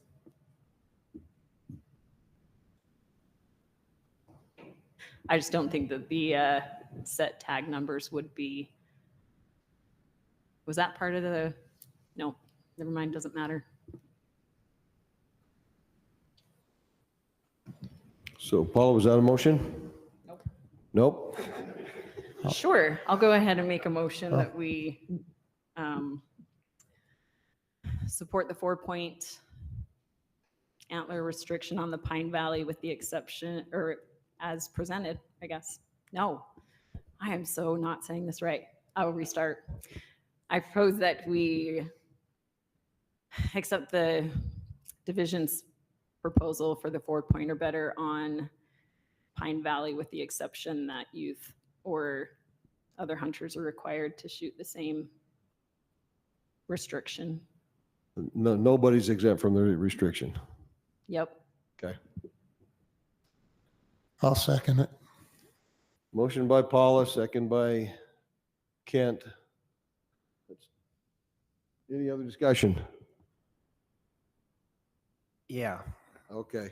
So you would rather do that than not do it at all?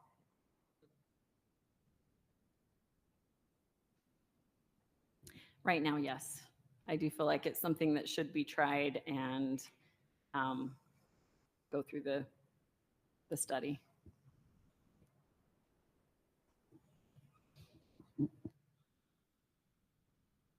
I don't want to use the term put to bed because I don't know if that will, but I do feel like some data and some information here might be beneficial. I agree with you. But, it begs the question, again, the only reason it's even before us now is because of the youth component. So if we pull that out of it, does that take the wind out of it? I think maybe it does. I think Dr. Hersey has something he'd like to say to us. Turn your mic on. Showing green. Okay. Just would your proposal, the late limited entry muzzleloader hunters, would they be restricted as well? Yeah. Okay. I just wanted to make sure that was clear. Thank you.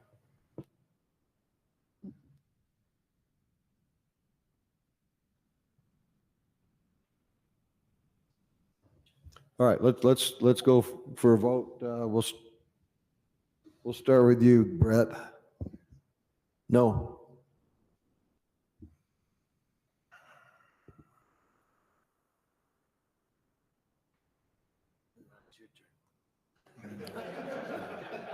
Yeah.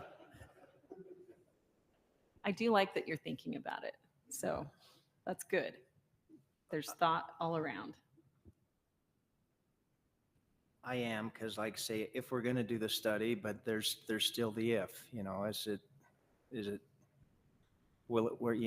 We've tried it numerous times. It's been tried in Colorado, it's been tried in Wyoming, and it hasn't worked anywhere. So this time it'll be different. It'll work. I'm feeling a little like that, but I don't mind doing what is it, 3 years? And we'll see. We have a determining whether or not this is an improvement on the herd, if it's going to help, if it's going to do that, if it's not. But if we're going to do it, it has to be, it has to be everybody. So.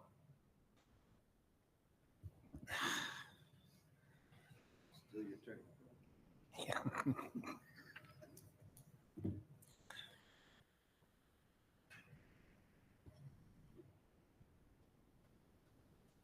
I'm going to vote no. No. Yes. Yes. Okay, the no's got it. So that doesn't, so we're still on this topic. Do we want to, I guess, so now we're down to two options, where we had three options, now we're down to two options. Do we want to keep the antler point restriction with the youth able to harvest, not be part of the restricted weapon? Or the antler point restriction, put it that way? Or the other option is, do we really want to do the study? I'm just betting, I wasn't there, but I think the mule deer committee probably did the same thing we're doing. Yeah. And that's what they came here with. So they've spent more hours probably than we have. And that's what they came up with. So I guess I'll go with what they did because I've sat on committees before and I know what goes into them. So that's where I'm at. Yeah, Brett, I'm sure you're aware, they voted on it 5 times. The first 4 failed and the last one passed by 1 vote because they added the youth in there. Is that right, Bryce? I thought we voted on it like 50 times, but I'll go with 5.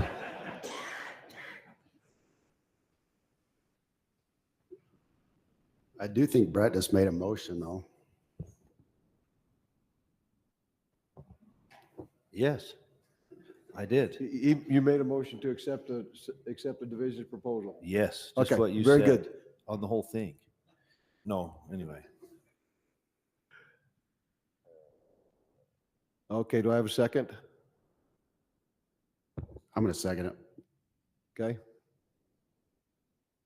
We have got a motion and a second. Do we have any discussion? So the motion is to just accept the division's proposal on the APR on the Pine Valley. Yep. So the youth will be shooting anything. Yep.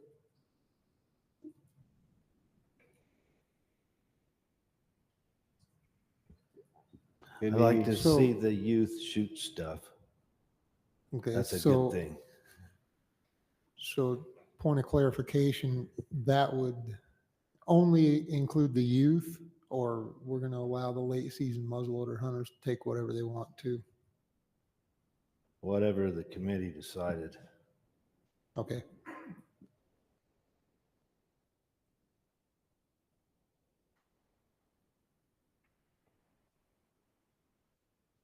Just to clarify, what did we, it was for, that was one thing we had so many. So the recommendation of the division is that late season muzzleloader hunters are not restricted. They can shoot anything.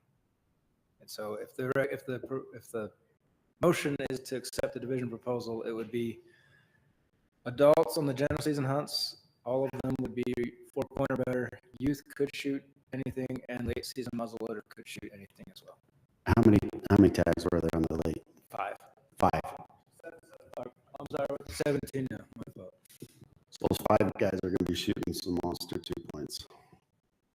Or whatever they like.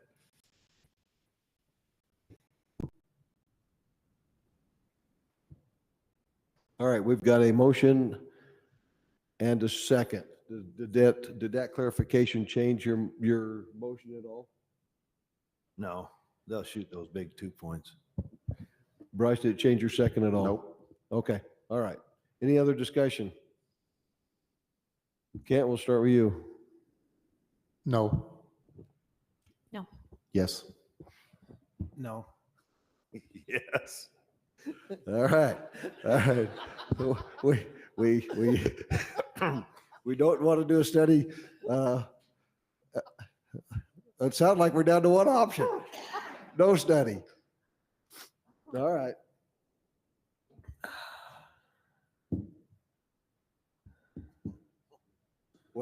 Let's discuss it some more. What do we do? Question, Mr. Chair.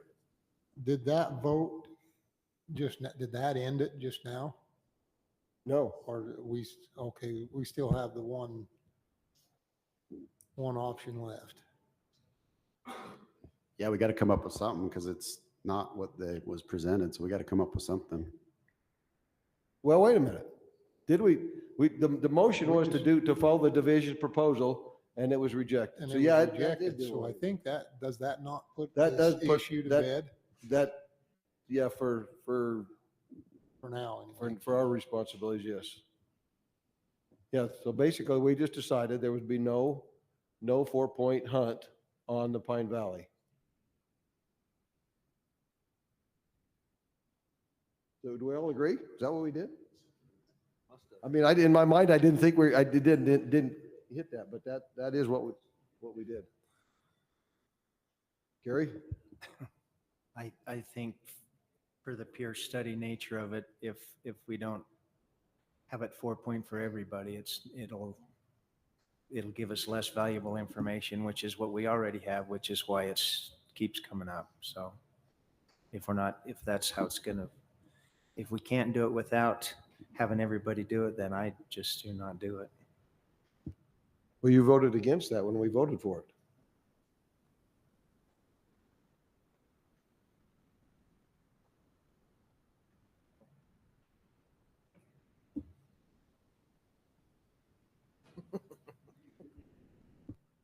Am I wrong? No, you voted against the pure study when we voted the first time. Did you not mean to do that? No, that's, it's one of those that's going around and around. Okay. And I was thinking we were just going to shut it down. It was going to be gone. If we couldn't include the youth in it, because that would make it not a pure study, then, but I don't like say that it's just such a narrow margin of even being before us to start with. And we saw the same thing here. And yeah, you were right. I did the pure study thing. I was thinking it was going to lose its life completely. So. And I think that's what we did. Yeah. We did away, we rejected the study altogether. Right? That's what we did? Yeah. Okay. All right. So let's, anybody want to choose another topic? We got the restricted weapons. We've got cash.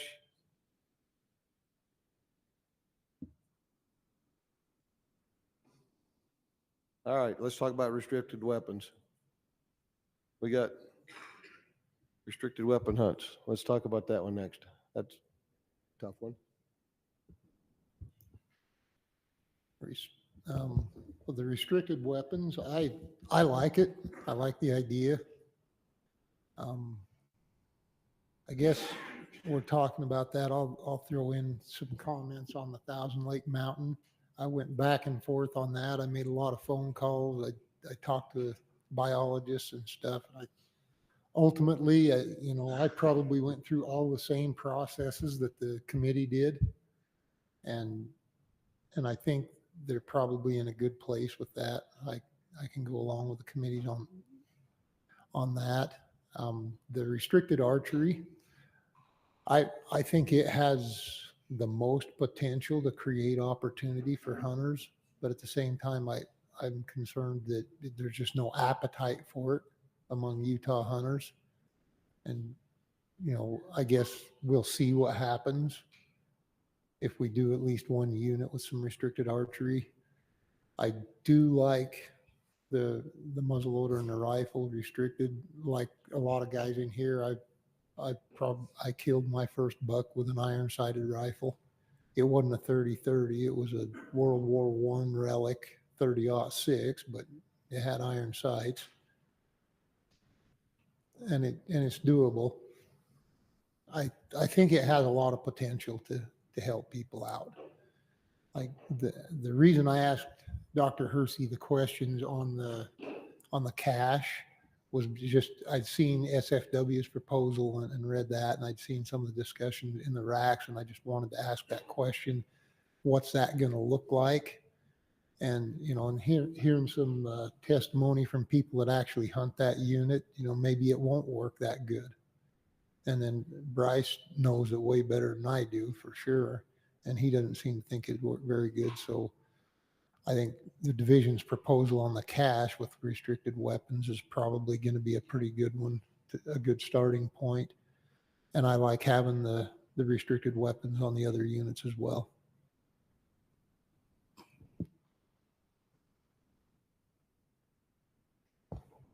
Other discussion? I got it. As far as the restricted weapon and well, all the units, including the cash, but you know,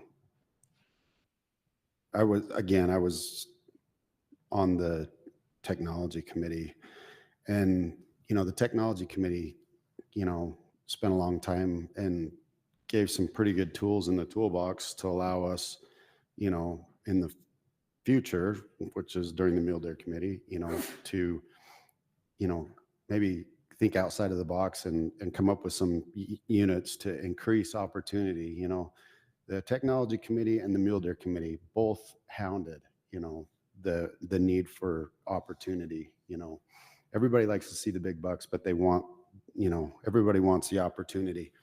A couple of things, you know, and Kevin Albrecht commented, you know, there was a couple guys, they ended up having to leave from cash, but you know, they were talking about the population objective. It's like nobody, all 6 of us, everybody in the division, SFW, MDF, everybody has beaten the drum, you know, what can we do to improve, you know, the population of the deer? You know, and even the legislature, what can we do to improve the population? Predator control. Yeah, like Kevin said again, nobody spends more money on habitat than Utah. Nobody. You know, probably per animal. I mean, I bet there's nobody even close to spending the amount of money and the amount of research that Utah does. So, I mean, that's something that's the very foremost, you know, our goal. This is what else can we do? So and it's funny because I bet you everybody's either dad or grandpa. If my grandpa opened my safe and seen my guns, I would get my ass kicked. 100%.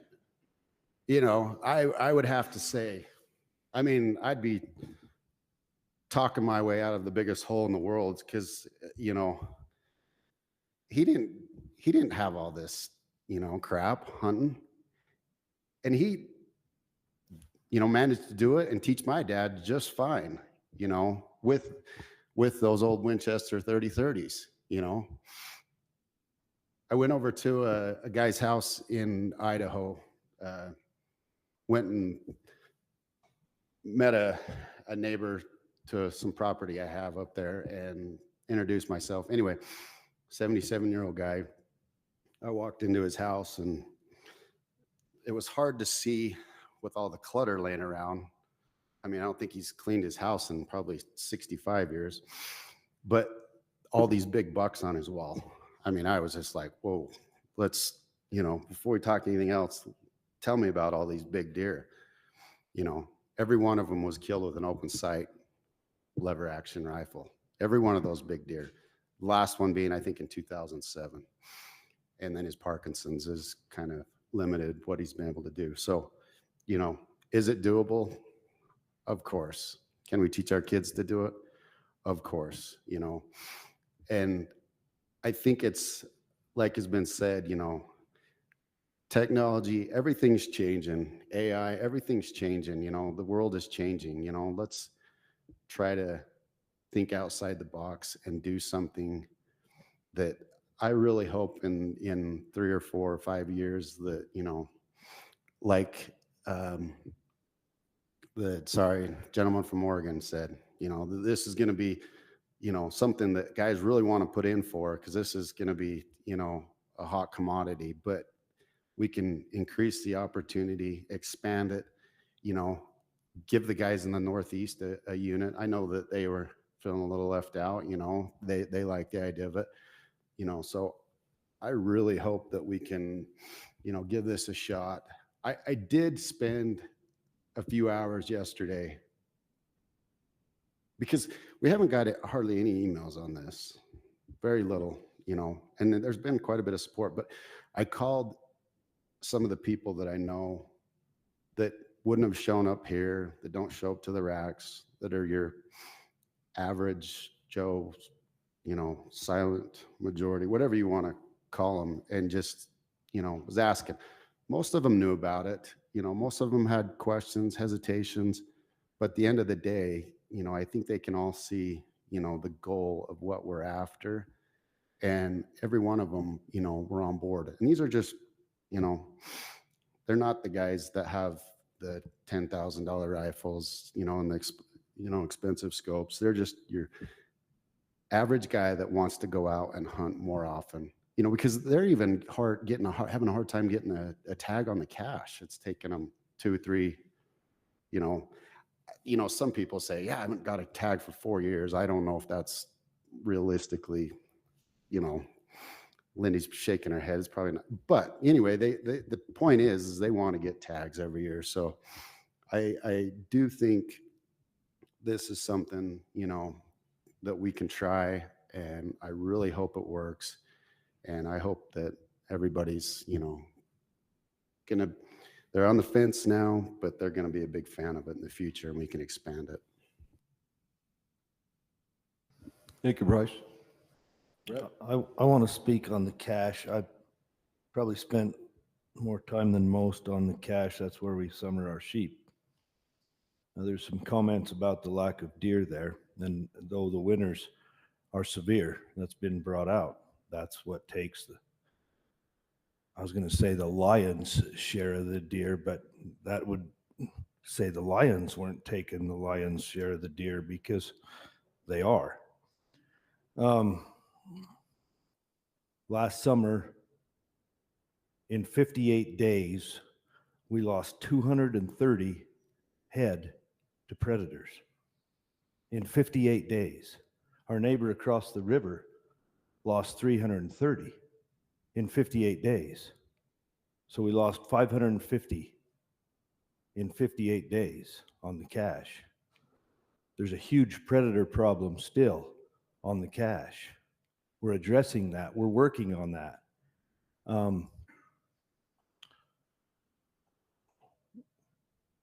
We need to grow deer. I agree with that. We're trying to grow deer. I agree with that.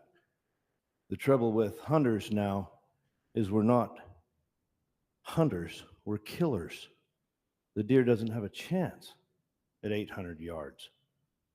This restricted weapon gives the deer a chance against us. It was commented in the RAC that from one of the committee members, if somebody has a better idea of how to grow bigger bucks and increase opportunity, let's hear it. They beat this up. The committee beat this up. I'm in favor of the restricted weapons on the cache and whatever else the committee decided. I think like Bryce just said, I think we're going in the right direction. I think that's something we have to do in order to have the opportunity and grow deer. I think it's a small thing we can do. And then use your long-range weapon to shoot predators, and then you're good. Thank you, Brett. Tell us how you feel. Other discussion? Yeah, I'll just put my 2 cents into, coming from the South Beaver is where I live, and that's where they're splitting the unit and proposing some restricted weapons on the west side. And the split was very positive. There's a lot of good feedback on that. There was some hesitation on the restrictions, and I think that would go with, every single unit on the state. No matter where it was, there's going to be people in their backyard that are going to have some hesitation, and it's going to be a little harder. I think it's going to require some more work, but I don't think it's a end all be all, right? I mean, that's not the right term. It's not something that they aren't going to adapt to, and something that they will, if they really like the area and they are familiar with it, they're going to figure out how to hunt it, whether it's restricted weapons or not. So I feel anywhere that you propose this is going to be a heartburn for people that live in the area. I hope that in the future that we find that this is a very beneficial thing. And I don't know what the future of this is going to look like if we pick units or if we rotate it throughout, if we do a season or how it's going to play out. But I would like to see how it can help, hopefully improve opportunity and maybe see better deer on the landscape. So I'm in favor of trying it out, see how it goes. And that's even in my backyard. Thank you, Paula. You got something you want to say? All right. Any other discussion on this one? I'll entertain a motion. I'll make a motion that we accept the division's proposal with the restricted weapons units. I'll second that. Motion by Kent, second by Gary. Any discussion on the motion? Start with you, Brett. Yes. Yes. Yes. Yes. Yes. Motion carries. Thank you. All right. Dr. Hersey. I've been asked to just clarify, make sure everybody understands what we're moving forward with, and just so it's on the record. So we're gonna, no restrictions on the Pine Valley, just a standard general season hunt down there. And we will try full cache with restricted muzzleloader and restricted rifle, Beaver West restricted muzzleloader and restricted rifle, Boulder restricted rifle and muzzleloader, and then all restrictions on the limited entry Thousand Lakes unit. Does that sound right to everybody? That was my motion. I do have one clarification though. The restricted weapons will cover the late muzzleloader on the cache.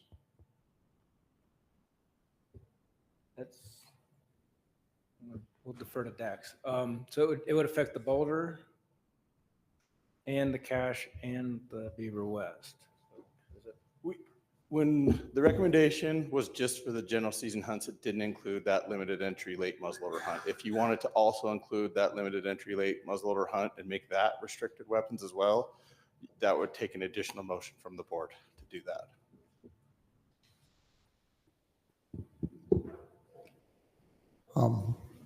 What do you think? I think it probably, for the purposes of learning what it's going to do, it might be a good idea. But it's only what, five tags on the cache, or how many is it on the cache, Dax?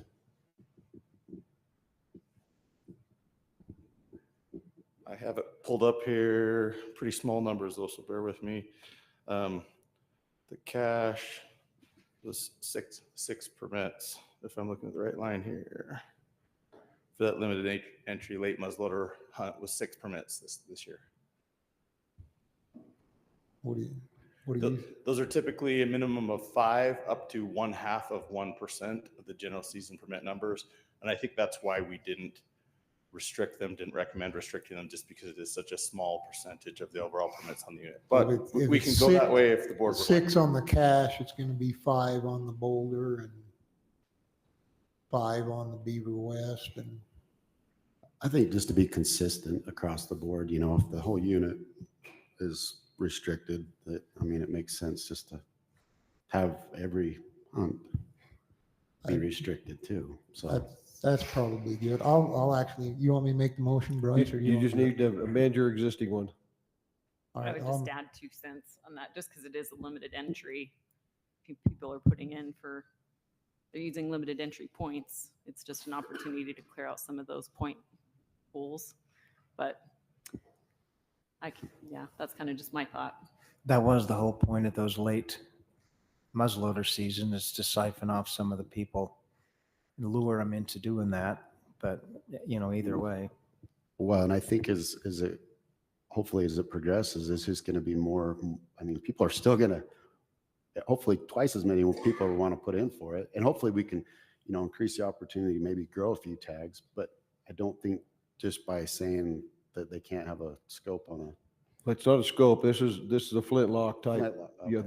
they're doing. We would be doing away with the inline muzzle loader if we did this. Actually, it would just be a no 209 and no scope, so it'd still fall in line with the regular Yeah, muzzleloader. it would preclude them from using, like if they have a red dot optic, or it would preclude them from using any type of optic. They currently cannot use a magnifying scope, but it would preclude them from using a 1 power or a red dot. And then they wouldn't be able to use a 209 primer. They'd have to use, a musket cap or percussion cap and have to have an exposed ignition. So it would, there are some inlines that have exposed ignitions, but many of modern inlines don't have exposed ignition. So there's some change there. And I'm also okay to see how it goes on the limited entry. So just something to mull over.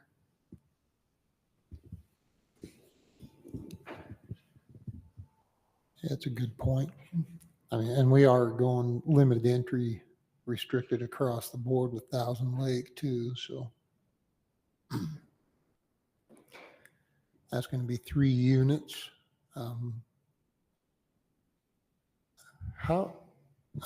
Maybe this is a question for Lindy, but how many people are applying for those right now? How popular is that? Lindy can give you specifics, but they're pretty popular. It takes quite a few points to draw those late muzzleloader limited entry permits. On the cash unit, another thing to take into consideration too is we do have the Crawford limited entry unit that resides within the general cash unit that currently just uses a standard muzzleloader definition on it. That's kind of a unique limited entry hunt. I guess we just want to be clear, if we're going to move forward, I guess we just want to make sure we get it right and don't miss something, but we probably need to address the Crawfords in addition to late limited entry muzzleloader hunts on the other general units. What did the committee come up with? I mean, they didn't exclude them. I think we just They go didn't with what. exclude them on the committee, did they, Bryce? I don't. No, it was such a small number of permits. We just. I think it's because of the complications you might run into with Crawford and stuff. And it's such a small number of permits. I think we just leave it with the committee's and the division's proposal. So the late muzzleloader hunters can just stay with the current definition. It might also cause some confusion if you have a general season spike or any bull muzzleloader season that allows whatever the current muzzleloader definition is that's during that same time frame too. It gets a little messy. The more I think about it, the more complications I'm thinking of. It might be nice to just leave that one alone where it's such a small number of permits, but it's up to you. Lindy. So just real quick on the cash, the late muzzleloader hunt, it took 11 points to draw out for this year, but we only had about 70, 80 people apply for it. For 6 tags. Yep. But they were using, the 10 points. Yeah. Like someone had 13 and they, drew out for it. So I think we're better off just leave it alone. Okay, so we got a motion and a second to accept the division's proposal as presented for restricted weapon hunts. And did we vote on that yet? We I thought we voted on that already. We did? We voted on that one? Okay. All right, we're done. Thank you. Thank you. All right. Is it lunchtime? Right. Okay. So what's our next topic? The balance. Just the remainder? Just the remainder? Does anybody else have any issues?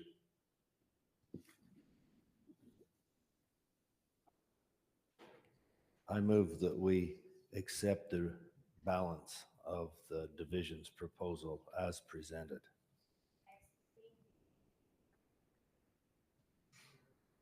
Yeah, didn't we already do that? Yeah. I kind of feel like we voted on everything on the list. Oh, excluding the antler restriction. Kent, you got something to say to us? Just to clarify what's left, I think it's just I think everything's been voted on except the amendments for the definitions to the rule is really what we're cleaning up. So the stuff dealing with defining antler point restrictions, even though we're not doing them, we'll still have that in the rule. And then there's some stuff on using collar data to harvest animals that also goes into that rule. But I think everything else from the research side has been covered already. Okay. So basically, the balance of the proposal. All Is right, that your- We've got a motion. Do I have a second? I'll second it. Second by Kent. Any discussion? All right, we'll start with you, Kent. Yes. Yes. Yes. Yes. Yes. All right, this was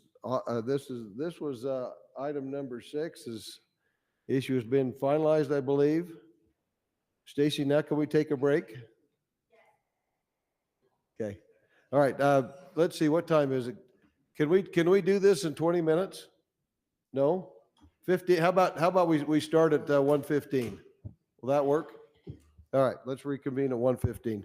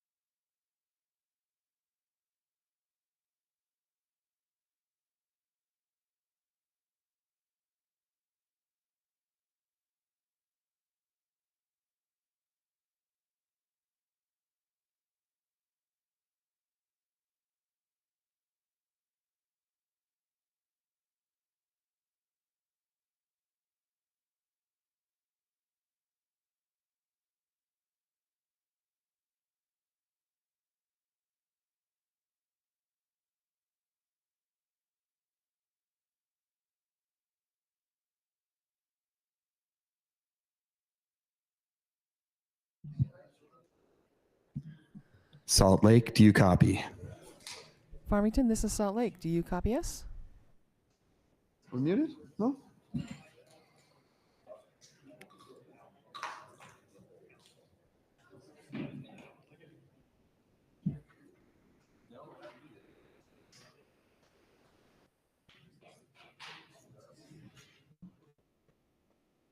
Farmington, this is Salt Lake. Do you copy us? Yes, we copy you. We are ready to be brought back in. Can you please bring us back in with a countdown? Wildlife Board meeting will resume in 5, 4, 3, 2, 1. Welcome back to the Wildlife Board meeting. Today's date is September 12th. I'm sorry, today's date is December 12th, 2024. We're actually just beginning item number 7, Buck Bull 2025 to 2027 hunt tables and dates. And we'll turn the time to Dax Mangus, our big game coordinator. Is any additional things you'd like to tell us before we get started on this topic, Dax? Don't have a lot to add. Based on previous agenda items and votes there, we would strike the antler point restriction from the Pine Valley hunts. But other than that, I think the rest would stay the same. So at this point, I think the division proposal would not include, demonstrating or indicating an antler point restriction on the Pine Valley unit. And just a reminder, I guess, we got 3 years worth of dates.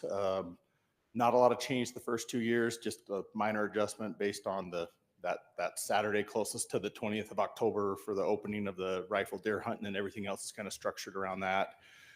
Bigger jump, like a 7-day jump in 2027 when the rifle deer hunt would go till the 31st of October. That's the latest it goes, and then it just kind of works its way back about a day a year for several years, and then you kind of have that reset every so often. A few new hunts, few discontinued hunts. Happy to answer any questions or let's dive in. Okay, well, we'll turn the time to the board. Questions for Dax on this topic?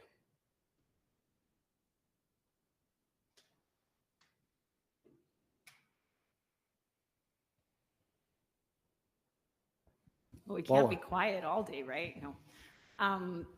So in some of the RACs that came out about Ponsongot management hunts and aligning those, what's your, is the DWR supportive of that? And is that, tell me your thoughts. Yeah, the recommendation that went through several RACs was to have the archery and muzzleloader management buck hunt permits on the Pine Valley, have those season dates overlap exactly the premium limited entry archery and muzzleloader season dates, and then have that rifle management buck hunt and the cactus buck hunts run, 2-3 weeks into November after the premium limited entry rifle hunt ended on the Ponsongot. The reason we had proposed it differently was because in the past there has been a lot of concern from folks that draw those premium limited entry permits that they didn't want to be competing or perceived competition with management buck permit holders. I think there's pros and cons to making the change. Probably it's not a huge number of permits. I was looking last year for Ponsongot. We had 135 premium permits and 28 management permits. We have pretty small numbers of those in those archery and muzzleloader season dates.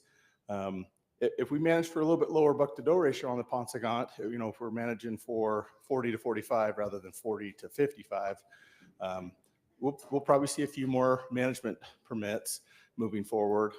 So folks might feel like there's competition. I don't think it's a gigantic deal, but like I said, in the past, there has been some concern from folks with premium limited entry permits. So I think we can live with whatever. But yeah. Gary? Hey, Dax, has there been any discussion on the fact that having the management hunt that late, you're going to get a lot of bruiser bucks that are just broken up, harvested in the management hunt as opposed to the target bucks that we're after? That's a possibility. From talking with the region, it doesn't sound like we're seeing a ton of that. Most of the bucks harvested aren't broken bucks that are bigger, but that's a possibility, and it could happen. talking with the biologist, and at some point there were some proposals to extend that management hunt, 3 weeks into October. Talking with the biologist, he felt like if you could just maybe limit to the first couple weeks of October, give him 2 full weeks, of November. Hopefully that'd be long enough and maybe helps avoid some of those issues and having too many folks out in the field while he starts to do classification, that type of thing. We want folks to have a reasonable time and opportunity. We want them to be successful. And based on conversation with the biologist, he hoped that maybe 2 weeks would be enough. And maybe that could address a concern about more broken bucks or something as you get deeper into the rut, although it hasn't been seen to be a huge problem so far. And the dates have been a little earlier so far too. So how much later is the proposed date than what it's traditionally been? Let's see here. I got it right here. Typically, it was like the first 9 days of October, first 9 or 10 days of October. So now you're going 3 weeks in? 3 weeks. The biologist was a little concerned. Maybe that's a little long. He said, "What if we did, the 1st through the 15th, give them, half the month instead of 3 weeks?" But we can live with whatever. There's pros and cons to these things, but we do want folks to be successful and have a good hunt. Okay, thank you.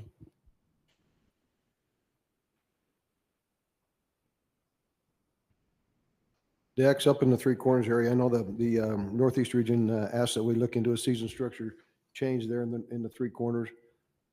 If we went with some kind of just a standard season dates up there, would that kind of suffice what they were asking for, do you think?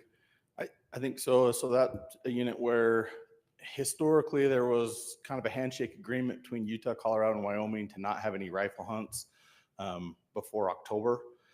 But it sounds like in those other states, it's not the concern it maybe used to be. And I don't know that we really have a formal agreement after conversations. And so because of that, we haven't had pretty much any limited entry elk hunting like the last couple weeks of September after the archery hunt ends.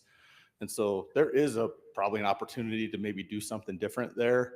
After conversations with the region, the biologists there and the regional staff, their preference would be probably to adopt something of a more standard structure like we have on the other elk units, where we'd have, the archery hunt and then an early rifle hunt and then a muzzleloader hunt.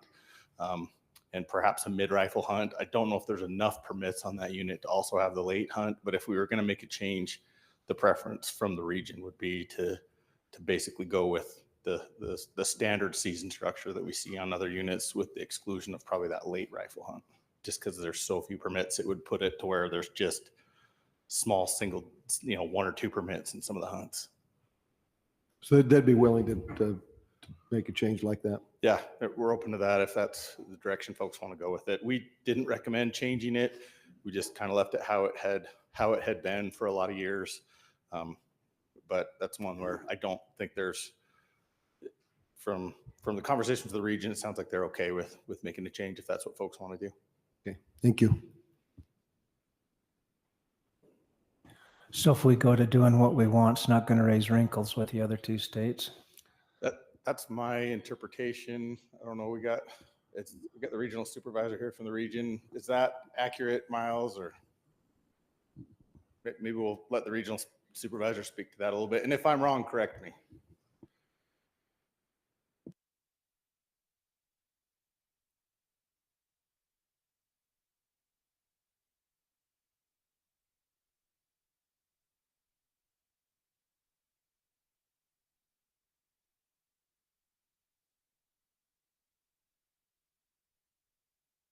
Ton of pressure. The main concern is just not having one state be a safe harbor for the elk while the other states are hunting. And so as long as we still have a hunt going on in those same windows, I think we're fine. Thank you, Miles. Other questions for Dax?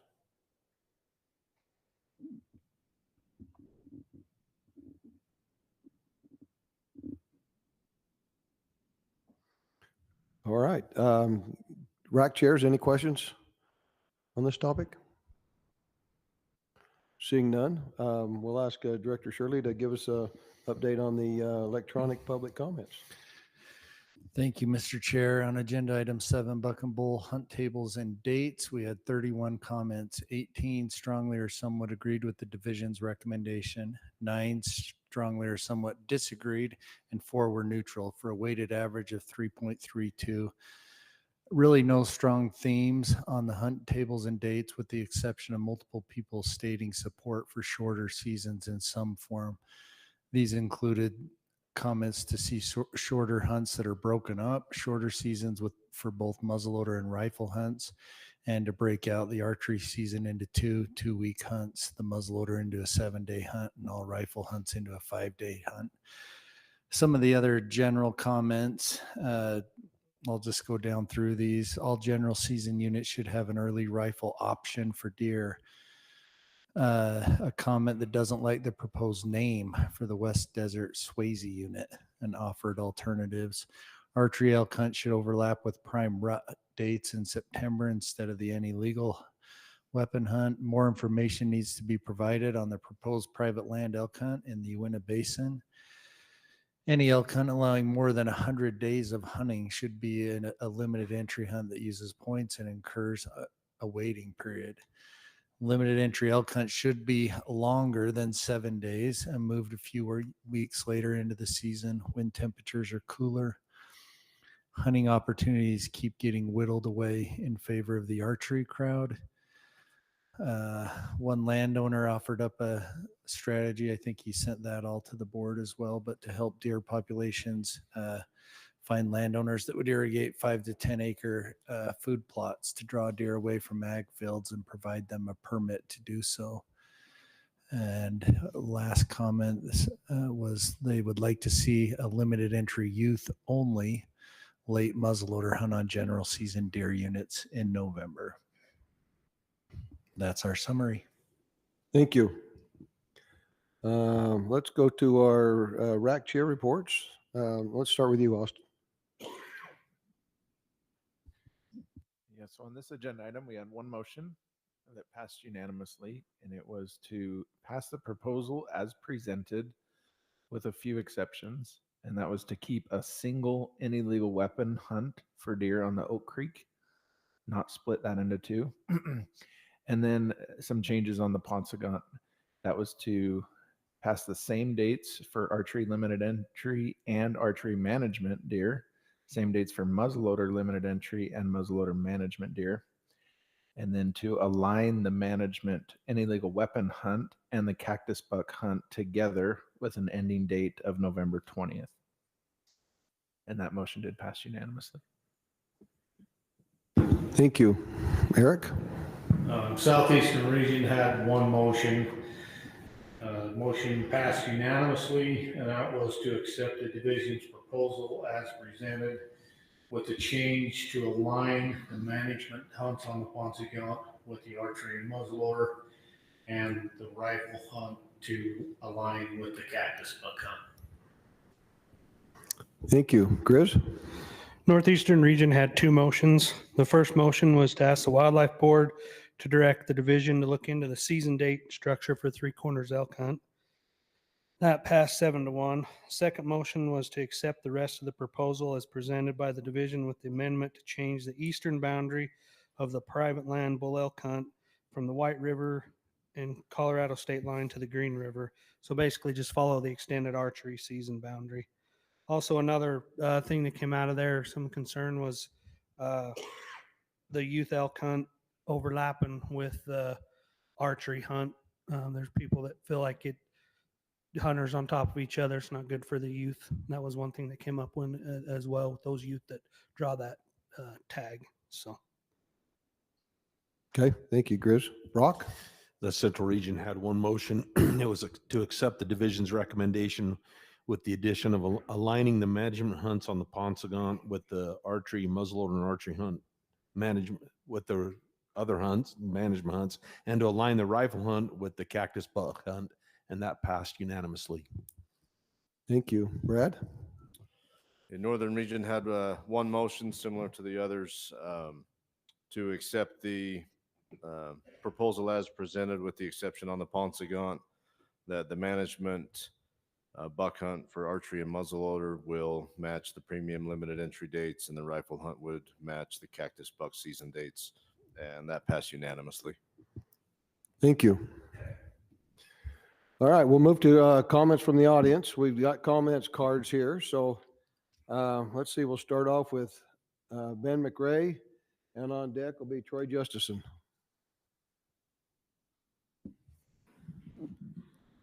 Ben McRae, Utah Archery. Yeah, we accept the proposed changes to the dates, as well as supporting those of the Ponsagon buck changes as well. Thank you, Ben. Troy Justison, and then Brandon Zundel. Troy Justison speaking on behalf of Sports and Fish and Wildlife. We support the division's recommendations with one exception, that being the Oak Creeks. Our committee would like to see that stay with one hunt instead of providing an early hunt. Thank you. Thank you, Troy. Brandon, and then Kevin Norman. Did I read that right? Brandon Zundel, just representing myself. I give full support to the proposals as presented, with the exception of I'd like to express my support for what Kevin's going to talk about with the Ponsagon. So thank you. Thank you, Brandon. Kevin? Kevin Norman representing myself. I was able to make it to four of the 5 racks and present the idea of the alignments of the management buck tags on the Ponsagon. It passed the 4 that was presented.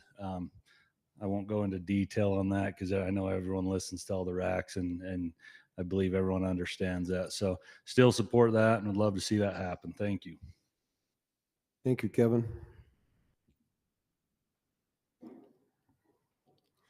Okay, as far as I'm not going to try to summarize these.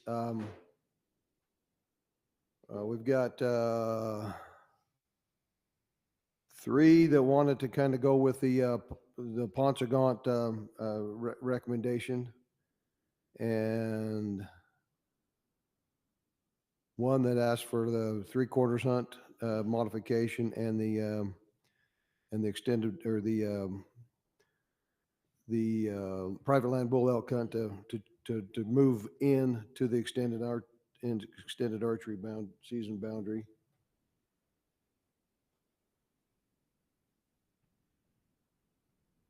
Did I get that? Is that close? Did I get the rest that right? Pretty close. Okay. All right. Let's talk discuss this as a board. Let's hit the first one, the Ponsagon a little bit. Let's talk about that. Those changes that have been recommended from our racks. How do we feel about that? Mr. Chair, I like the idea just because it's going to give maybe some families some opportunity that, if one person has enough points to draw, the premium tag, that maybe somebody else, a friend or family member, could draw, the management tag, and they're not competing, they're hunting 2 different deer, but they can just at least go together, and, share a camp together. So I like the idea of it.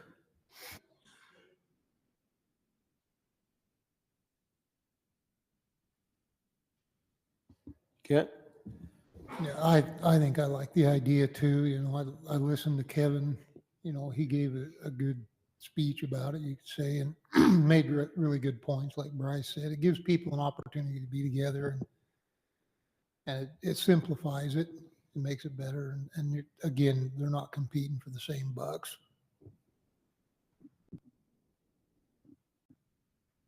Anyone else want to, Paula? Yeah. Yeah, jump in there. Comment.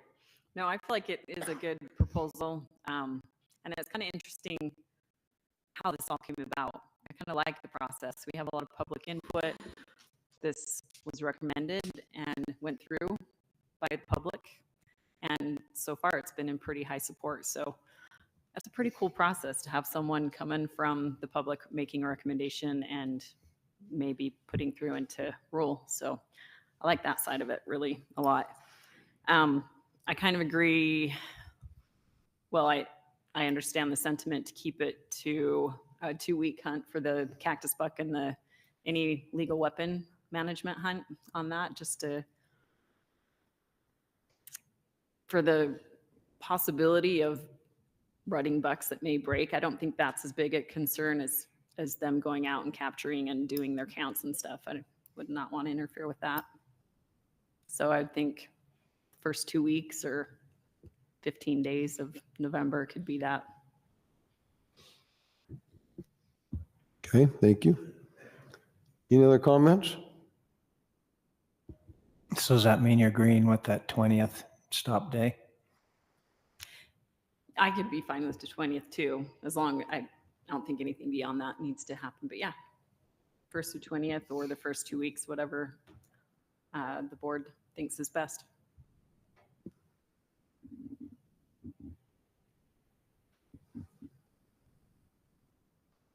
Okay, let's, since the Ponscont is outside of the division's recommendations here, proposal, let's go ahead and talk that. I'll entertain a motion on that one.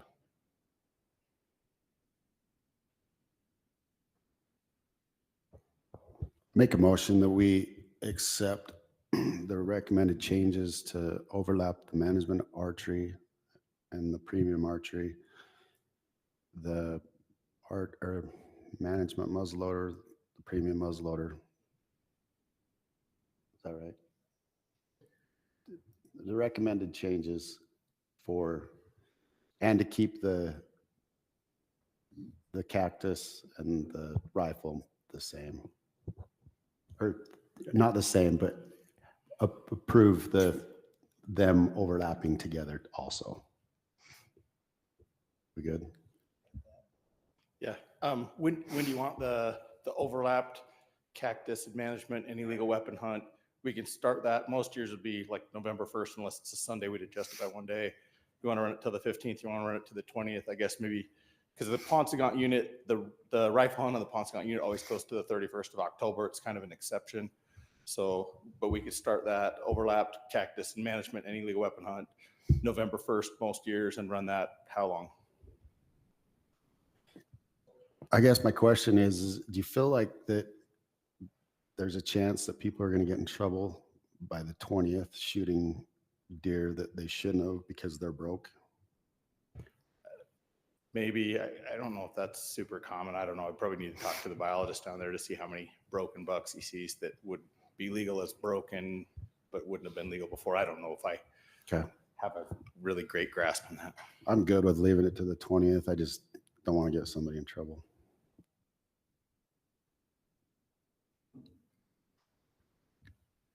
Stacy, did you I'll get second that? Did you get that motion?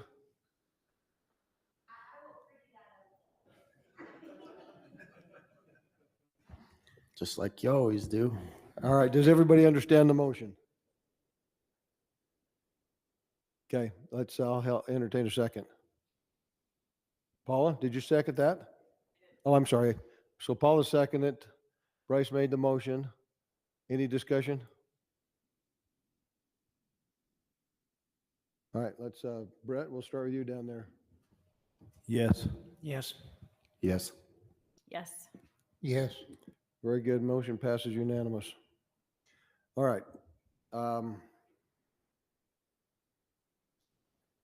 One of the other issues that come up on this one was the Three Corners elk hunt. Is anybody in favor of that? I don't think it's a problem. They've asked for it, and it sounds like the division's okay with keeping it with the same, if we use the same hunt structures we've got using in the other season types. That sounds fine to me. I don't see a problem with it. Entertain a motion on that one. All right, I'll go for it. Correct me if I get this wrong, Grizz. Make a motion that we make the Three Corners elk hunt inclusive, mirror the rest of the elk hunts in the state, and just become standardized with everything else. Stacy, did you get that one? Oh, yeah, she did. Do I have a second? I'll second it. Was that you, Gary? That was Brett. Okay, Brett got the second. Kent made the motion. Just super quick, clarify, probably leave off the late rifle and the December archery late hunt. We haven't had those on that unit. So it would just be adding the early rifle hunt and then changing the dates on the muzzleloader hunt to match the rest of the state. Does that capture what you want? I mean, we can add the late hunt and that December archery hunt. We could add those. We just haven't in the past. And honestly, I think it could go either way, but just, I guess maybe wanted to clarify that or just have a tiny bit of discussion on that. I think your Northeast region would probably be acceptable to that, wouldn't they, Chris? Yeah. Yeah, just leave them off for now. Okay. You got that, Stacy? All right, so we got a motion and a second. Kent, we'll start with you down there. Yes. Yes. Yes. Yes. Yes. All right, motion passes. Okay, what else have we got on this one besides the balance of it? The Oak Creek. Okay. What about the elk hunt in the basin, the boundaries there? Should we go over that? Let's talk about that one. The Northeastern region made a motion to change the eastern boundary of the private land bull elk hunt, which goes all the way to the White River and the Colorado state line, to actually exclude that area and bring it back into the extended season boundary. Basically, the committee suggested we go all the way down or the division, I guess, I don't know if it's a committee or the division, extended, we go on down and pick up one more landowner that's further down there on the river, where they do have some depredation issues going on. And the RAC thought just eliminate that and bring it back to the extended archery boundary. And I'm not so sure that they understood that there was a lot of depredation. Grizz, do you know, did they understand there was some depredation down there? It never came up, be honest with you. We don't hear about that one down there on the White River. There's a lot of elk that are along the White River there and they get harvested. And that's what most people were worried about, was it kind of ruining it down there, I guess. But they never came up during the RAC to say they had some issues down there. Okay. With depredation. Thank you. So if we change that boundary, would that exclude that area where they're having depredation troubles? I mean, or would it leave it in the unit? Yeah, it would exclude it. And that's a good idea. It would take that area out of the private land. So I think isn't there only one landowner down there that we're talking about, Dax? It's essentially the Bonanza unit, which is mostly public land. And then even the private that is there is largely like desert country up. You might see a pronghorn or two in it, but there's not really elk in it. This stuff where we've had some issues right along the White River corridor, and it's pretty much one landowner that has some irrigated fields there right next to the White River. And that landowner would like to see, his land included in this hunt. We have tools. We can deal with this situation either way. The landowner likes this idea of having this, extended season bull hunt there. And if it gets modified and doesn't include his land, we'll do our best to work with him and try to alleviate his damage. But that's why the recommendation includes that chunk. And it does, if you look at it on a map, it looks like a ton of land getting added into this unit, but it's 90% public land, which isn't available to hunt on this permit. And most of the private land is not really great elk habitat, but there is some on the White River and there's some public hunting on the White River. And I understand there's some concern from the folks that do hunt that area, that they're worried, with a really long season, that a landowner might kill a bunch of the bulls they're interested in hunting. So again, kind of trade-offs. But they're kind of limited on the amount of bulls they can kill, right? On the landowner? Yeah. Well, the idea with this hunt is to be pretty liberal with the permits, where it just includes private lands, kind of lower elevation, agricultural area, private lands primarily On their own lands. on their own land. Yeah, they can't hunt public with that permit.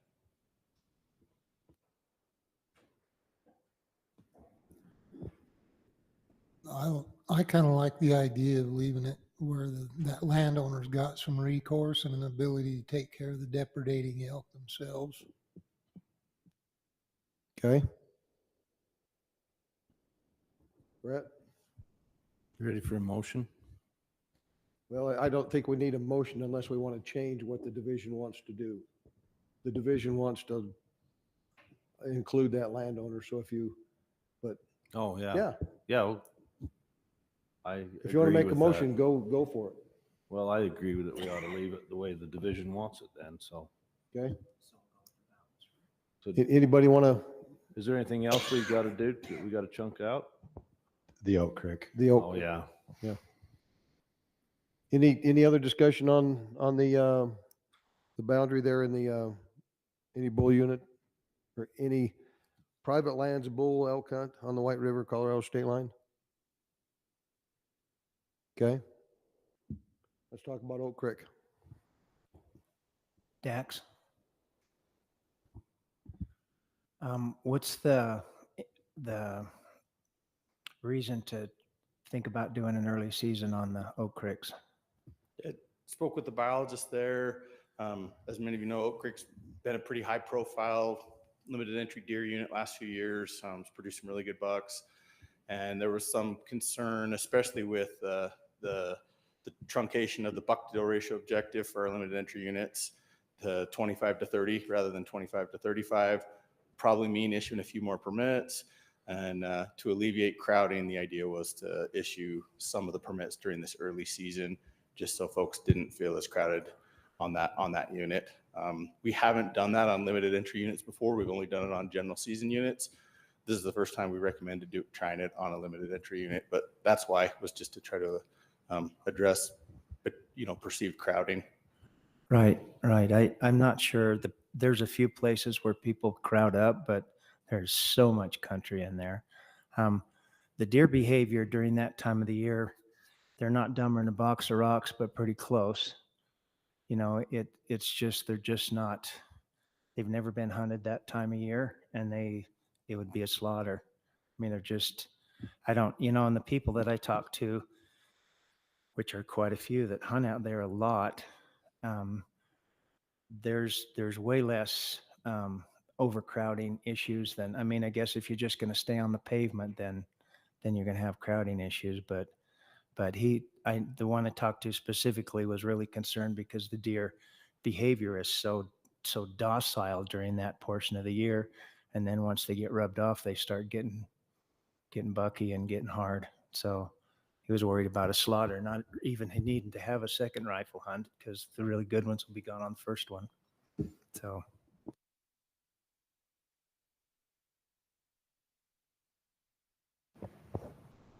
I agree with Gary. I think we just leave it the way it is currently and not add a early hunt. Thank you, Bryce. That's just based on my experience down there, because I go out looking at them a lot, just because it's fun to see monster bucks, and it's fun to see how stinking monstrous they look in the velvet. All right. But like say their behavior is entirely different then. It would be not quite shooting fish in a barrel, but I don't think it would be good for the herd at all to have that early hunt. I think we'd hammer them. Any other Ready for a discussion? Motion? Motion? Sure. Okay. I'd say we accept the remainder of the division's proposals for 2025 to 2027 deer, elk, and pronghorn proposed season dates as presented, with the exclusion of the Fillmore Oak Creek, not having that as a 2 rifle hunt season. I'll second that. Got that, Stacy? Okay. Any discussion on the motion? Start with you, Kent. Yes. Yes. Yes. Yes. Yes. Motion is unanimous. Thank you. Thank you, Dax. Let's see, Rusty. Rusty Robinson, once a lifetime, 2025, 2027 hunt tables and dates. Any clarification or information you want to add to us? Yes, Rusty? a couple things. There were a couple errors in the RAC packet on the two Escalante Desert Bighorn hunts that we're proposing to split, Escalante East and Escalante West. In 2026, the end date should be December 31st instead of December 30th. And in 2027, that should be September 18th through December 31st instead of the 11th through December 29th. So just a couple little errors there. So as you vote for the dates, please vote for the corrected dates. Also, as we went around the RACs, there were several RACs that had motions concerning the extension, the longer sheep dates going till the end of the year. And there were several motions to bring that back to historically what we've done, which was primarily a November 10th end date for deserts and November 30th end date for Rockies. And so I've made up tables of what those new alternate dates would look like if the board wants to. We can display those and look at them later if we want to. But with that, I'm happy to answer any questions. Thank you. Questions from the board? Actually, that was going to be my question, is if you would speak to that a little bit and what it's going to look like. Yeah, Mike, do you want to bring that slide up? You display those?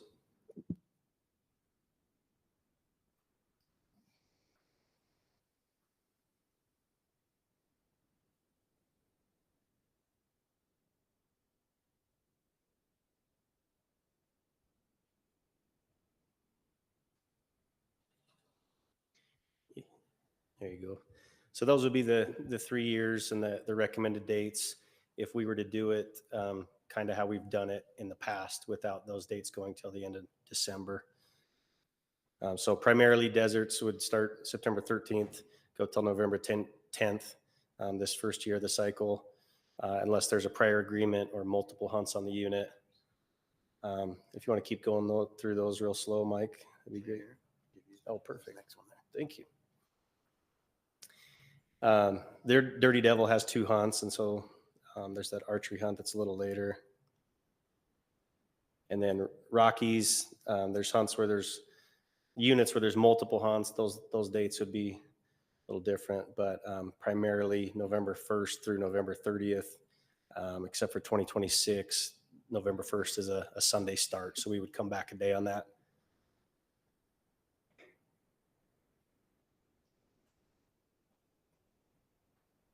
And I'm happy to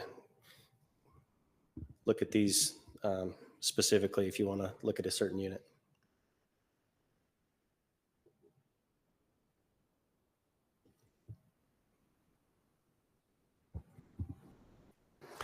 And help me and make sure I'm thinking correctly.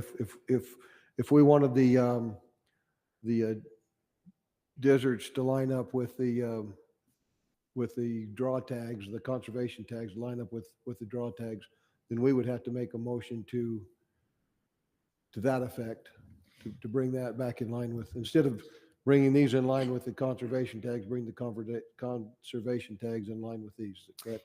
Yeah, and I think there were several motions from the RACs to ask the board to add that as an action item to bring back in the spring cycle to bring those conservation permit dates back to match the public dates. And so we'd be happy to do that. Rusty, do you see any complications with trimming the season length for the conservation tags? No, it's just something historically we've done where those conservation permits were designed as a moneymaker and to give those people as much opportunity as possible. But we've had several conservation groups come out and say So yeah, the money's not as important as the fairness, and they're still going to be really valuable. And so I don't foresee any major complications with that. Okay. I don't know about you, Rusty, but I don't see these tags selling for $1 less. You're probably right.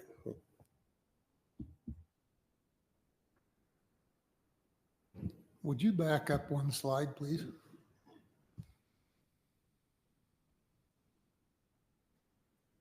Maybe.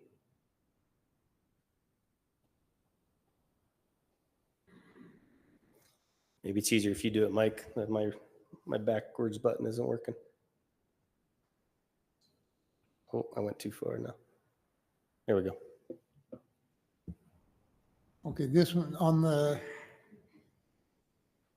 Fillmore, the Oak Creek and the Box Elder, is that just those differences in those dates? Is that just because you're doubling up the hunts and just splitting hunts in half? Yeah, there's 3 different hunts on both of those units. Okay. And so that's just to make room for all the hunts.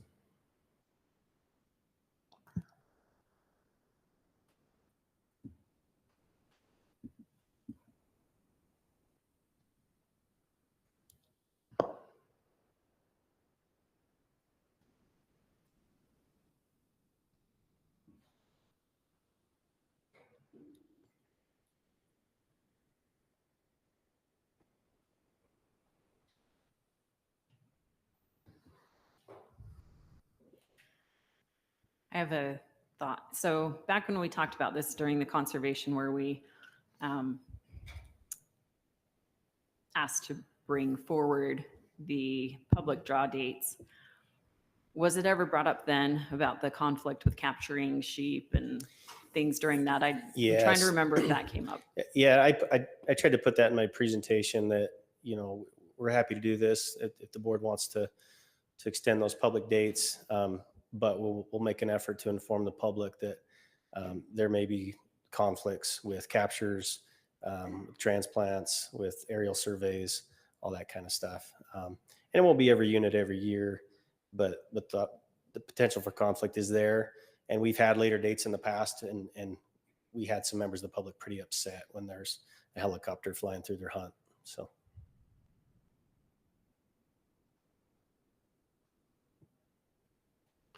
Just to be totally transparent here, the board asked the division to push all these tags down or back, add time to them so they go follow right in line with the conservation tags.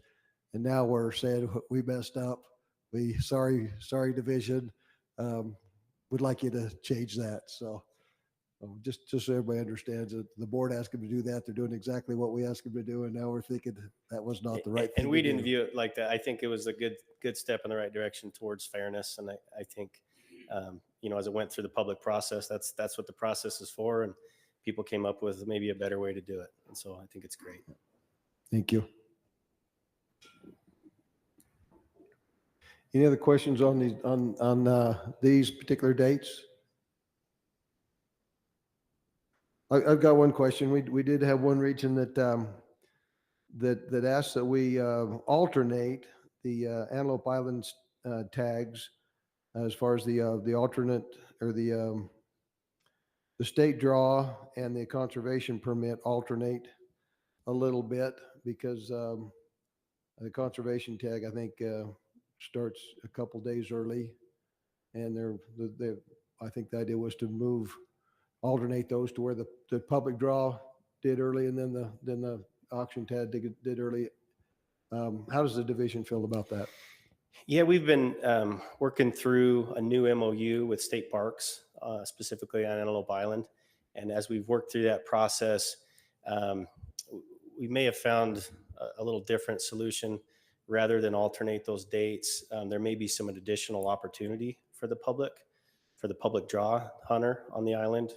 And so we opted not to include that in our MOU, and it's still in draft. Anything can happen, but at least the draft we're currently working on, we didn't choose to alternate those dates. Instead, we opted for maybe some little additional opportunity. Kobe's gonna talk now.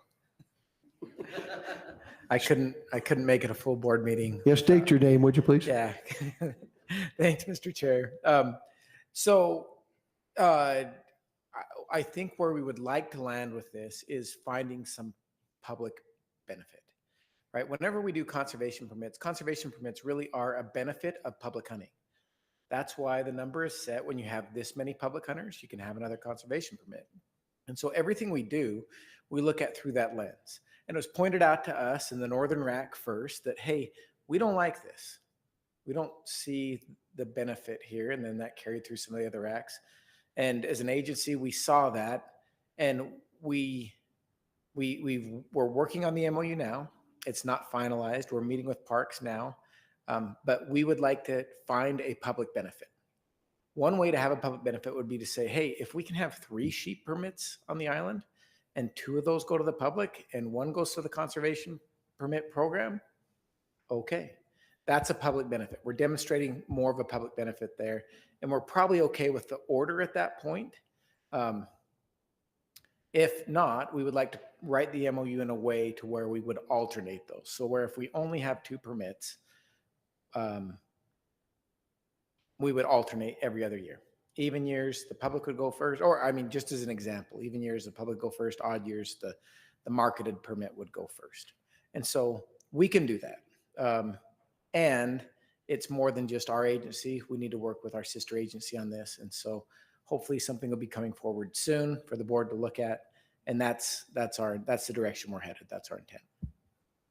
So Kobe, before you leave, would sound like you're already working this line, this direction. Would we need to make a motion towards that, or would you guys just plan on doing that? So ultimately, this MOU is approved by our board and Parks Board. So I think, I don't know that you need to make a motion today, and the reason why is because you get the final say. So ultimately, it's approved, Randy, and you'll get to see it and let us know. So, yeah. So I got a question though regarding this. I think we need to either make a motion or do an action log item and give some input that says a couple things where that we started. If there really is only 2 tags for sheep or deer, that we alternate them. But if there's more deer, whether there's some management deer, then we'd be fine with creating more opportunity and letting the auction hunter go first. But if there's only 2, that we would like to alternate it. Yeah, and if I guess if the board wants to make that motion and get that on the record, I'm not opposed to that either. It just gives us direction and support for heading that direction with our sister agencies. So either way is fine. If you want to make a motion, that's great, Bryce. Well, and one additional thing too that could be included in that motion. In the past, correct me if I'm wrong, 90% goes to the parks, 10% goes to the people that auction it.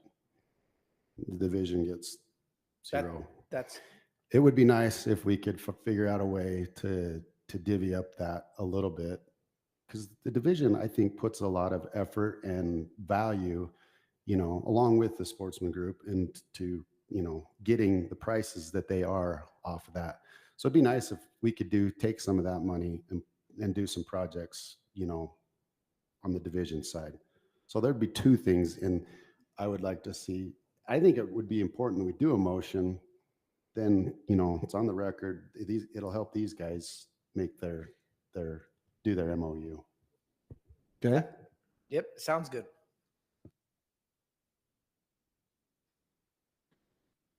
Well, I will entertain a motion on this topic we're talking about right now on the parks one.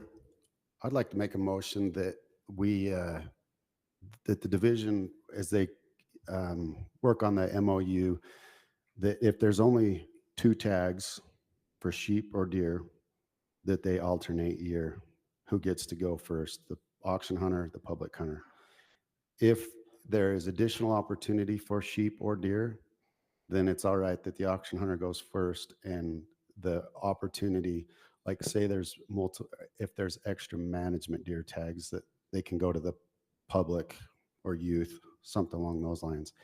And also that the division can get possibly a deal worked out on the split of the sale of them.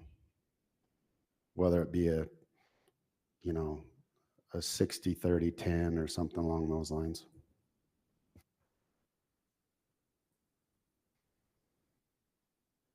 Stacy, did you get that?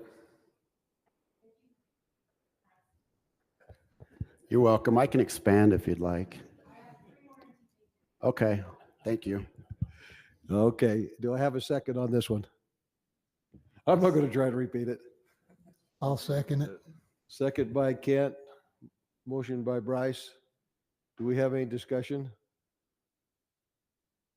All right, we'll start with you, Brett. Yes. Yes. Yes. Yes. Yes. Thank you. All right, jump back to the rest of these.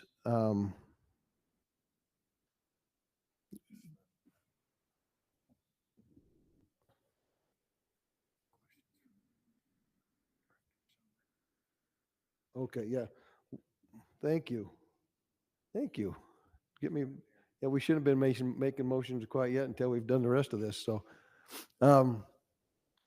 Any other questions by the board for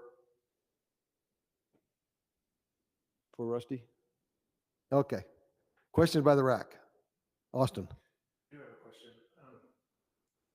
I know we're not setting permit numbers at this time, but when we set out 3 years worth, we indicate if there's resident or non-resident permits. Just curious how this process is going to work. Say we fly a sheep unit, we find a bunch more sheep. Are we set with no non-resident permits for 3 years if it says no?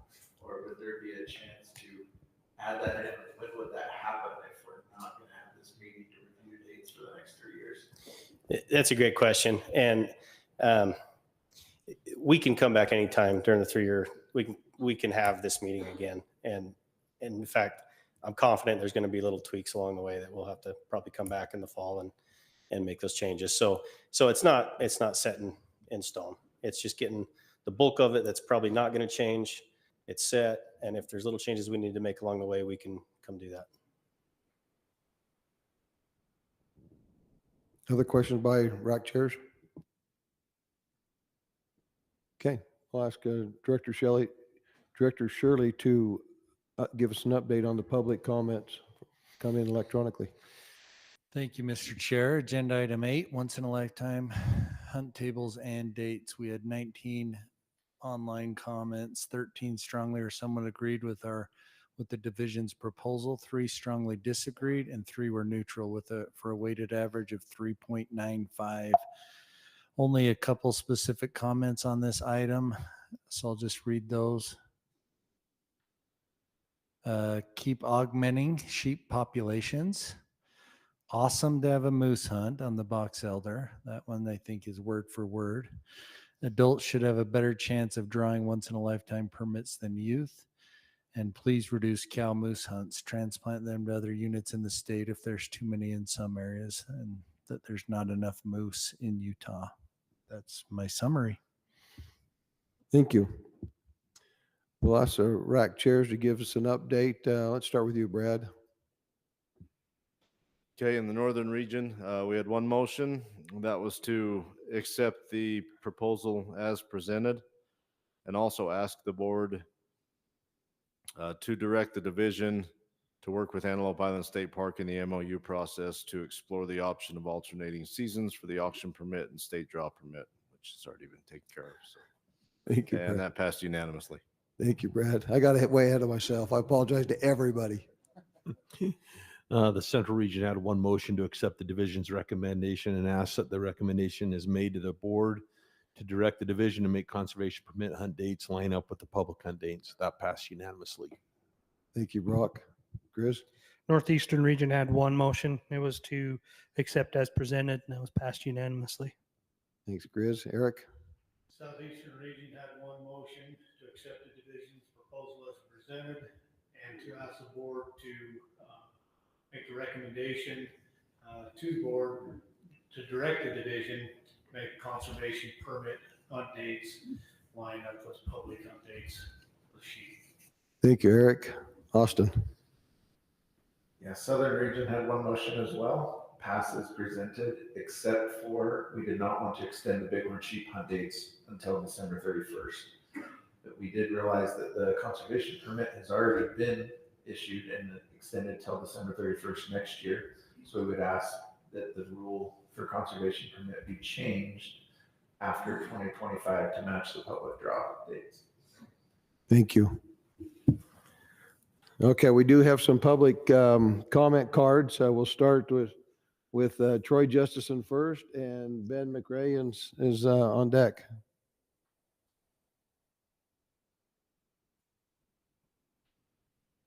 Troy Justison speaking on behalf of Sports, Fish, and Wildlife. We support this is presented with a few exceptions, one of which is has been talked about a lot here. Rather than extend the public dates to the 31st of December, we'd like to bring the conservation permit dates to match the public dates. Right now, where you still have close to 2 months to hunt desert sheep and other sheep, we feel like moving it to the 31st of December would create a problem with not only counts, but also it puts a lot of pressure on our top end that there's an adequate enough time. And we don't foresee it affecting the price of these sheep tags, like Bryce said, one iota. And even if it does, it goes back to the fairness issue. Let's just play on a level playing field. Now, speaking a little bit to that of Analou Island, I love the changes. And a lot of these changes are brought for individuals in here. He may talk a little bit later. I won't embarrass him right now if she's not to, but long overdue. Quite frankly, at a minimum, it should have been rotating every year. But I think also too, we need to go a little bit step further on what you talked about, Bryce, is not these animals don't belong to state parks. They actually belong, just like the rest of the animals with these conservation permits, to us, the general public. And so I think they need to be held to the same accounting as we, as conservation groups, and also the division. And I think it would go a lot for this program. Transparency is a good thing. Those permits generate a lot of money. It would be nice to see where those monies are spent. From my understanding, they're held to the same, lack of a better word, regulations as we are, as how those funds are spent. So I think it would be important to add an audit portion into this. There's a lot of people starting to look at this, and I'd hate to lose the program just because we aren't transparent where the money's going. And so that's something I'd like to see added to it as well. Thank you. Thanks, Troy. Ben? Ben McRae, Youth Archery. Yeah, we support the proposed once-in-a-lifetime proposal, plus with the recommendation of bringing the conservation tags back in to line up with the permit. Okay. Thanks. Thank you, Ben. And that was our last card. Unless we know of another card? I filled out a card for 11, but I think it should have went on this one. Oh, Is that okay. Yep. My name's Chuck Carpenter. I'm representing myself. Troy I was the guy out there hunting this year. So I have a very intimate relationship with Analou Island, and having to wait the 48 hours before some other gentleman, got the opportunity to go. And really, I think, it should alternate every other year. That's the democracy of hunting. There should be no preferential treatment for a pay hunter. And that being said, even if you do add 3 tags, it should still alternate no matter what. This is, that island isn't just about opportunity. It's about like this trophy potential, and to like have to sit there and watch someone else get to go. And I understand there should be a stagger because you don't want competition out there. So I think that should still stay in place, but I do think it should be an alternate just due to, 7th pillar, democracy of hunting. So thank you. Appreciate it. Thank you. If I could add one more comment. As we've been sitting here, Austin, I think, brings up a great point. And maybe if I could just add one item for the board to discuss is, and maybe just see what your preference would be as a board. If there, for instance, we have a die-off in bighorn sheep population somewhere during that 3-year period, and we want to turn off the non-resident hunt on a unit or something. I guess I would ask, what is the board's preference? Would you be willing to grant the division the authority within that 3-year period to turn them on and off without coming to the board first? Or would you like us to stay status quo and come during that 3-year cycle to ask for changes to non-resident status? just something to maybe think about and discuss.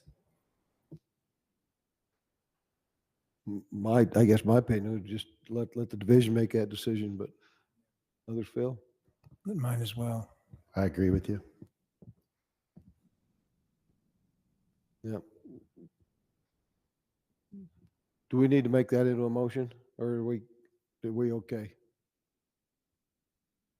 I think if you granted us that authority in that 3-year period, it would need a motion.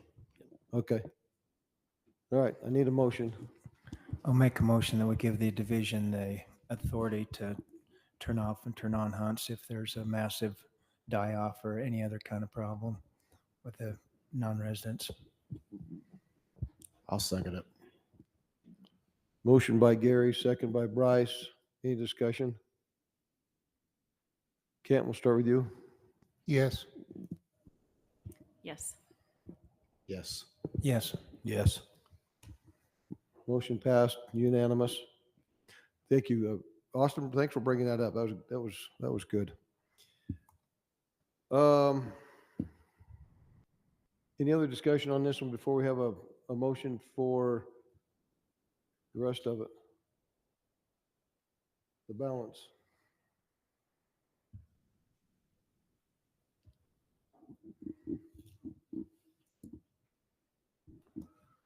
Troy spoke about an audit on that money. Do we have the authority to say anything about that? I mean, where it is, they're public animals, can we request an audit for how they've spent their conservation dollars at the park? We could probably amend my motion to add it to, that they add it to the MOU, negotiation. Or make a separate motion, either one, I would think. Well, I think it's a good idea. I mean, they have to live with the same standard for the same kind of money. So I think it's a good idea. Just amend your motion. No, I think that one's done. We just have to have another one. Okay. All right, so Brett, I think made a motion that we ask the division to hold the parks accountable to the same standard as all the other organizations. Was that your motion, Brett? Yeah, that was exactly what I said. Okay. Do I have a second? Yes, I'll second it. Second by Kent. Can I ask a question, Yes. Covey, real quick before we vote? Well, are you dealing with the MOUs at mostly Covey? Yeah, that's kind of above my pay grade, so I'll let- I'll take your answer. It's all good. I just wonder if this might cause them to back off and say, we're out. Is there any risk of that, or are they pretty easy to work with? Parks is great to work with. I mean, we could do this a couple ways. We could ask for, we have auditors in DNR. We could ask for that. But I guess personally, I don't find it offensive when somebody says, hey, this is a public resource. We'd like to know where funds are spent. I mean, the conservation permit audit, if I'm being completely frank, I love it. I love that we're held to that standard, that we come here and we show everybody where we spend those monies and how we spend those monies. On the internal conservation permit money that the division gets at that portion, we are very, very careful of what we spend that money on. And we get it audited, So in addition to the audit we present to the board, we have internal audits. And I don't know that it's offensive to ask that, hey, on these permits, we would like to have some accountability for where that money goes. It's probably fair. So that's my perspective. Perfect. Thank you. That's what I needed to hear. Okay, we got a motion and a second.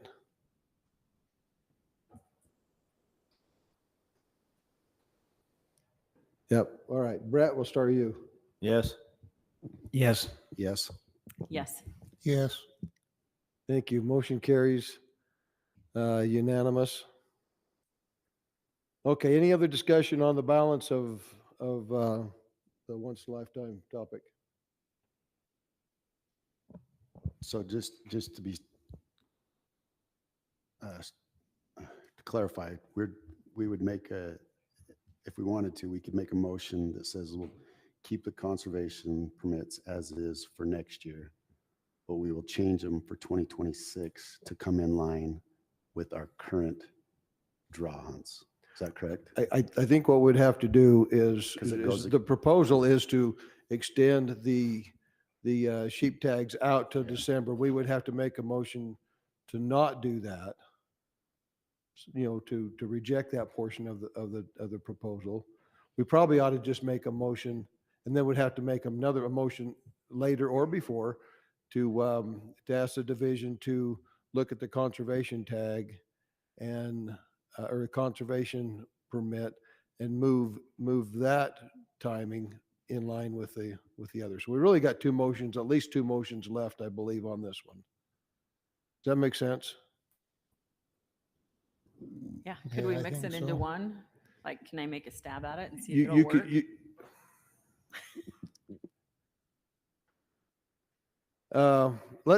let's separate it out just so that there's no confusion on it. Okay, I'll make a motion, keep it simple, to accept the revised dates that were shown on the tables today for the public draw for the once-in-a-lifetime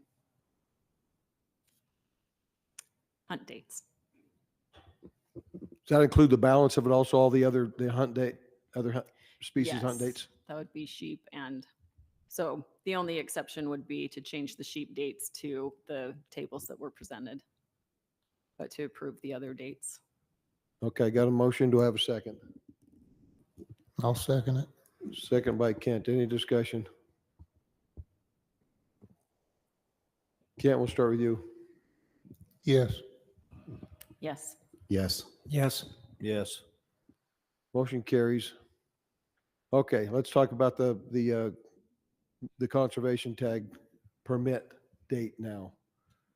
We'll Okay. have to make a motion on that one to have, because that one's going to be, So they'd have to change it next year. it's set for 2025 right now. Right.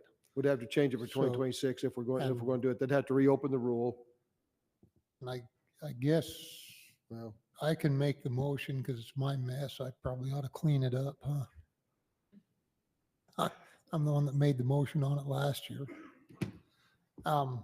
So I would make a motion that starting with the conservation permits starting the 2026 season, we bring those back, season dates in line with the public permits.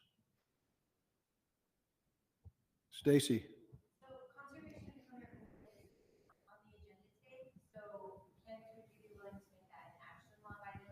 Yes. Okay. Yeah, what Stacy said. Yeah, the action item. I put it on the action log to bring it, have the division bring back the revision to that and move for the 2026 season, move the conservation permits back to align with the public permits. I'll Okay. second that. Motion by Kent, second by Paula. Any discussion? Brett? No discussion, but you asked me to vote? Yep. Yes. Yes. Yes. Yes. Yes. All right, that motion carries. And I think that does you. Thank you. Appreciate it, Rusty. Thank you. Up next is our R657-62 Amendments, applications and youth allocations. Lindy? I'm actually kind of shocked to be here at 2:30. I was thinking more 3:34, so you guys are doing great. Yeah, we're trying to help each other out. Out of the door. I don't have any clarifications unless you guys haven't just wanted me to do a summary or just jump into questions. Any questions for Lindy? I have a question, Lindy. How many permits, if we're going to give every beginning or every first year hunter a permit, how many points are we just injecting into the system all at once? Yeah, on so if this? we would have done it for this year, because it can vary each year just because of how many we have in, but this year alone it would have been a little over 3,400 youth that would have gotten an additional point. And, I've looked back throughout the last couple of years, and we get new applicants around 3,000 to 3,500, just depends on the year. So basically, if we moved forward with this, then the kids that put in last year and did not draw would not even wouldn't have a better chance of drawing against the kids that have never put in or put in for the first time this year. Yeah, you'd be adding those people to the people that didn't draw this year, so you'd be worsening or just putting more people in that 1 point category to compete with. Thank you.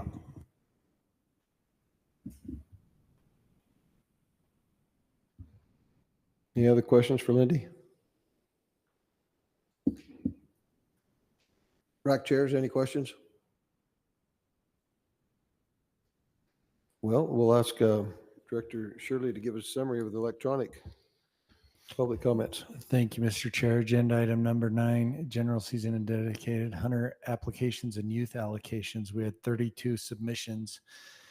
13 strongly or somewhat agreed with the division's recommendation. 17 somewhat or strongly or somewhat disagreed, and 2 were neutral for a weighted average of 2.69. The main themes: don't support taking away option hunters applying for both general season and dedicated hunter deer programs. We had 7 comments related to that. And that if you can apply for only one, then previous points in both systems have to be protected.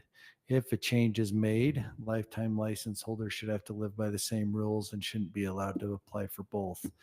And to put general season and dedicated hunter programs in the same draw.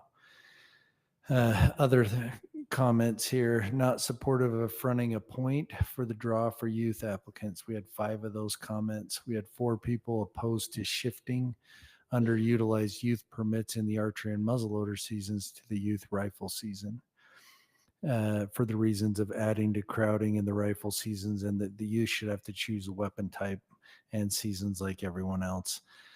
Generally supportive of more youth opportunity, including youth at general deer permit. We had 5 people supported who made that comment, and to take the unused youth permits and leave them out of the pool to save some deer rather than reallocate them. That's my summary. Thank you. Okay, we'll go to the RAC chairs for their updates. So let's start with you, Austin. Southern region had quite a bit of discussion on this. In the end, we had one motion, and that was to approve as presented, passed unanimously. Thank you. Eric? Southeastern region had one motion, was to accept the division's proposal as presented, except not to accept the dedicated hunter portion of that proposal, and instead ask the division to figure out a way where an applicant, either this is an applicant for dedicated hunter, either earns a tag or a point, but not both. Currently, if you put in for both, you can get a tag and still get a point. And what our RAC asked was that you should only get one or the other and not both. Thank you, Eric. Chris? Northeastern region had one motion, and it was to accept as presented by the division, and it passed unanimously. Oh no, it passed 6-2. The two that were against it didn't like giving the youth 1 point for the first year putting in. Didn't felt like it would just add to the too many people in the points. Having points there wouldn't give really an advantage to some of them. So. Thank you, Chris. Brock? Central Region had 3 motions. The first one was to accept the division's recommendation for the youth allocation process as presented. That passed 9-1. Second motion was accept the division's recommendation for general season and dedicated hunter applications as presented. That passed 7-3. And the third one was to reject the division's recommendation that youth get a bonus point during their first year, and that passed 8-2. Thank you, Brock. Brad? The northern region, we just had one motion that was to accept as presented, and that passed unanimously. Thank you. Well, let's, do we have some comment cards on this one? Okay, we'll start with Brandon Zundell, and on deck will be Troy Justison.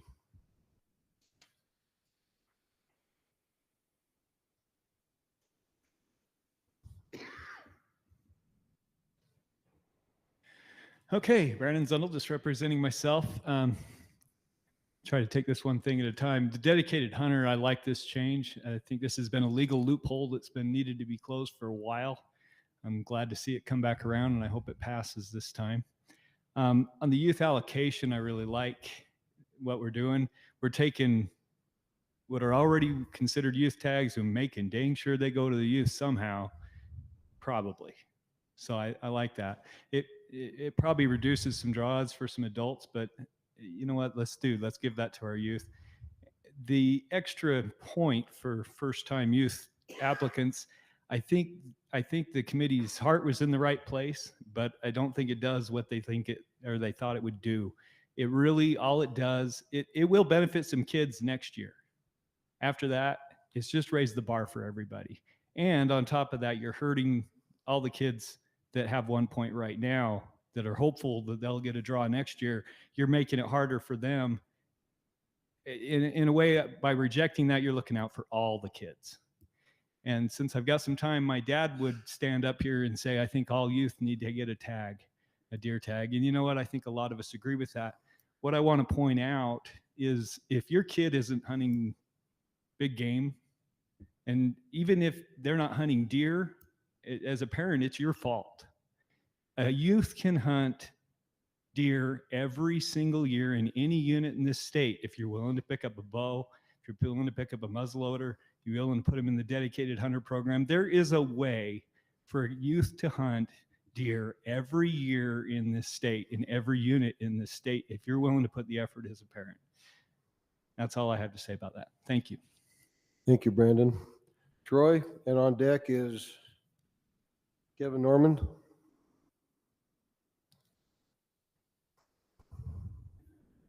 Troy Justin, speaking as a member of the Deer Committee. I support the recommendation as presented with one kind of clarification. As he explained previous to me, our heart was in the right place with wanting to give the youth one a point entering into that. And we're trying to do good. I think we compounded the problem a little bit. And so like we stated before, this is an advisory committee, so it's up to you guys to fix it and make the right choice. I don't know what the right choice is. I mean, going into this committee, I really wanted to do what we did with elk is, first time hunter youth gets a permit. And we looked at every way possible to see if we could do that without turning things upside down, and there just wasn't. So all about giving increasing the opportunity for youth, but you might want to look at that point, giving first-time people a point. So thank you. Thank you, Troy. Kevin, and on deck is Ben McRae. Kevin Norman representing SFW. We support the division's recommendations with one exception, and that'd be the committee wanted to see the dedicated hunter in the general season stay the same, being able to apply for both. Just on one quick note, I've loved this meeting. I know in church and primary, they talk about the warm, fuzzy feeling you get when something's good. And I've had that feeling a lot today. And I just want to thank the board for doing what you think's best and what I know's best. And this is exciting, talking about family and opportunity and big bucks. It's a good day and my heart's full. So thank you. Thank you, Kevin. Ben? That's what that feeling was. Okay. So Ben McRae representing Utah Archery. See here, we are opposed to the, sorry, Ben Louder gave me a whole list on here. So we're opposed to the general season dedicated hunter recommendations. We like the system how it is. We support the recommendation concerning the youth allocations. However, we believe the additional allocations on units where the archery and youth allocations aren't filled should come from the rifle tag allocations. The reason for this is that they will be rifle tags that are issued. Thank you, Ben. All right, we'll bring it back to the, as far as the, at this time, I should summarize the RAC motions. I'll give it a whirl. On the Southeast region, to accept the division proposal as presented, except not the dedicated hunter proposal. They would like, we asked the division to figure out a way that they can either, an applicant either earns a tag or a point, but not both. I think I got that right, Eric. The Northeast region accepted as presented by the division. The Northern region and the Southern region accepted as presented. And that passed unanimous. And the Central region had 3 motions: accept the division's recommendation for youth process as presented, accept the division's recommendation for general season and dedicated hunter as presented, and reject the division's recommendation for the youth to get a bonus point for the first year. Get that right, Brock? Okay. All right, bring it back to the board for discussion.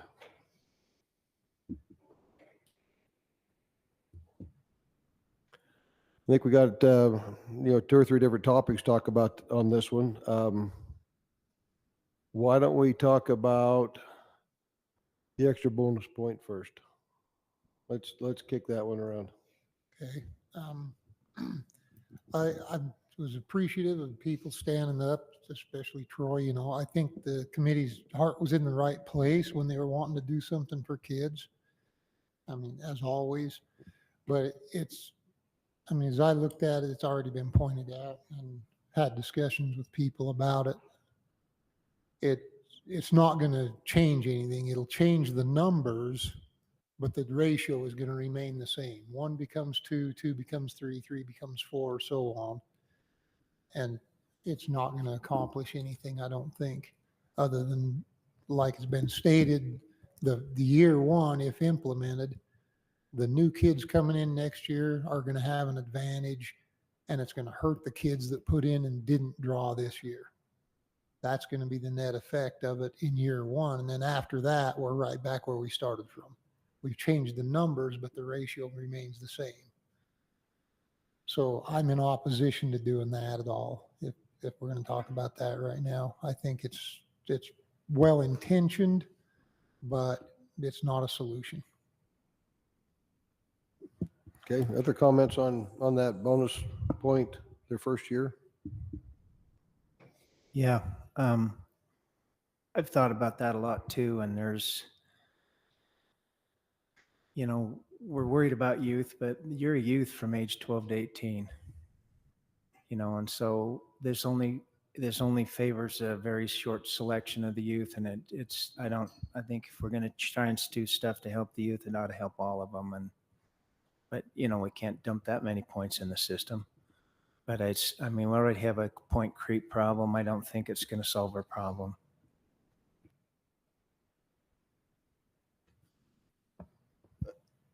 One thing that, when I think on the Deer Committee, and I agree with the comments that have been made, but if that kid gets a point, it will help them draw a tag over the kids that have already drawn a permit already.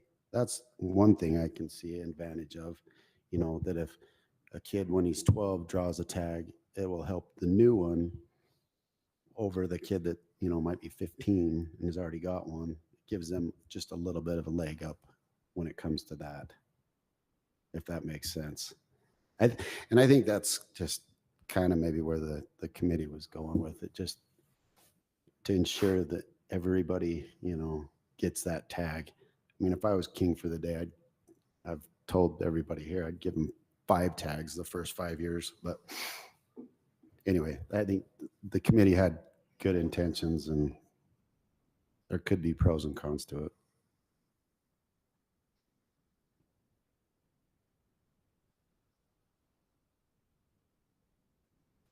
Other discussion on this one? Does anybody want to make a motion? Feel strongly enough on this to make a motion on it?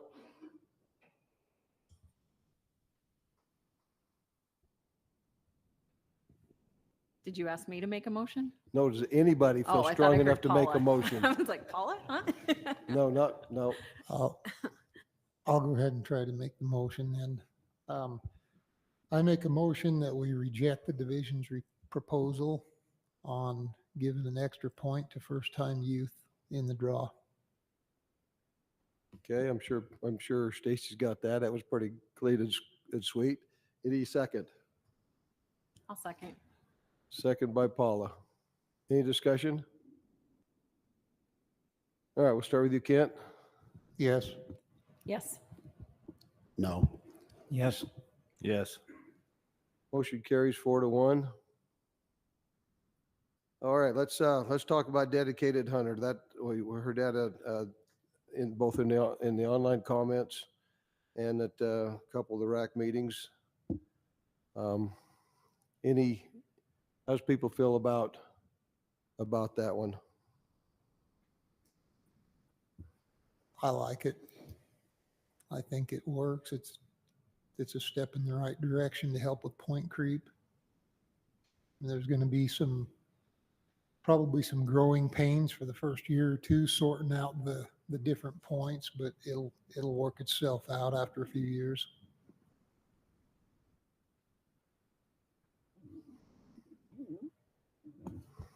I personally think it's just maybe the tip of the iceberg, what we got to discuss in the future on, a way to reduce point creep. But yeah, I think it's definitely, like Ken says, a step in the right direction. I think there's a lot more things that we need to probably look at that was off limits in the DARE committee, but hopefully we'll be back on the table in the future.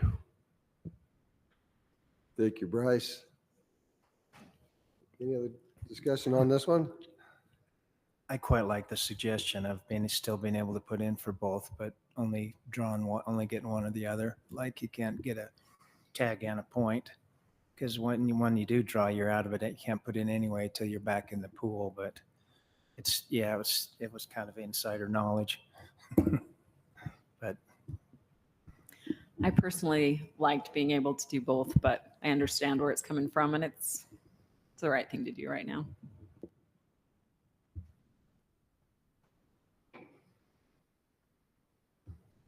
Other discussion? Anybody like to make a motion on this one?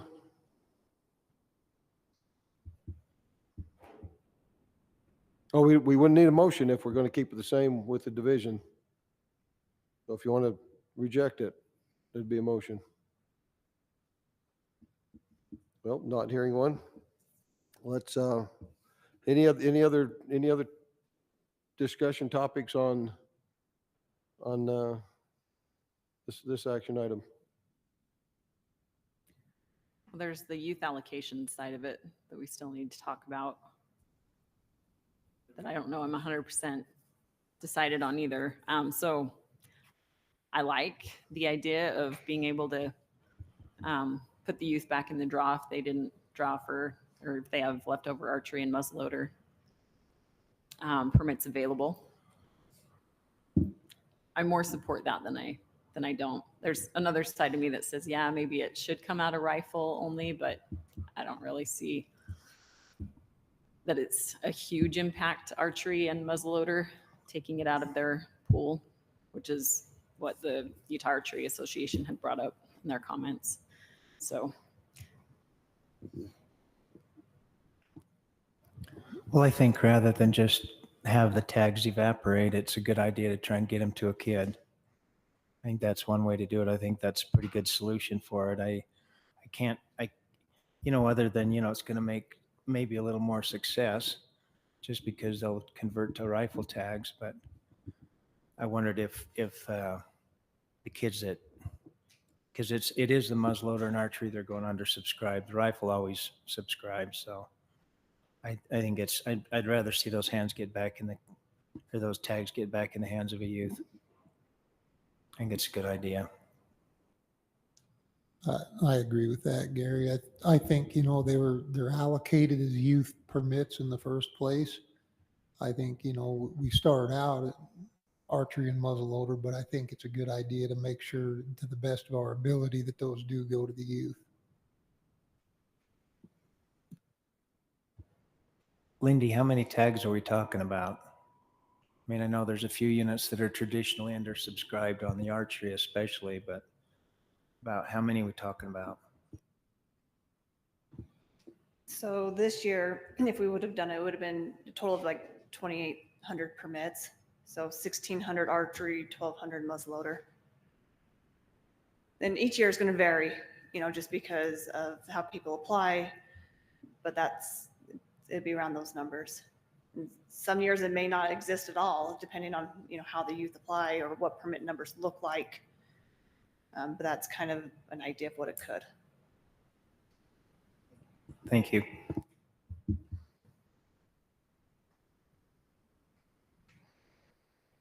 So if anybody would like to make a motion contrary to what's been presented, we probably ought to hear it.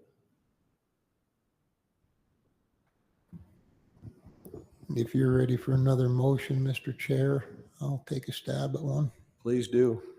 I'd like to make a motion that we accept the remainder of the division's proposal with the general season applications and youth allocation.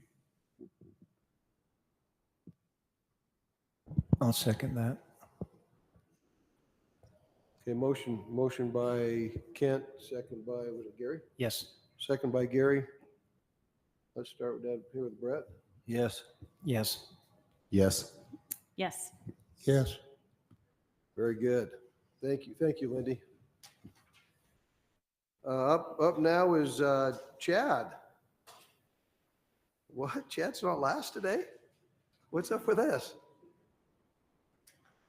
Well, ask Chad Wills to come up, our Public Wildlife Private Lands Coordinator. We're talking about the CWMU renewals and CWMU with Public Land LOA renewals.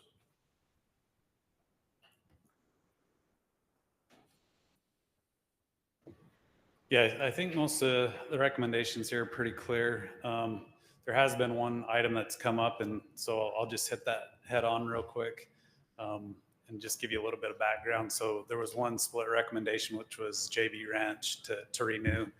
The background on that is during the summertime, we knew it was going to come up for sale. They asked if they should continue with that application or put it in the potential new owner. And because that wasn't going to happen until after the application deadline, we had them fill that out. When the sale happened, we were able to see who the new owner was and new operator and chat with them. During that discussion, this has come up in some of the other RACs, but found that there was some wildlife convictions in the past, I think 16, 18 years ago, along with that. And our conversation with the new owner, that we felt a little bit of uneasiness to recommend them as a CWMU being renewed this year. We wanted a little bit more time to see what that relationship could blossom into.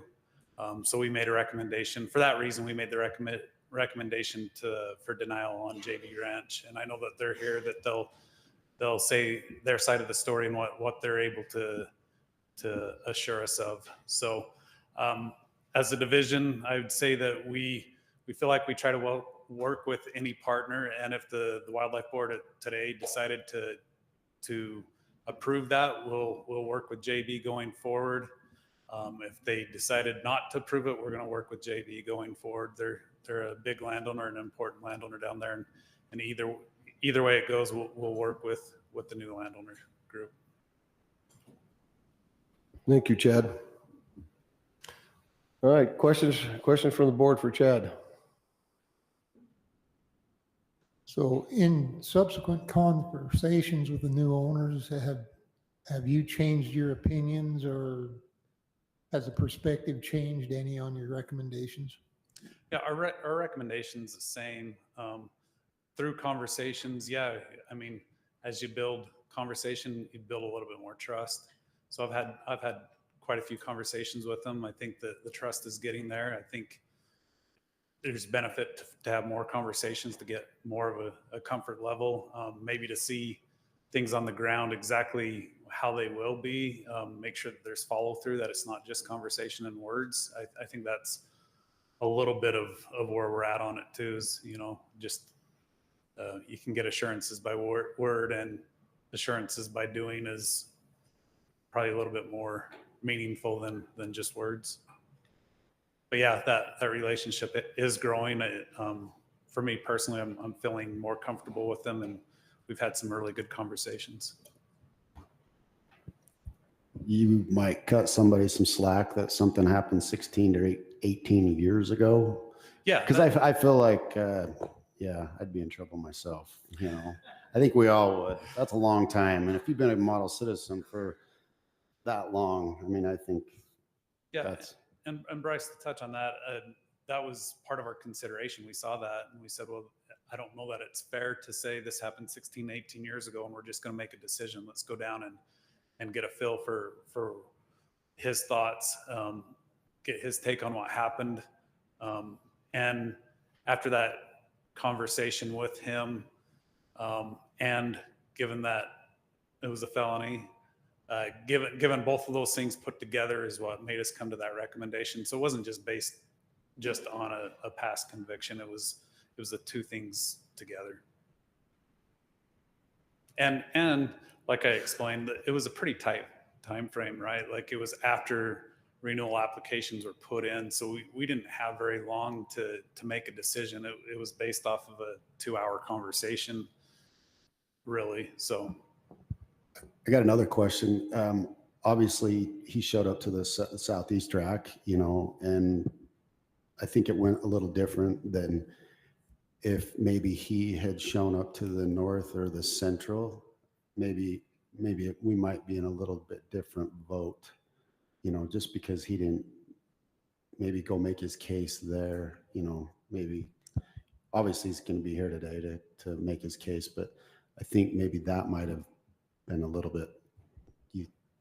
Yeah, is that fair? I think that's fair. He did send out a letter to the RACs, but that letter didn't hit the Northern or Central region.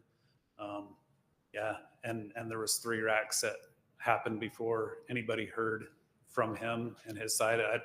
I don't want to speak for any of the RACs and if that would have changed the way they felt or thought about it. And yeah, generally we hear the concerns from that specific region, and that's what happened on this one. So I think it's fair to take that into consideration, that how RACs voted may not have been the same. They just didn't hear both sides of the story. So that's my only, you know, that if everybody would have heard both sides of the story, it might have been a little bit.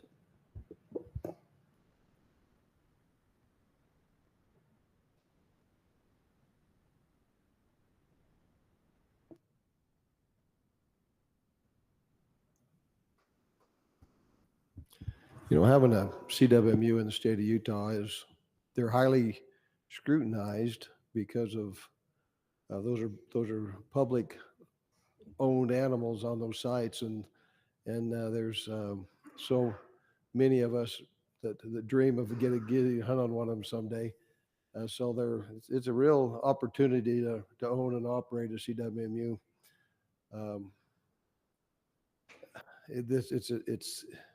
And so I think to have one is, you know, I think a lot of us would really like to do that.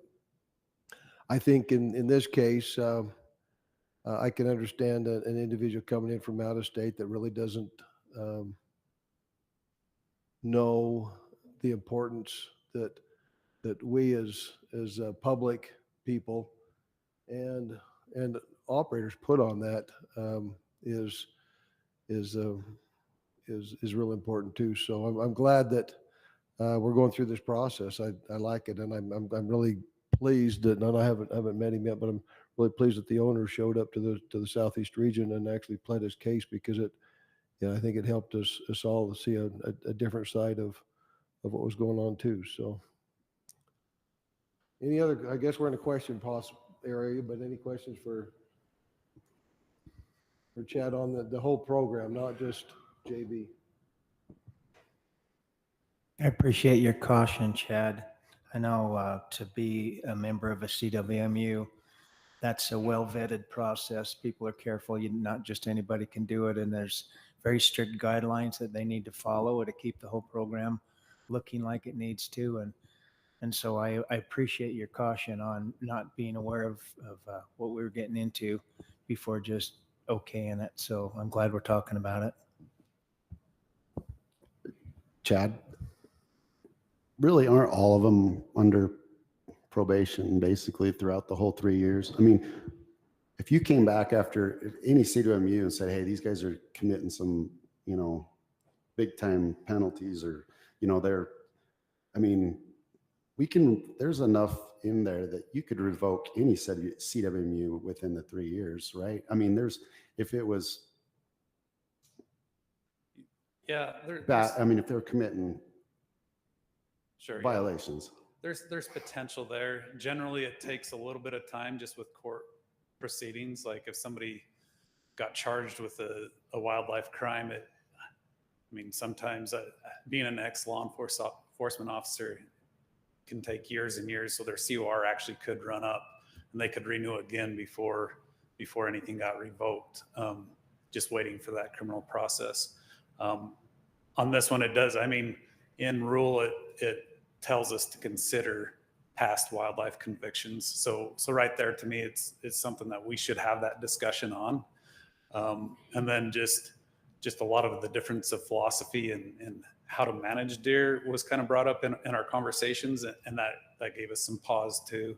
So really, Bryce, like you're right. And on this one, we just felt more comfortable to see if there was a good working relationship that we could build beforehand to have some assurances that it was going to go right before the renewal. And that's kind of where we stand.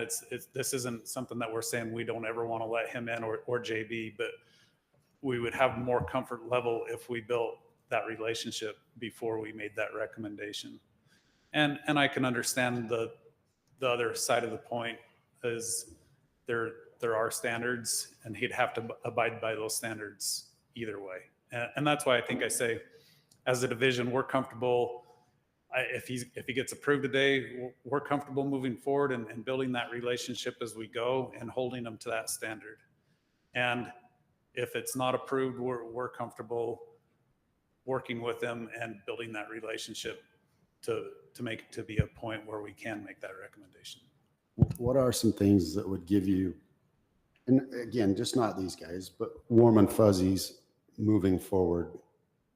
I mean, what are some conditions, you know, that you would like to see? I mean, like, yeah, be part of the CWMU program, go to the meetings. I mean, what? At this point, it's so I've had enough conversations with Robert. He's assured me, he said, we'll do everything that you want to do. And part of it is just knowing that there's a lot of the conversations we had were just such different management styles. And we got a feeling that the way that it was managed in his states that he's operated is more his core belief than how we operate things here. Some of that stuff's feeding or what's provided to elk, some of those conversations. And so for us, it's more seeing that those management styles in other states aren't carried over to here and having that proof of showing that he's really not just by word saying I'll do it, but by action will do it. That's kind of where we ended on it for me.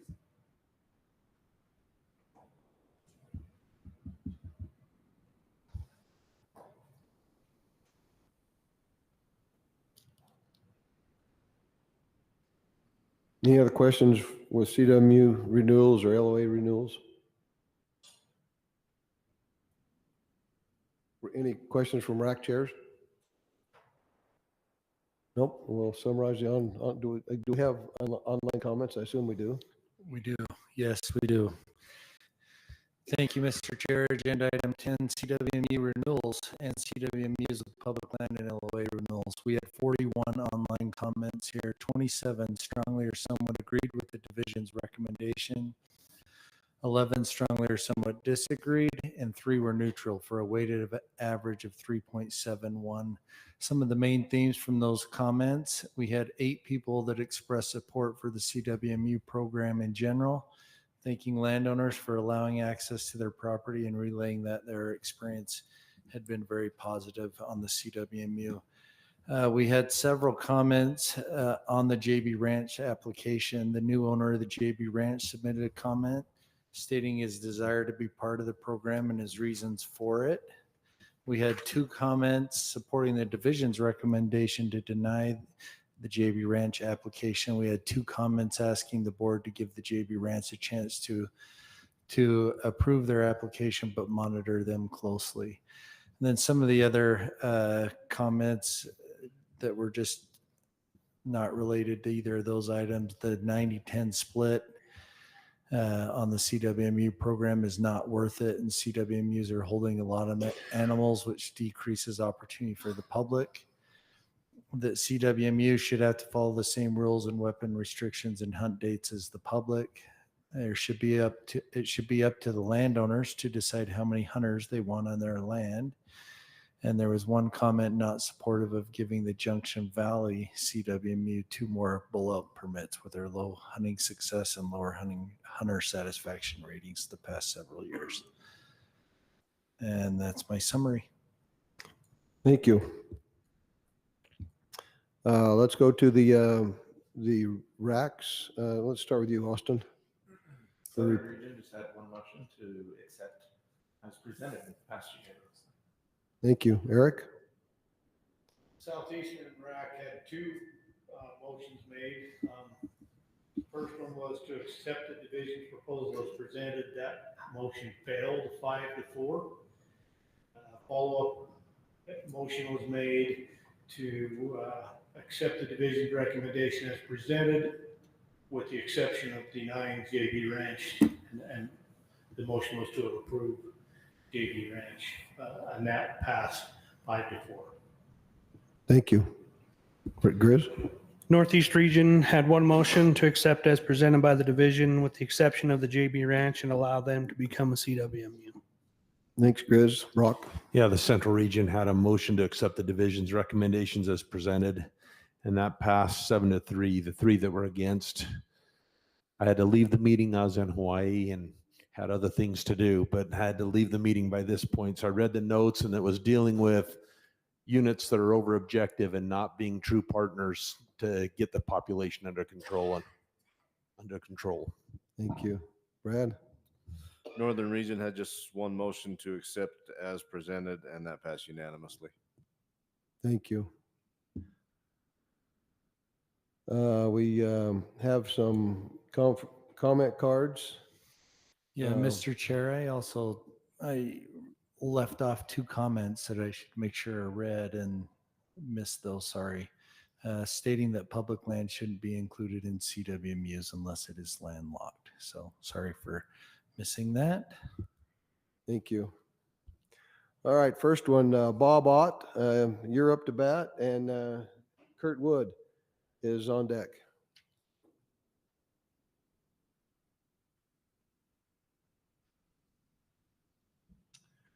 Good afternoon. A pleasure to speak on this subject as representing the Utah Limited Entry Landowners Association.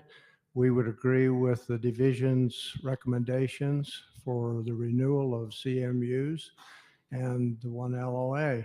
We feel that these are very important relationships that we have for the benefit of wildlife in the state and for the benefit of the hunting community. Thank you. Thank you, Bob. Kurt, and then Justin Oliver. Kurt Wood, just representing myself. I would like to speak in behalf of the JB Ranch. First off, I appreciate all of you board members. I know you take a lot of time and effort. This is a tough job, and appreciate you guys' willingness to be here and to be the process. Speaking as an individual, I work with a group, Hunts for the Brave. We have an opportunity to take some veterans on various trips for the last 12 years. The JB Ranch has been great enough to grant us a elk tag to hunt on their ranch. It's been a great experience for so many people who are in need. As well as the JB Ranch has been at the top of the CWMU program for, as far as I know, the whole time. The previous owners have owned that. I've met Robert, know him, and been working with him, and I'm confident that he's going to abide by the rules. I don't think it's wise for the state of Utah or the division to manage on mistakes that might be made in the future. I think we have a better opportunity to see how good of a partner he's going to be if they're part of the program. And I think it's a good effort to accept them in, and I appreciate that. Thank you, Kurt. Justin, and then Robert Eisenhower. Yeah, Justin Oliver representing myself. I too have had the opportunity over the last 12 years to spend a week in the fall on the JB Ranch. It's a beautiful place. I'm here to advocate that you allow the JB Ranch to be included in the CWMU Association this year. I believe the only people who will lose if it is not included in the CWMU program this year is the public.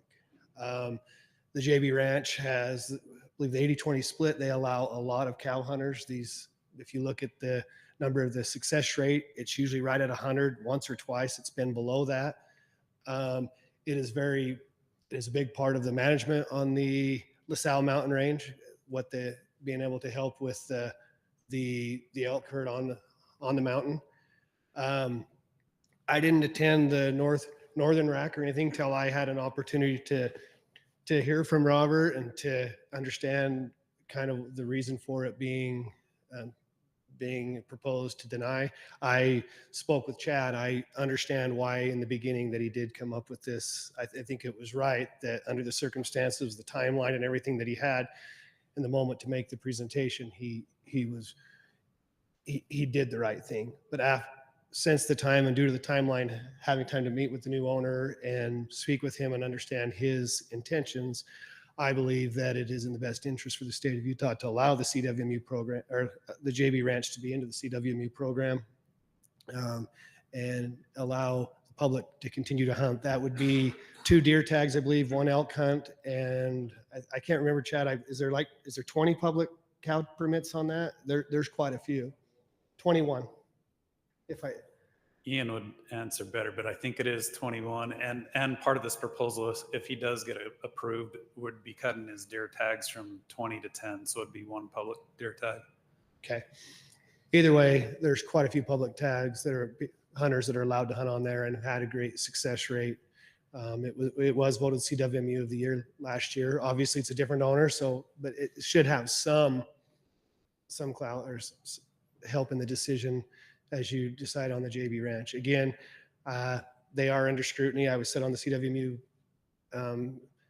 Rule Committee last year. It is a very coveted and important, CWMUs should be scrutinized and looked over and watched. And I think since the time of the proposal that has taken place, and you'll have an opportunity to see Robert work well and be a good partner. He's agreed to do so. And if there's along the way, if you see that he is not, at that time, he could be denied. And that's what I have to say. Thank you, Justin. Robert?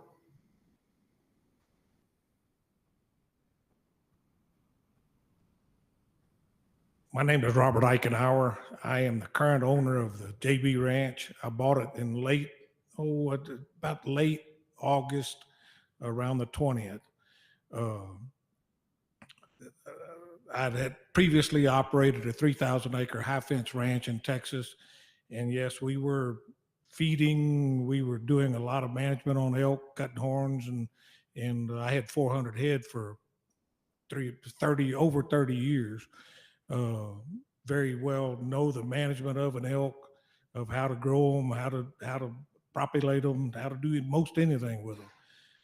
But when I bought this place up here, I sold matter of fact, I had a wildlife conviction 20 years ago. I served my 18 months while it was 18 months in federal prison. It turned out to be 1 year and 1 day after it was all said and done. It was for movement of white-tailed deer. We transported thousands of elk, killed thousands of elk, and never had a problem with elk. It was only on one white-tailed deer that I had a violation with. And like I said, I served that term 18 years ago. I've been out for 18 years. But on the JB, we're trying to get Tony Gaglio to come back and manage the CWMU stuff of it. And if not, I'll get somebody that's very well aware of how to do the CWMU. And I know that the CWMU the JB was a top tier CWMU, and we want it to continue like that. When I was talking to the wildlife officials, I had no idea that it was a discussion of trying to get into the CWMU at that time. I thought it was just a discussion of what my background was. And so I brought feeders up here. I brought everything up here at that time. I just thought it was the thing to do. And overall this process, I have learned that, that the state of Utah does not want to be fed, does not want this, does not want that. And I'll give you my word that I will not do it. Put me back into the program. Let me keep it a top tier unit. We'd like to give it back to the veterans, and I'd like to give it to the Make-A-Wish Foundation. We used to give quite a bit of stuff away in Texas to the Make-A-Wish Foundation, and I've met Kurt, and we'd like to give some back to the veterans too. So, like, again, please allow me to come back into the CWMU, and I promise you could put me on probation. You're going to be in there. There's people going to be in there rotating in and out of there all the time anyway. So if I'm violating the law, surely to God, somebody would report me. So I wouldn't worry about that. But anyway, please put me back in there. Thank you, Robert. Appreciate you coming today too. Thank you. If you got any questions, I'm here to ask. Okay. Okay, that's the rest of our comment cards we have. So, Troy, did you have a comment on this one? You didn't, did you? Okay. All right, then we'll bring it back to the board for discussion. Well, just to summarize, I guess we had 3 regions to approve the presentation as presented, and 2 to approve as presented with the exception of they want to approve the JB Ranch as a CWMU. So it's kind of a 3-2 thing there. Okay, bring back the board for discussion.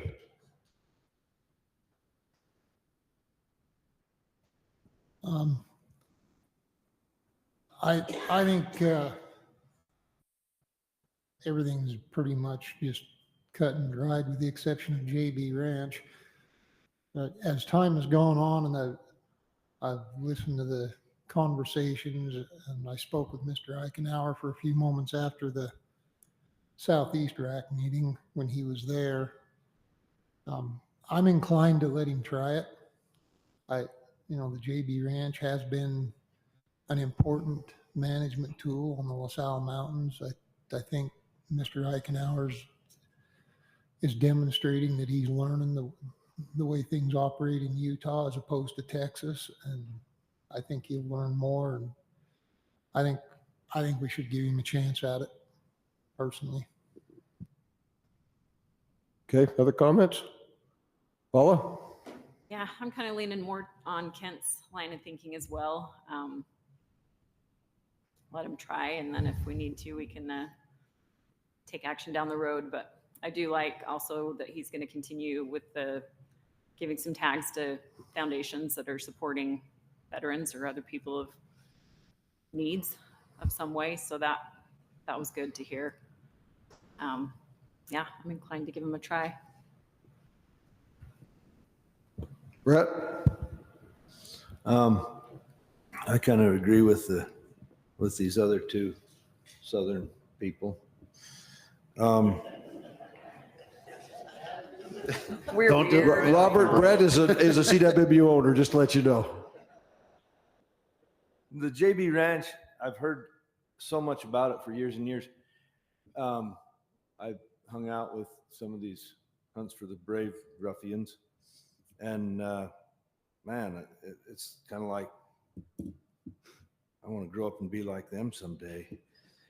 I'd have to grow some, Troy. Yeah. But anyway, it's always been kind of something that I've looked up to and look forward to working with these people because of the reputation of places like that. And we got a new owner. He's learning things. And if you didn't know, then Texas is the only other state in the union other than Utah that has unlimited lion take. Just, anybody that cares about that. So anyway,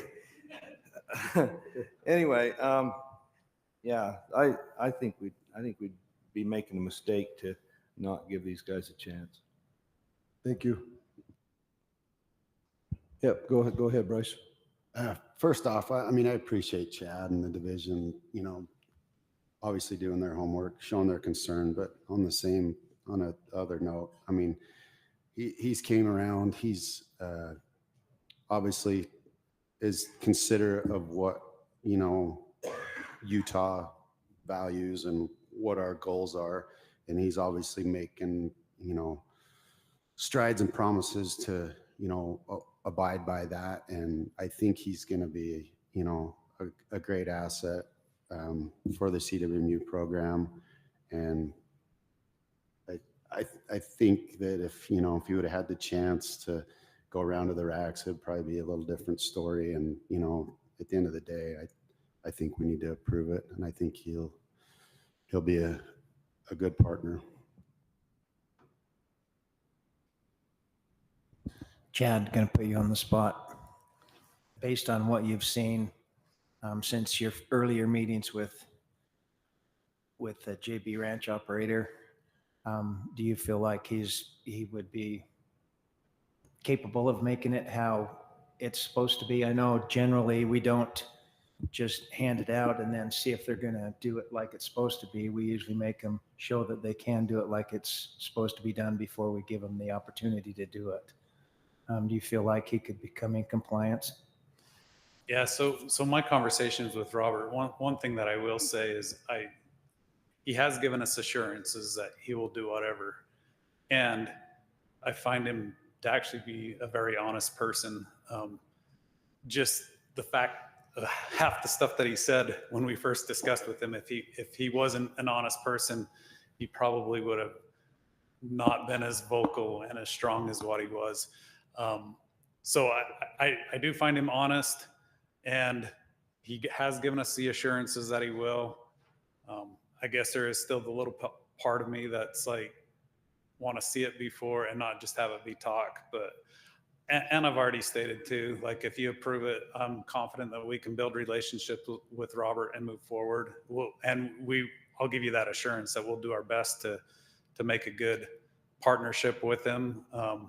Bring him along. I did like him saying, we've talked about this in the past, but if we can find somebody that's been in Utah to operate it, I think that gives us a little bit of an extra layer too of somebody that we know will give the proper guidance down there too. And I know he's trying to do that. So if you do it, we'll make it work, and he'll have every opportunity. And if he messes up, we might be back here. But yeah, I mean, if you vote for him to go on, we'll make it every opportunity to make that happen and make it work and build a good partnership. Thank you, Chad. And and I'm inclined to. I'm inclined to let him have this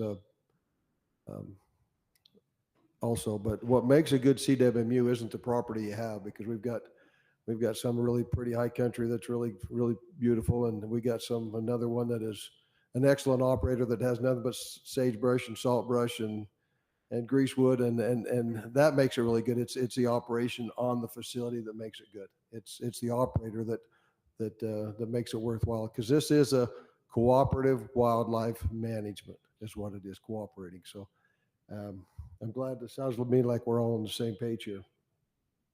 So with that in mind, does anybody have anything else they want to discuss before we make a motion? I will entertain a motion. Mr. Chair, I'd make a motion that we approve the JB Ranch renewal. Can we include the balance of that in that motion? Yeah. The balance of the, The balance of the CWMU and the LOA recommendations. okay. Second. We have a motion by Kent, second by Bryce. Any discussion? Kent, start with you. Yes. Yes. Yes. Yes. Yes. Motion carries.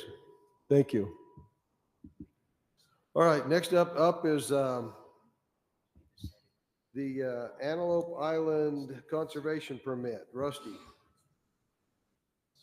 Thank you, Chad. Rusty, I know this one I don't believe went through the RACs. I don't believe we have any public.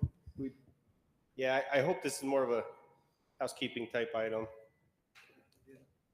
But yeah, basically, with the recommendation to reinstate the Antelope Island Bighorn hunt as a new hunt, now that that's been approved, which we're excited to see that back, to be able to hunt bighorns on that island. We're super excited for that. But with that hunt, in accordance with administrative rule, there's a permit associated with that hunt that gets auctioned off at the Expo every year. And so with that, the division is requesting the board authorization to allocate that permit at the 2025 Expo. Since we're kind of late to the game, the conservation permits have already been set and that type of thing. We're requesting authorization to add that to that and allocate it at this year's Expo. Okay, thank you. This is one that did not go through the public process. This is, so we don't have any, we won't have any RAC chair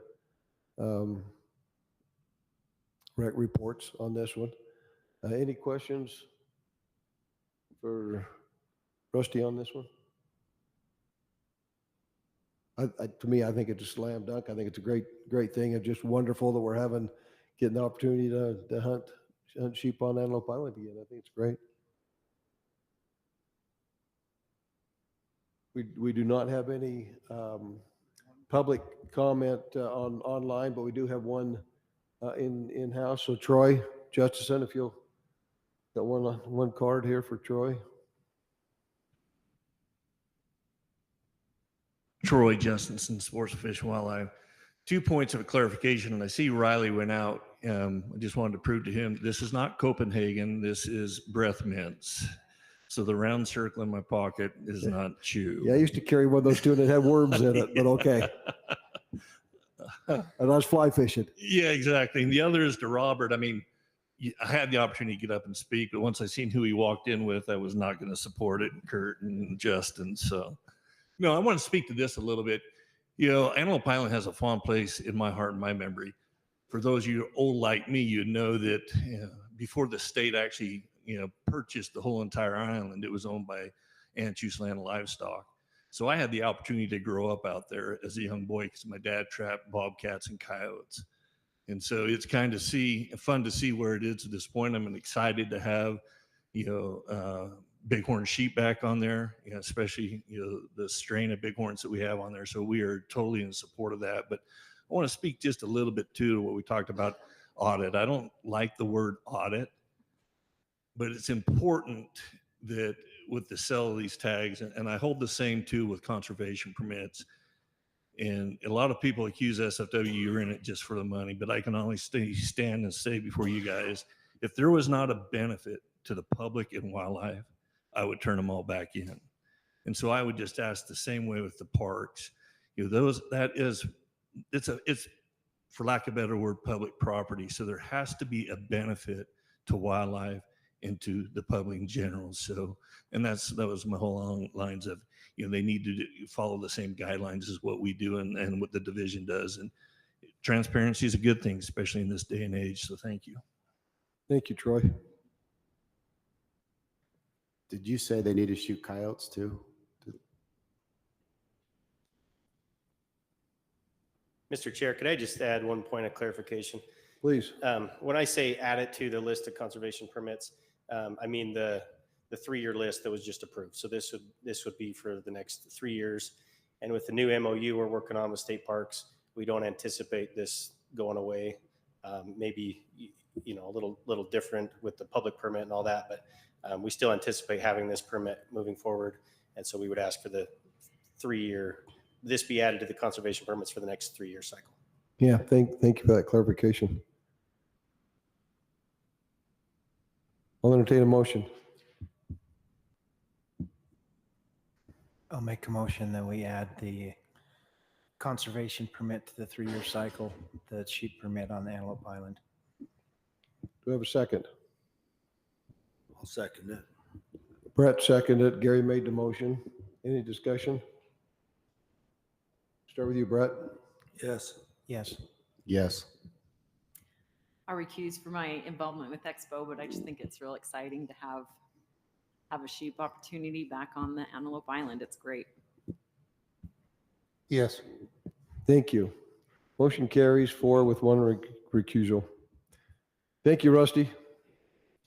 Okay, item number 12, residency amendment. Lindy's back up.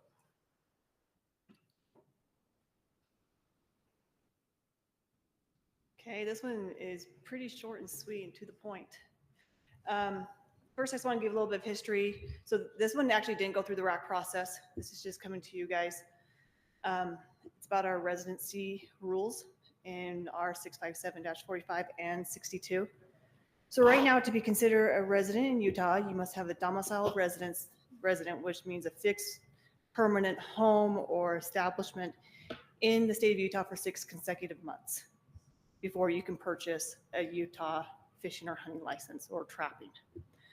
And you cannot claim residency in any other state for those purposes. So currently, when you apply for a hunting permit, we consider your residency at the post date of when you apply. So for example, the big game application, you can apply in March and we take the residency date as the May 15th, so the post date of the draw. This has caused confusion among our hunters and for law enforcement for many, many years. At the 2024 legislative session, the definition was modified to make it where you have to claim residency at the time you apply. So it's the day that you apply in the application or when you buy the license. So I'm here today to propose some rule amendments to R657-45 and 62 to align our residency rules with our new current statute.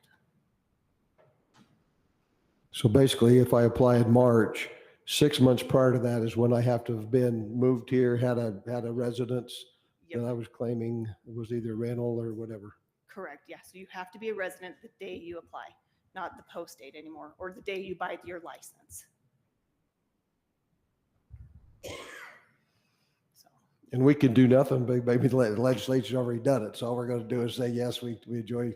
Yeah, sorry. What's been done. Yeah. Unfortunately, this was an oversight and it's missed back, a couple months ago. But we're here to just align those rules with the current statute to make sure everything is the same. Okay. Any other questions for Lindy? We do appreciate you being last today. Last the best of all the game. There you go. All right. I'll entertain a motion on this one. Motion to approve the residency amendment to bring our rules in line with state statute. Do I have a second? I'll second it. Motion by Kent, second by Gary. Any discussion? Let's start with you, Kent. Yes. Yes. Yes. Yes. Yes. Motion carries unanimous. Thanks, Lindy. Okay, anything else we need to discuss before we adjourn? Otherwise, I call for a motion to adjourn. So moved. Do I have a second? I'll second it. All in favor, raise your hand. All right. Thank you. Thanks everybody for being here today too, and especially division. And Jay, this was your last one, bud. Thanks. No.